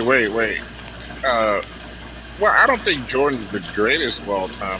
Some people think it's Hakeem Olajuwon. Some people, think it's, I don't know. Bill Russell. Bill Russell, right. So, I mean, it's always debatable, but at the same time, when you talk about hierarchy, I wouldn't even put LeBron in the top 5. Ooh, that's a hot take. I'm with you. He's got the most points in history. But when his team needed him to score and make plays, he failed in the finals more than he won. Yeah, I'm just saying. Bingo. Jack, top 5? Who? Jack. No. You don't think Shaq's in the top 5 greatest? I thought you said Dak. No, Shaq. Do I think Shaq is the top 5? What? I think Shaq is a top 10 player of all time. I don't know if he's top 5. I can name at least 2 centers that are better than him, and we're just talking centers. 2 better centers than Shaq. Kareem and Bill Russell. Bill Russell. Maybe. Will? Oh, I forgot Will. Oh my God. So Shaq's he's not even top 3 in his position. You might even say Hakeem could be better than Shaq. Of course. Are you a Rockets fan, Thanos? No, but you gotta remember, I'm a Knicks fan now. Okay. I'm a Knicks. I've been a lifelong Knicks fan. So I've been through the ups and downs of the 80s, the 90s, the 2000s, and then the mellow era, like every era. Like I was at Jeremy Lin's first game. Nice. He went off against the Lakers. That was something. Awesome. That's something I'll never forget. I was at the two greatest things. I was at the Knicks Lakers game when he went off, and I was at the Bills playoff game when they were down 35-3. So I've been to 2 historic games ever. Like I don't know, just saying. Just a side note, real quick. He officially retired yesterday. I did see that. Yeah. I met him. I met him because his brother played at Hamilton College, which is like a D3 team, just like about 15 minutes from me, and he was in attendance when his brother was playing, and I actually got his autograph and met him that year when he was having the crazy run. Yeah. Yeah, I just hope for so much better. And then, but two trades I will tell you the Knicks made that kind of pissed people off. That was Jeremy Lin and Charles Oakley. Ooh, see, I would think you would have said like Mason for Larry Johnson. That trade was kind of at the time. That was at that time, but Larry Johnson did well for us. I know. Without Larry Johnson, we don't have the 4-point play. We don't beat Indiana. We don't make it to that 99 finals. I get it. But Mason was, something about Mason. R.I.P. Mason. Like he looked so weird dribbling, man. Oh my God. He did, but he transcended the sport because he was like the first true point forward in the league. That is true. So he made that position sexy. But he looked so awkward. Like he did. He dribbled weird. He put his he put his butt out, and his butt did this weird shake when he's dribbling. but he was a beast. Like it's crazy. It's crazy. Everybody's like, what are you doing? Yeah. I was at well, when you talk about record-breaking games, back in '95, I was at because my friends were Colts fans, so I got to see Dan Marino break Frank Tarkenton's record. Oh. That was cool. Like, he had 4 touchdown passes, and then that fourth you put him over as the all-time passing touchdown leader. Man, the camera flashes went off, and that was so cool. They showed Dan Marino a few years after he retired throw a football with the crispness and the power and the oh my God. I'm like, why is this guy retired? He still looks good today, though. Like, yes. He doesn't age. He does not age. That was my mom's, rest in peace, my mom. That was my mom's favorite player. And I remember that he came out on a Wheaties box, and I had sent it. I'm sorry. That goes to the Hall of Fame. What does? Is he in the Hall of Fame? Dan Marino, yeah. Yeah. Okay, that's all I need to know. Okay. Yeah. So I got a Wheaties box of his autograph, and that was like a really big gift to my mom. And it, like, when she was cremated, it got cremated with her. So like that was like her favorite. Dan Marino was her guy, and oh, wow. Sundays in our household, me being a Bills fan, hers being a Dolphins fan, it was. I always cursed when she passed and the Dolphins would beat the Bills. I'm like, my mom's up there doing something and making the Dolphins win. I always would say, just let me win today. I don't care what happens the other 14 games. Just let us beat the Dolphins. Because I hate the Dolphins even today. I hate the Dolphins. I know something about the colors and the city. I hate the Dolphins. I'm sorry, people in Miami. I just don't like the Dolphins. Damn. I don't like the Heat either. I'm a Knick fan. Don't like the Heat. Hate the Heat. What is like the whole? How do we not have the great like the '90s jerseys was the best? How do we not have those in the NBA for the whole season? Well, bring back the '90s jerseys. The Knicks are bringing back the '90s jersey this year. Oh. They are bringing back the '90s jersey. What's that? Yeah. Not for a whole season, just for like. No, but they should. I know. Like, dude, John Starks was my dude. I'm sorry, John Starks was my dude. Oh, I love John Starks. Everybody was a Starks fan. Oh, yeah. I know a lot of people that hate Starks, like because they say, oh, he cost us Game 7 of the finals. Well, he's the reason you guys even made it that far, because he was having a ball out game, and if it wasn't for that fingertip block by Akeem Olajuwon in Game 6, the series would be over. Yeah. That was on point. That was gonna go in. but Hakeem Olajuwon got that little fingertip on that shot. Like I got that finals on VHS. I was actually found it like a couple weeks ago when me and my son were in the basement. I found all of them on VHS. Because that was the OJ. That was the summer of OJ. I actually got the OJ chase on VHS. Yeah, that's crazy. I was with my grandmother, and we were watching the finals, and I was like, "What the fuck? This news? This what that?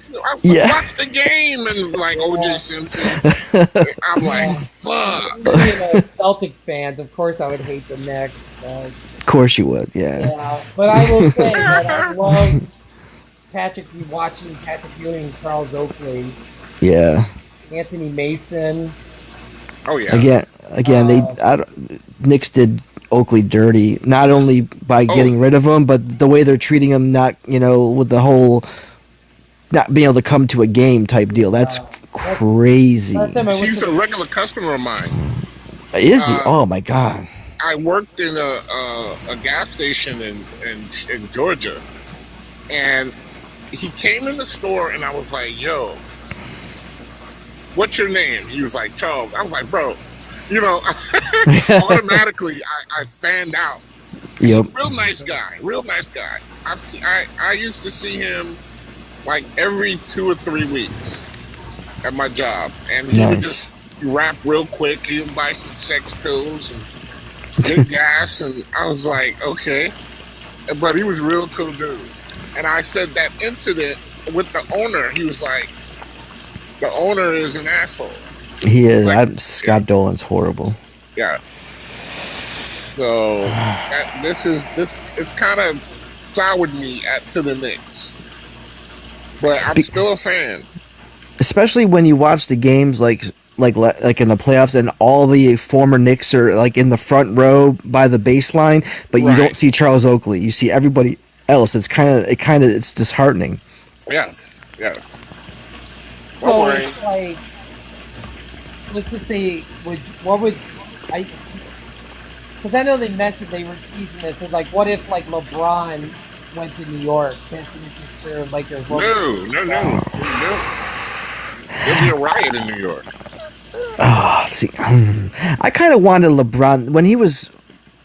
I kind of wanted LeBron this year when there was like all that speculation that he would tease like the New York Knicks, like he did something with like a towel or something. Like it was just like a lot of speculation. He gaslights these Knicks fans. Like I honestly thought you were going to get Durant. Well, apparently we were close to getting Durant. Yeah. But the Knicks didn't want to give up certain players. I think we're going to get Giannis. That's just my opinion. I think the Knicks are going to get Giannis. No, that rumor came out because what was it? The coach, the coach. They wanted the coach to go there first, and behind that, Giannis. They said Giannis. Jason Kidd. Jason Kidd, that's right. Yeah, and I like Jason Kidd. He played for the Knicks. He did all right. Like he was decent. Oh yeah. I think we're still in the market for Giannis. I think even though we signed Mikal Bridges, but we signed him strategically enough to where he can be traded at the deadline. If we would have signed him just a couple days after that, then we would be stuck with him for the whole year. I wouldn't mind Giannis on the Knicks if we didn't, as long as we don't get rid of like OG Anunoby. I think OG Anunoby is a staple. He's got to stay. If we get rid of like Josh Hart, Bridges, and even like Mitchell Robinson, right. I know it doesn't, and then because you got to match the salary. Maybe even Karl-Anthony Towns. Like I wouldn't be mad at that. I just think this year we have to, with no offense, with Jason Tatum's injury, Halliburton's injury, we just need to like really take advantage of that and win the East. I think this is the year that we have to do it, because there's teams coming up like the Hawks, the Magic. They're making moves to improve their team. The Knicks we added Jordan Clarkson, and we added Yasib Whaley from the Sixers, but we didn't really do much. No, agreed. But that could be good because then our team is used to playing we have that cohesion. I like the Celtics. I like Jaylen Brown. I wish he came to the Knicks before he re-signed his contract, because there was talks that he might come to the Knicks, but that whole team just got, man, like Thanos snapped and dusted, and before I was just like, every time it's like, oh, he's gone. But like I said, the Celtics was over the payroll. Their payroll was $500 million. yeah. So they had to do something, but Porzingis was the big one I was so mad about. I was like, just as if Porzingis took a pay cut to stay, but Oh wow, really? yeah, Porzingis left. Horford signed with the Warriors. Drew Holiday got traded. Went back to left Portland. Yeah. Oh yeah, y'all not looking good. I think Fournette's gone. I think. Yeah. And then Tatum with the injury. Tatum's maybe out after the All-Star game. Mm-hmm. Oh wow. So yeah, it's slim. Yeah, it's gonna be a rough year. It's gonna be rough to watch in Boston. Yeah, I definitely know I'm not selecting Tatum in the fantasy basketball. Take what's his name? White. Take Devin White. Yeah, Devin White. He's solid. He's still there. So. Or Pritchard. Peyton Pritchard.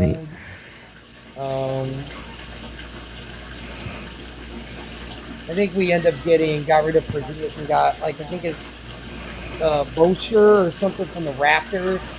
Which is a forward, and I'm just like, I like Anthony Simons though. That was a good. Oh yeah, Anthony. He's young. Simons. Yeah, he's young. Solid. Yeah, I like him. You know, he's very young. Yeah, he's a decent player. So I don't know. They might be all right. Yeah, it just sucks. He was supposed to be the guy after the Blazers traded Lillard to the Bucks. He was supposed to be that franchise guy, and they didn't really give him a chance. I mean, the Blazers suck anyways, but. Yeah. It's interesting how we went from football straight to basketball. Oh. Did that what's his name? The Blazers. What's his name? Damon. What's his name? I can't remember his name. He's like one of their the two guards. For Boston? No, from the Blazers. I can't think of his name. Oh my God! I wish if I can remember his name, I'll let you know. Basketball is the one sport that. You're talking about C.J. McCollum? No, not C.J. McCollum. Okay. He plays for him right now? Yeah, he plays for him right now. I think he's retiring. I'm trying to remember his name. The basketball is the one sport, and a lot of these players, I'm like, who the hell are these guys? Yeah. Well, I mean, back in the day, in the 90s, I knew everybody on everybody's team. Right. Now it's like, I mean, I still do, but it's like. So their shooting guards are like Scoot Henderson or Shaden Sharp. Okay. No, not any of them. Jeremy Grant's on there. He was a former Knick. They got Robert Williams. He used to play for the Celtics. I wasn't Damian Lillard. That's it, Damian Lillard. Damian Lillard. Yeah. He did go back. He went back, but he's out for the year with that Achilles though. Oh, he went back to Portland? Yeah, I forgot. He went back to the Portland Trailblazers to end his career there. Yeah. Oh. Wow. I forgot he was out for the year. I think he's like 1 year, one more year to come back from it. 2 maybe, I don't know. He just never won he just can never win the big game. Not saying him himself, but the Trailblazers just never put anything around him to succeed. He had to score 40, 50 points a game and shoot from half court game winners just for them to succeed, and Yeah. it was too much. And he thought going to Milwaukee was going to win a title with, I mean, on paper, if you have Lillard, Giannis, Chris Middleton, Brook Lopez, that looks like a winning team to me, but they just didn't do anything. Yeah. Like, it was disappointing. And then he had the Achilles, and then the Milwaukee Bucks just agreed to release him, and he went back to Portland. Wow. How long has Brook Lopez been in the league? For a while. Yeah, he's Yeah. been there for a while. I would say at least 10, 12 years. Yeah, yeah. Because he was on, I think he was on the Trailblazers at one point. He was on the Nets. He played And with then- LeBron, didn't he? Did he? No, he was on the Nets. That's what it was. The That's what Nets. it was. Yeah.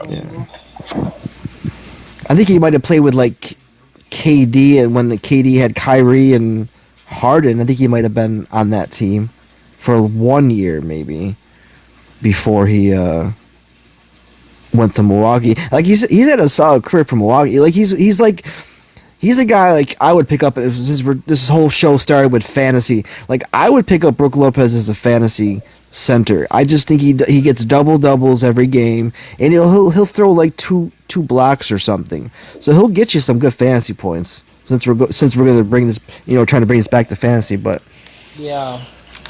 I don't know.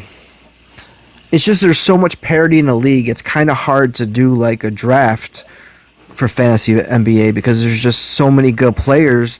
Yeah. And it's not like before where you would draft you could draft a LeBron or a Steph Curry or a KD, and then you could be okay getting the 9th pick on a 12-man team because there's enough talent at 9 that could win you a league. The NBA there's so much talent in the NBA. It's crazy.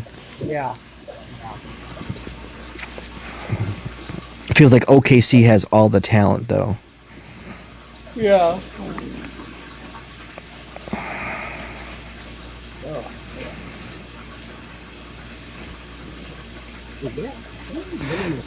Who's your guys most, like, if you had to pick like a fan base or like a team of all sport of all, who's the one fan base or team that you just detest the most? Any sport. Oh. I'm jumping to different sports and I'm thinking which team I hate. Oh. Like if you had a button to just push and eliminate them, what team would you just eliminate from the history books and the current time? Like just boom, gone, erased. Cubs. The what? The Cubs? Cubs. Oh, because of the whole Chicago thing with the sharing the city with the White Sox? Yeah. It could move. They can go. They can reach. Yeah. Wrigley Field needs to be condemned. I mean, it's the oldest baseball stadium. I went there one time. I felt like,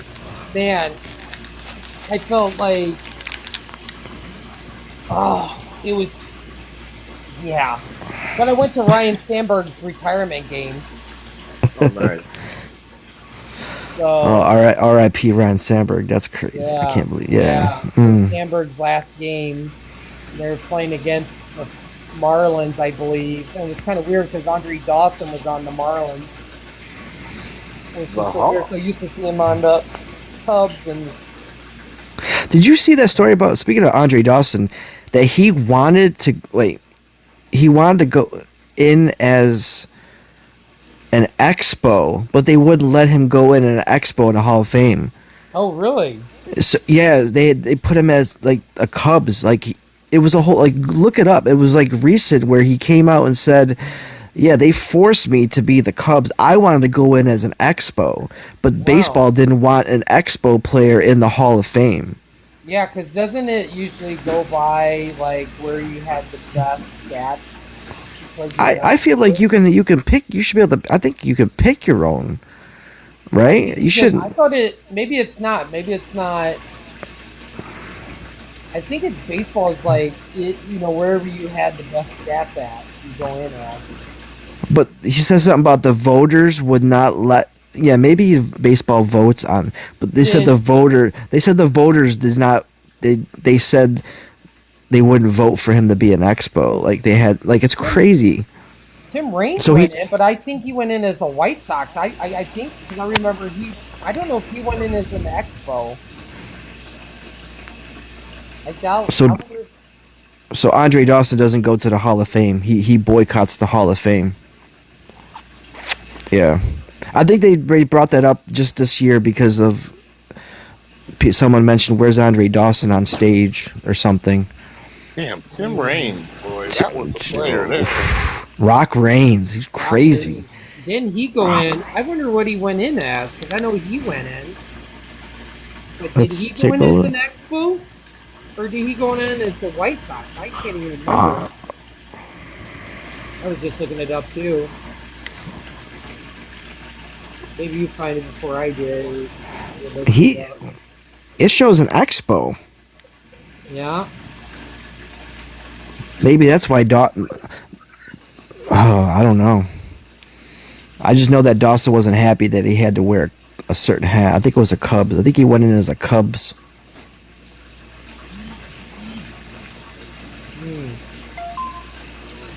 Yeah, I would think he would want to go in because that would be something if like Randy Johnson be like, "Hey, I want to go in as an expo." But I think he's already in though. Yeah. I think he would obviously went in as a Mariner.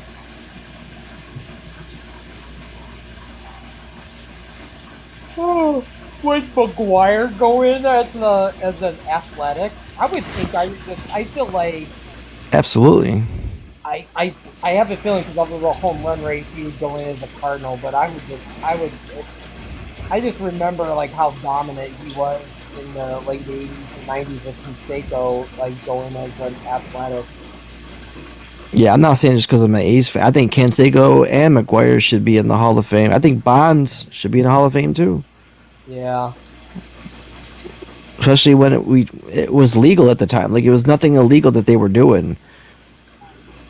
I mean, there's probably people in the Hall of Fame now that, that's done stuff. Oh, absolutely. Politics.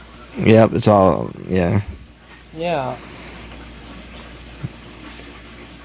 I mean, look at what he was doing. How much skill does it take to lead the league in walks for consecutive years? He was a great hitter. You ever see that swing? I mean, I think the best swing in baseball is Ken Griffey of all time. I think that's the best swing. But Barry Bonds, when he would just, oh my God, that stance and that swing was magic. Like he crushed. Oh my God. Oh my God. Oh my God. And I'm an A's fan, and I like a lot of Bay Area baseball. And Barry Bonds is my second favorite player of all time. And Barry. I always loved. I mean, obviously, I'm gonna say Frank Thomas, how he stood and he was just dominant. But man, watching Canseco hit, oh my God, he would crush it. And he would just swing it, and just how he swings his arm back. Oh my God. Canseco still does it. He's doing this thing. I think it's this weekend.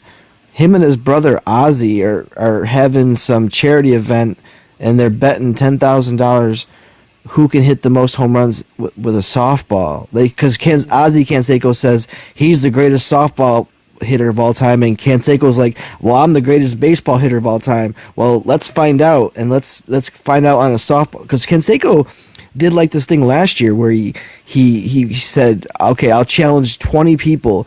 If you can hit a softball farther than me, then I forgot what it was, but you'll get something. And it didn't happen. And all these people tried, and it was like this big pay-per-view event. I think it was I saw something on TikTok where Canseco was out hitting balls, and it was just like, oh my God. Still crushing him. He can still crush. Frank Thomas, oh my God, I love Frank, especially when he came to the A's. I feel like he had like a little bit of rejuvenation year when he came to Oakland. Like, Albert Bell. I love, man. oh, Albert, I love Oh, yeah. Albert Bell. don't sleep that White Sox team. That White Sox team that won the World Series, what, in 2005 Five. or yeah, that was a nasty team. Like that was Had Nerco and yeah, even Knurk, yeah. Mark Burley, Burley. Yeah. even I Ken. like, I mean, I'm sorry. no, go ahead. Yeah, Sorry. I'm saying I like Matt Williams' swing. Oh, there's a name I know. Oh, He Matt, was a player. I like Matt Williams. Yeah, Matt Williams was a tough guy. Matt Williams, there's a lot of huge first basemen. Adam Dunn could crush the ball. Yes, sir. Zombie. Cecil Fielder. How about let's talk about Cecil Fielder, Prince Fielder. I mean, yeah, Jason Giambi. Zombie. Mo Johnson. What is it? Mo Johnson? Mo Vaughn. Mo Vaughn. That's it. Mo Vaughn. Yeah. He had that. Fuck doesn't that. Oh yeah, but he had that. He had Fenway Park to that short field in Fenway Park to just crush the ball. Oh, but he played for the. I think he played for the Angels too, and didn't do much either. Yeah. I think the Red Sox was his bread and butter career. Yes, sir. Bo. Bo Jackson. I mean, if that tackle doesn't happen and he doesn't hurt his hip, he could have been the greatest baseball player and football. Like he's still a good football player. Like obviously one of the greats, but his career could have been so much more. Yeah, I was watching that game when it happened too. Oof. Oh man. I mean, hell, even Deion Sanders played. He would play for the. I don't know if it was vice versa. He would play for the Yankees and then and then go play for the Falcons later on that night, or vice versa. Like crazy. The Braves. He played for the Yankees too, I think, and I think he traveled. Yeah, Yankee. Yeah. Yeah. Yeah, he was great. Yep. Oh man. I don't think two sport athletes can ever exist again. I don't think so. It might be a two position. The two positions. Yeah. Yeah, maybe. Shohei. Travis Hunter. Travis Hunter about to play offense, defense. But yeah, Shohei. It's crazy. That's. Yeah. Yeah. That's the one thing I always didn't understand in the National League, why they don't have a DH hitter. That's like an extra 20, 30 home runs to a player possible. I just never understood that, why they had the pitchers. That's why the National League's so tough. But they have a DH now. They eliminated the pitcher from hitting now. Right. Oh, did He's they? right. He's right. Oh, geez. Yeah, but Yeah. Shohei just pitches and hits anyways. He's just a hitter. He still hits. Like, yeah, they changed that DH thing like 5 years ago, maybe. Oh my god. Yeah. The baseball rules are different. They're eliminating a lot of rules, like pitch time, all that shit. The Yep. pitch time, the extra inning. The Oh, man, the bigger bases now to promote stealing. man, I really miss staying up till like 3:30 in the morning, and the White Sox are in the 17th inning. Dude, when they used to play out at Oakland, and they would go extra innings. So, Oh, yeah, I remember watching a lot of 15, 16 inning games, and obviously, my nights are late because when they're home, they start at 10 o'clock at night. So in the East, so I'm up late every time watching them. Like, and to talk about Oakland, can you imagine if Kyler Murray, because he was drafted by the Oakland A's, if first round pick, if he didn't play football and he played baseball instead, like where Kyler Murray would be ranked at. I mean, He was a pretty good shortstop. I'm just saying. I'm surprised he didn't try to play two sports. Well, he signed. He signed for like $1 million or $3 million or something. He had to give some of that money back when he decided not to pursue baseball. Yeah. He had to pay back that money. Yeah.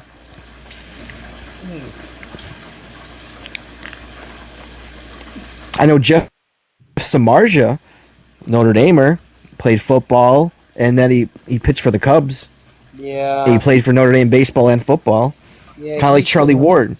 Charlie Ward. That's what I was about to say. Charlie Speaking Ward. of two sport, Yeah. greatest Heisman Trophy winner, right? I think Samardzija would have had a better football career. You think?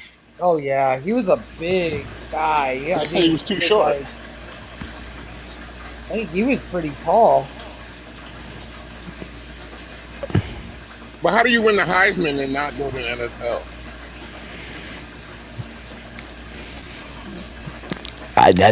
See, I guess we'll never know.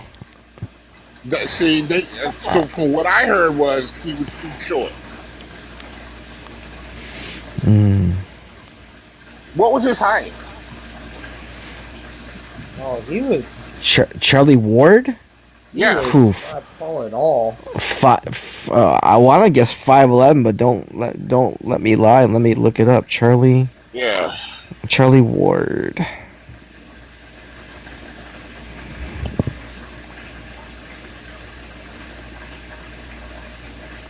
He is 6'2", 190, so he's not that short. Wow. Yeah. 6'2". But he was no. So what was the reason why he didn't play in the NFL? Let's look that up. All I remember that one big game when it was Florida State at Notre Dame, and it was Charlie Ward versus Kevin McDougal at quarterback. You remember that movie guy? Yeah. And Notre Dame won.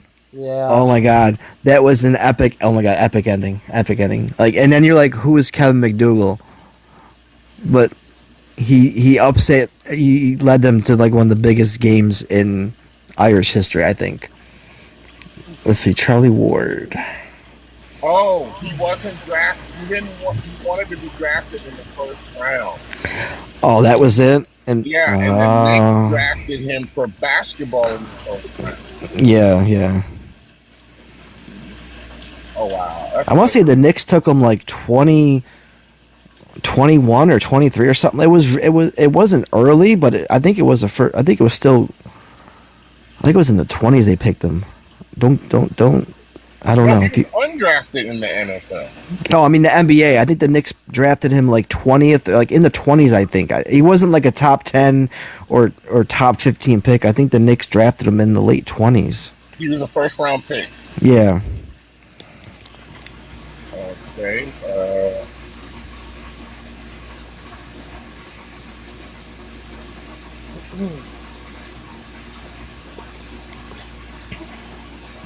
26. He was 26 pick. Yeah, 26. And then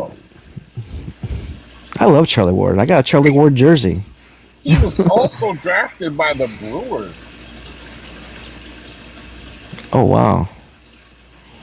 Holy shit. Well, Russell Wilson wasn't he drafted by the Yankees too? I think so. What about Drew Henson? Fuck Michigan. right, movie guy. Fuck Michigan. Yeah. I was looking up players who decide to do one sport and play the other, because Macho Man started out as a baseball player for the St. Louis Cardinals in the minor league. What would that have been like? What if Danny Ainge played baseball? Because he got drafted too. Yeah, he did. He played for the Blue Jays. Yep. I think he played for a little bit. Yeah, he did. I think he played minor league. I had his baseball card.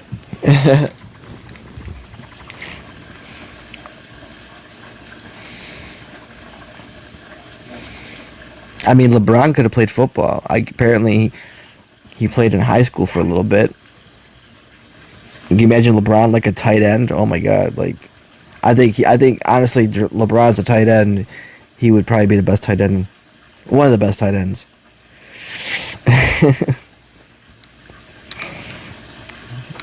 And there'd be no LeBron in basketball. We don't have to worry about the debates anymore. Oh, Yeah, he was drafted, Danny Ainge was drafted in the 15th round of the 77th draft. Danny Ainge played 3 years for the Blue Jays from 79 to 81. Oh wow! I remember someone posting, because you mentioned Macho Man. I remember someone posting the Macho Man because he has a baseball card out there or something. yeah, he has a baseball card. Maybe, yeah. I've seen it. Let's see. I actually had that up. I was going to look up Macho Man's stats here. I just had it up a second ago, and then I went to Danny Ainge. Look up, because I don't think he ever made it into the majors. He was just in the minors.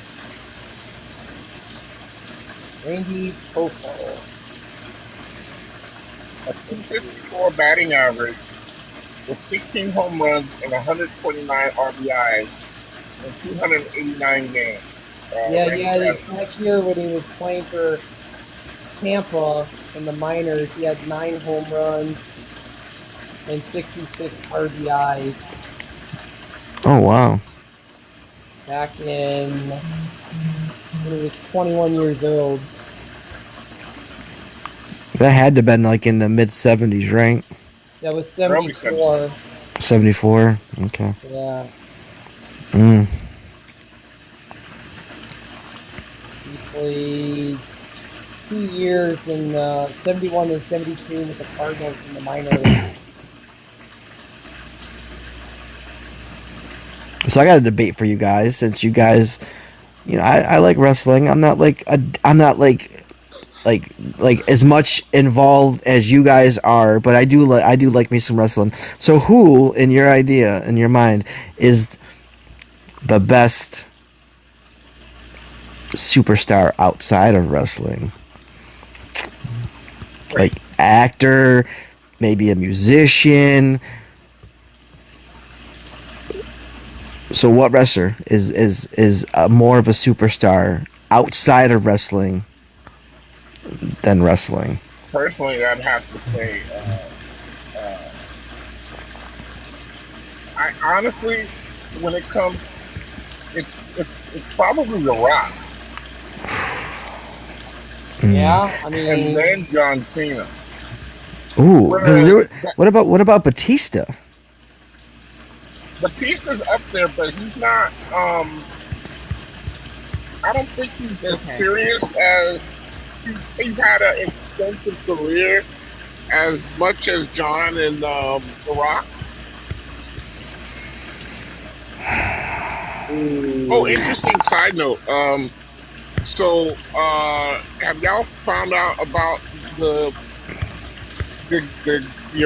real life person walking tall? Okay, so it came out a couple of days ago that they found out that this dude actually murdered his wife, and he may have not been a good guy after all. oh wow. So yeah, because The Rock played the walking tall guy, and Joe Don Baker and all of that. So if you know the story, or you've seen the movie, he was this guy fighting crime, and he eventually got killed years later. But yeah, come to find out, yeah, they said he actually murdered. He wasn't a good guy after all. Oh wow! But I think somebody's lying to fuck up his legacy. Well, I know I got an answer out of wrestling, and it's a classic of mine. Love it. 1988, Rowdy Piper and John Carpenter's They Live. They Live. Oh. Yeah. Love that movie. Time to Oof. kick ass and chew bubble gum. But All out of love. But there you go. Yep. Mm. I love that movie. Yep. Oh, see, I'm torn. I like. Oh, Put the see, glasses on. see, I'm not. I'm not thinking just acting. When he's telling Keith David, put the glasses on. He's like, no, I'm not putting these on. And then he goes in the alley. That was a great fucking fight, Yeah. bro. Yeah. I'm gonna have to watch that again now. I kind of wanna Yeah. check that out. Yeah, I love that movie. I think Chris Jericho is between his band, and he's been in some movies. He's been in some, he's been in Terrifier. Like he's been in some big movies, and his band is not something to sleep at. Like I think people. Fozzy, yeah. It's pretty good. I mean, obviously, everyone says The Rock because of the glam, the Hollywood this and that, and John Cena. But I think Batista's a close second. Batista was in one of the best franchises in the Guardians of the Galaxy. Agreed. Like that's huge, and I like that movie. What was it? Knock at the Cabin. Like I think he played that part. Like he can switch. He can go from a comedic dumb role to playing like a serious role, more so than like I think Cena or The Rock. Batista and Dune. Oh yeah. I even knew it was a small role, but it was like in Blade Runner 2047 when him and Ryan Gosling was going at it, when he was going after him because he was a replicant. They had to fight.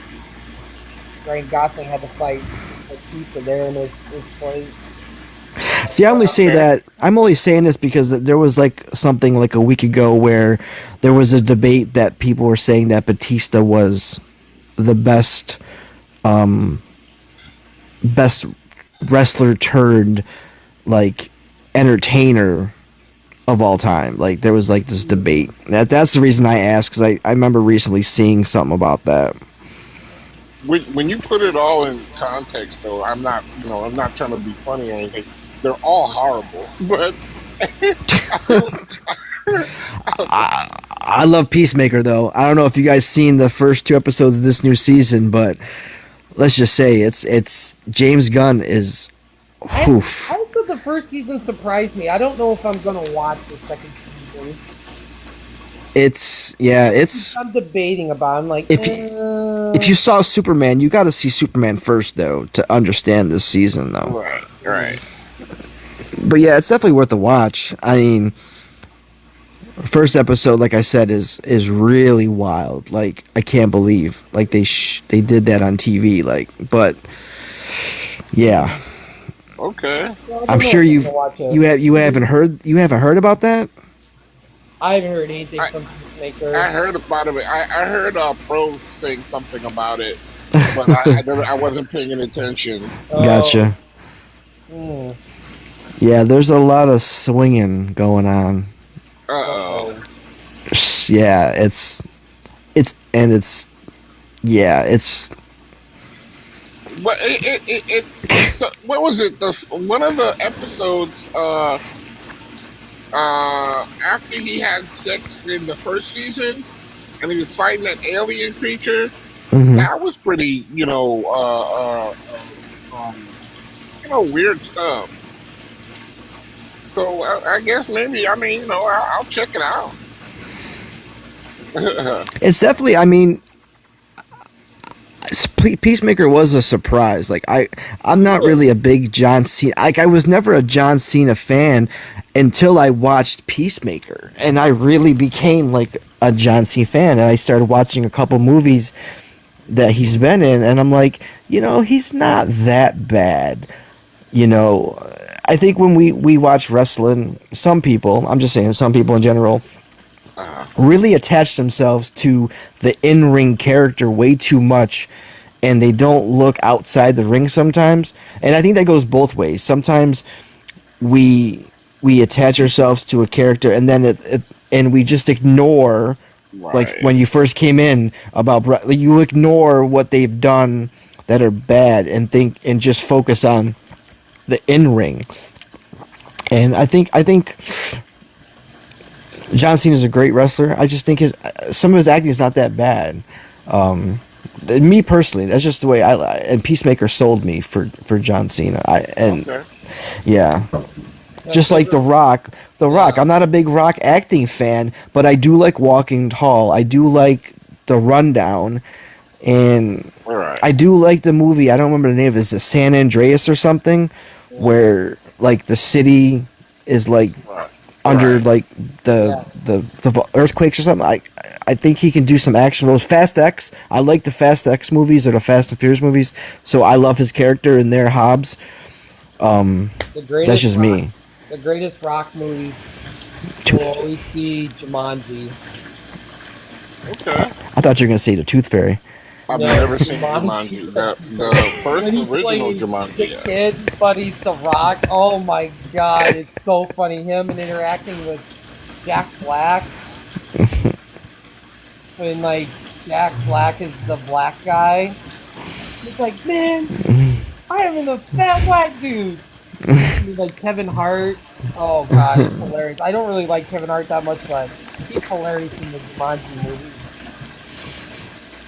Kevin Hart and Rock do have a good chemistry together. They do. They are funny on screen. I gotta admit. You may not like the movies, but they're kind of funny. Yeah, love it. I'm so happy they're finally doing the next Jumanji movie. Finally, I've been waiting for years because it trailed off and then it was just like nothing. And it had an after credit scene and it was just like, oh. And then finally they're doing it. So I'm so happy that they're finally doing the next Jumanji movie after all these years. What's your guys' thoughts on like I know we're getting off of football, but like, what's your thoughts on like AI and possibly using AI to bring back a franchise of characters that maybe have passed away? Like, what's your? Because you mentioned Jumanji. What if Robin Williams' character comes back somehow and it's AI?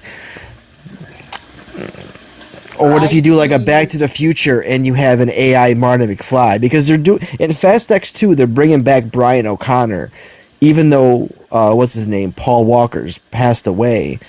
So AI is being created to bring these characters back to life. Are you okay with that, or do you not like that as Not- as movie guys?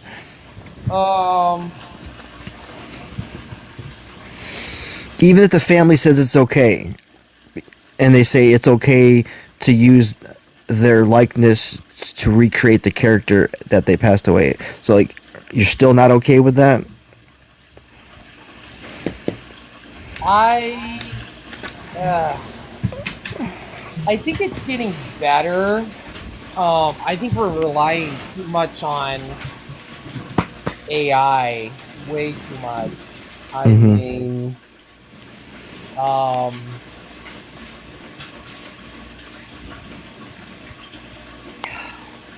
It looks really. I mean, some things look really. I mean, I'm okay Fucking for real. it. Like James Earl Jones gave his okay to use his voice, so I guess they would AI it if they're going to use Vader in future projects. So I think that's awesome. Like I thought Tarkin from Rogue One looked really good. I was just so blown away. I mean, obviously it looked really rough in Tron Legacy of Jeff Bridges, but that was early on. I don't know. Like, could we ever see John Wayne in another movie or or something? Or it's just really weird. It's I don't know how I feel about it. I really don't. I'm just kind of in the middle. Like I like it, but I don't like it. Like I really I saw it today or like last night when I was laying in bed and was about to pass out. They did like a really good technology AI, and they brought back they did a top 20, all time, most ruthless gangsters, and they took their real life pictures and used AI, and it was just scary. I was like, Al Capone looked like Al Capone in AI, how he did in the picture, or like Lucky Luciano. It was just like, oh my god, But I don't know. Like I really don't know. Speaking of gangsters, what's your guys' thoughts on them doing a Scarface reboot? I, in this day and age, you have to make it work to the point where there has to be somebody as great of an actor to make it, make it Well, viable again. well, Man, I'll I'm tell you. sorry. I'll tell you who they cast. Who wants to take over and not only act and play Scarface, but help produce or direct is Danny Ramirez, who played Falcon in the Winter Soldier or the Captain America Yeah. movies. Because at first I off, it was going to be Denzel, and I was like, that's awful. That's a see. dumb choice. I thought it was gonna be. I see it. I thought it was gonna be that dude that played. Was it Diego Luna? He wanted to play Scar. There was rumors that he was gonna be Scarface like years ago. When I mean like 5 or 6. I think some movies are untouchable, not to remake. I think like Agreed. Agreed. Scarface, Back to the Future, Godfather, things like that. Like those are Agreed. groundbreaking movies. Like Dune was. See, I like even Labyrinth. They want to remake Labyrinth or do a sequel. Like let it. Some movies don't need it. Let it go. Happy Gilmore 2 shouldn't have happened. It was unnecessary. I didn't even like waste my time. Oh yeah, it you don't want it. I mean, if you want to laugh, you'll laugh for like an hour and a half. But was it necessary? I don't know, and I don't want to spoil it if none of y'all have seen it. But I guess it's a watch just to watch it. But some of these sequels that take place 35 years doesn't make sense. I heard they overdid with the cameos. They did, yeah, they did overdo it, yeah. It's like Um, the jokes from the first movie were funny, like the first movie were funny, but then when you try to recreate that times 10, it was just Like the son of the trainer. oh What? yeah, because that was the dude that was in Breaking Bad. He was Yeah. Saul's like security guy. Like it was too much. Like the jokes in the Eminem was too much. Yeah, Yeah, like yeah. like you gotta just watch. I mean, maybe just to watch it to experience it, and then just forget about it. I used to be like a really big Adam Sandler fan, but I like his drama stuff like a lot. Like I don't know if you ever seen Rain on Me. Oh, it's so good. It's so sad though. Oh my god, like such sad movie. Never saw that. Only one I really like is that Diamond one. That was really good. Uncut Gems. Yeah, Yeah, Hidden the only Gems. bad thing is it's like it's Adam Sandler and Don Cheadle, and they used to be in school together, college together, in dentistry, and then um, I think he dropped out, and he sees Don Cheadle, and they start hanging out, and he's by himself. All he does is flex vinyls and plays Xbox. That's all he does. And then it's like he doesn't have anybody in his life. And then Liv Tyler's in it, plays a psychiatrist or whatever. And then it's just trying to, because he lost his family, he lost his 2 daughters, his wife, and even the dog in 9/11 attacks in Pennsylvania. So it just like ruined him, and he just kind of just lost it. And he just would not open. And then one day it was just like they were sitting and trying to get him to go join Liv Tyler. They go into the office and she opens the door, and then Don Cheadle's sitting there reading the magazine. And that's when he finally opens up and starts talking. He goes, I remember that morning we were having breakfast and he opens up and talks about that whole morning. But I was like, wow, that is so sad. It's like but a deep emotional movie. yeah. I'll have He to finally watch it. opens up and talks about like how, and then his aunt, I think it's his aunt or something, wants to have him committed, like Adam Sandler, because it's so like he can't take care of himself, So Oh wow. he just kind of that happened, and he just like, he just was gone, like his whole self. He dropped out of college or whatever, dentistry and just everything. He just just was like Dang. just devastated him.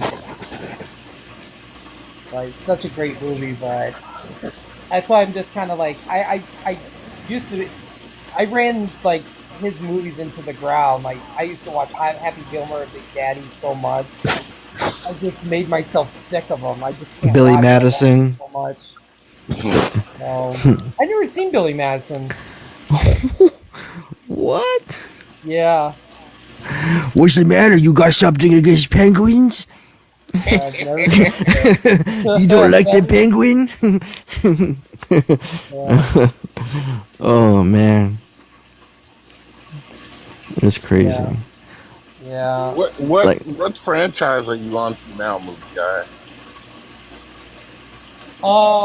I am not really watching anything franchise. I'm gonna be gearing up. I mean, I watch horror movies all year long, but once it's getting close to Halloween, I start cranking them out. Usually this month, so I usually start cranking out horror movies every night. But I've just been so tired, I just don't want to do anything. I just want to lay in bed and go to sleep or something. Or mhm. I haven't even Understood. played video games in so long. I just haven't had the energy to do that. So, but I mean, the only franchise I'm watching right now, I mean, I'm watching Alien Earth. That's on FX, Hulu. I have yet to see that. I have to watch. There's Uh, another movie coming out, or another show, I should say. It's got like Ethan Hawke. Is it called like the Lost or something? Or That it looks looks good. it looks pretty. I can't remember the. I don't remember the title, but I saw the commercial for it yesterday, and Is it on Prime or Paramount? no, Something? it's on Hulu, and it looks pretty Oh, I badass. have to look for it. Yeah, let me see if I can find it. Get the name of it. That's it.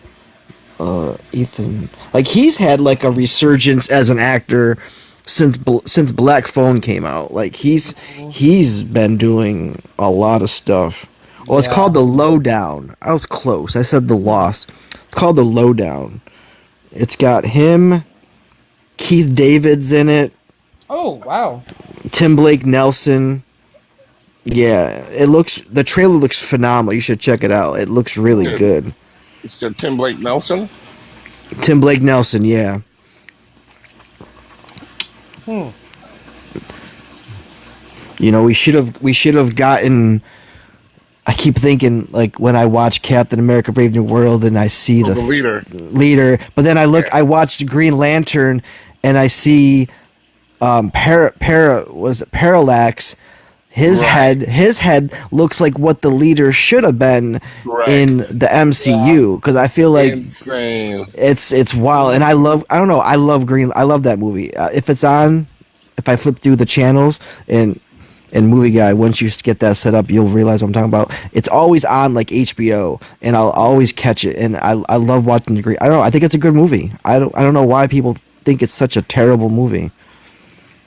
I don't know. I thought Doctor Strange, when I first saw it, I was like, this movie sucks. Watched it again, I was like, oh my god, this is a great fucking movie. Same. It's so visual. It's visually like it's like amazing to watch. Oh And yeah. It's the second time you watch it, you do appreciate it more. I will definitely give you that. I love it.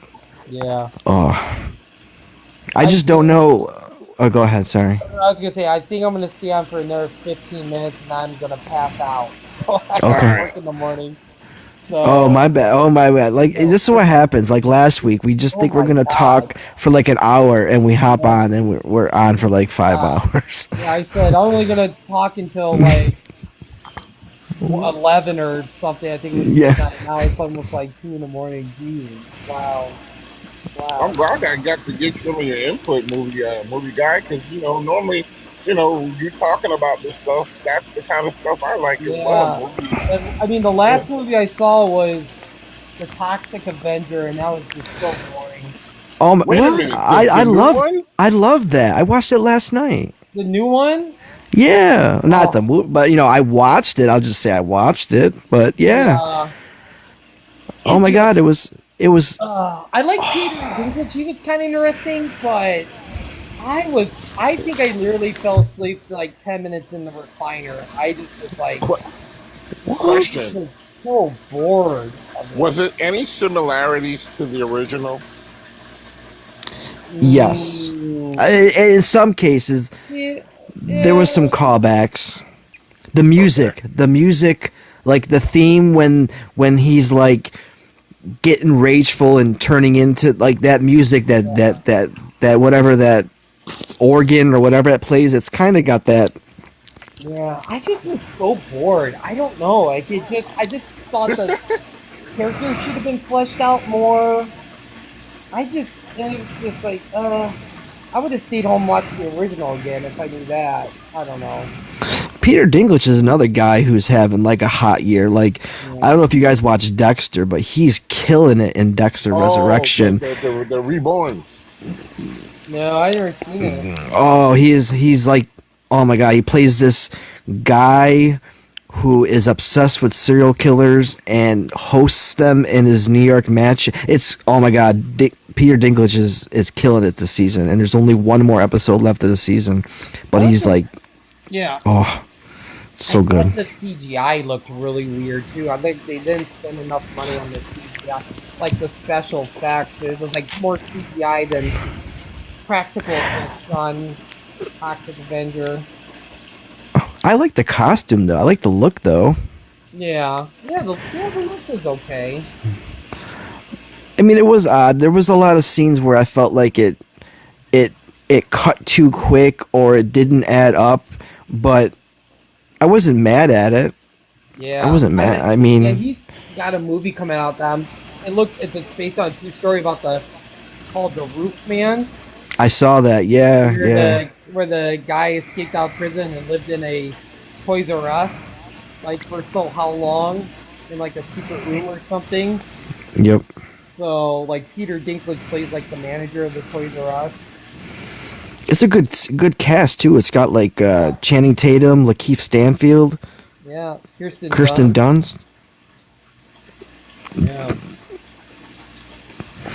I always liked him as an actor. I thought he was awesome in obviously Game of Thrones, but like even like Elf, he played a funny character in Elf. Like he's been in so many random movies yeah, that people just don't appreciate him. yeah. He was in Thor, like he was the Elitri or something, Dimitri or whatever, that elf that made Thor's new hammer. Yeah. All right. I see he's fading. Yeah. It was fun. I think I follow you, but if I don't, then I'm gonna follow you because I just followed you. you did okay. I'm gonna follow you back because you're definitely, like I said, I've seen you I in. was fading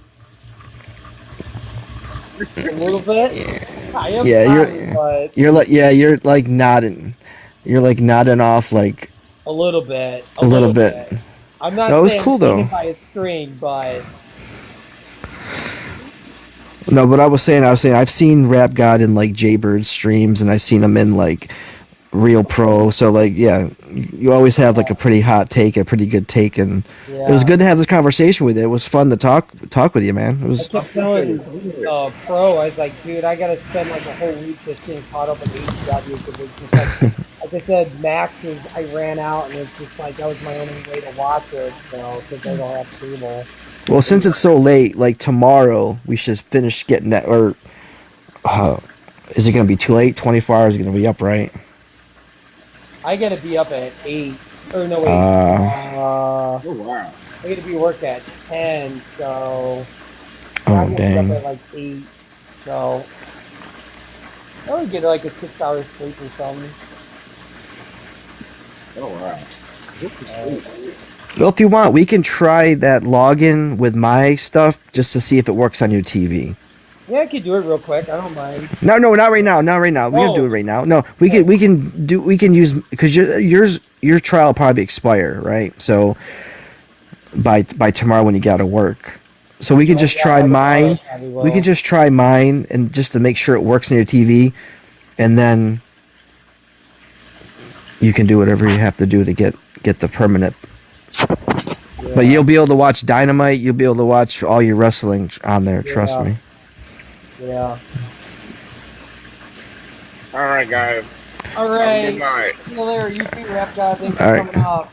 Have a good night, Rep Guy. Yeah, Appreciate take it. care. Yeah, that was cool, man. That was cool. I've never really I chatted with him in the chat, but never really had Yeah. anything extensive. He's a cool guy. Yep. Yeah. Yeah. Okay. Yeah, it's a cool dude. All right. Plus, his name is Thanos. I mean, who doesn't love Thanos? All right, man. I'll let you go. It's been fun. Yeah, it's been fun. So yeah, I'll let you know. Oh yeah, because I'm gonna be busy Tuesday, so I'll have to get my schedule tomorrow. And Wednesday I should be free for next week when we recap everything. So it'll be fun but Yeah, I think once we get into the flow of recapping, yeah. there'll be like less of that like introduction stuff and more of Yeah. like getting into the meat of it. Yeah. I mean, it's up to you. I mean, I'm okay right now. If you want to just try something real quick, if it's all right, we can head If you out. want to disconnect here, if you want to disconnect from here and just call me and Okay. we can try to get it hooked up. Okay, we'll see what happens. So, all right. All right, That was TikTok. fun. It was fun. Go drop movie guy a follow. Yeah. Go drop him a follow. Cool. And then next week, the madness continues. Exactly. So, all right, Dadpool. Thanks All right. for being on and everything, and Yeah, no problem. we'll see you guys. We'll see you guys next week. All right. Have a good night. Good night. Bye.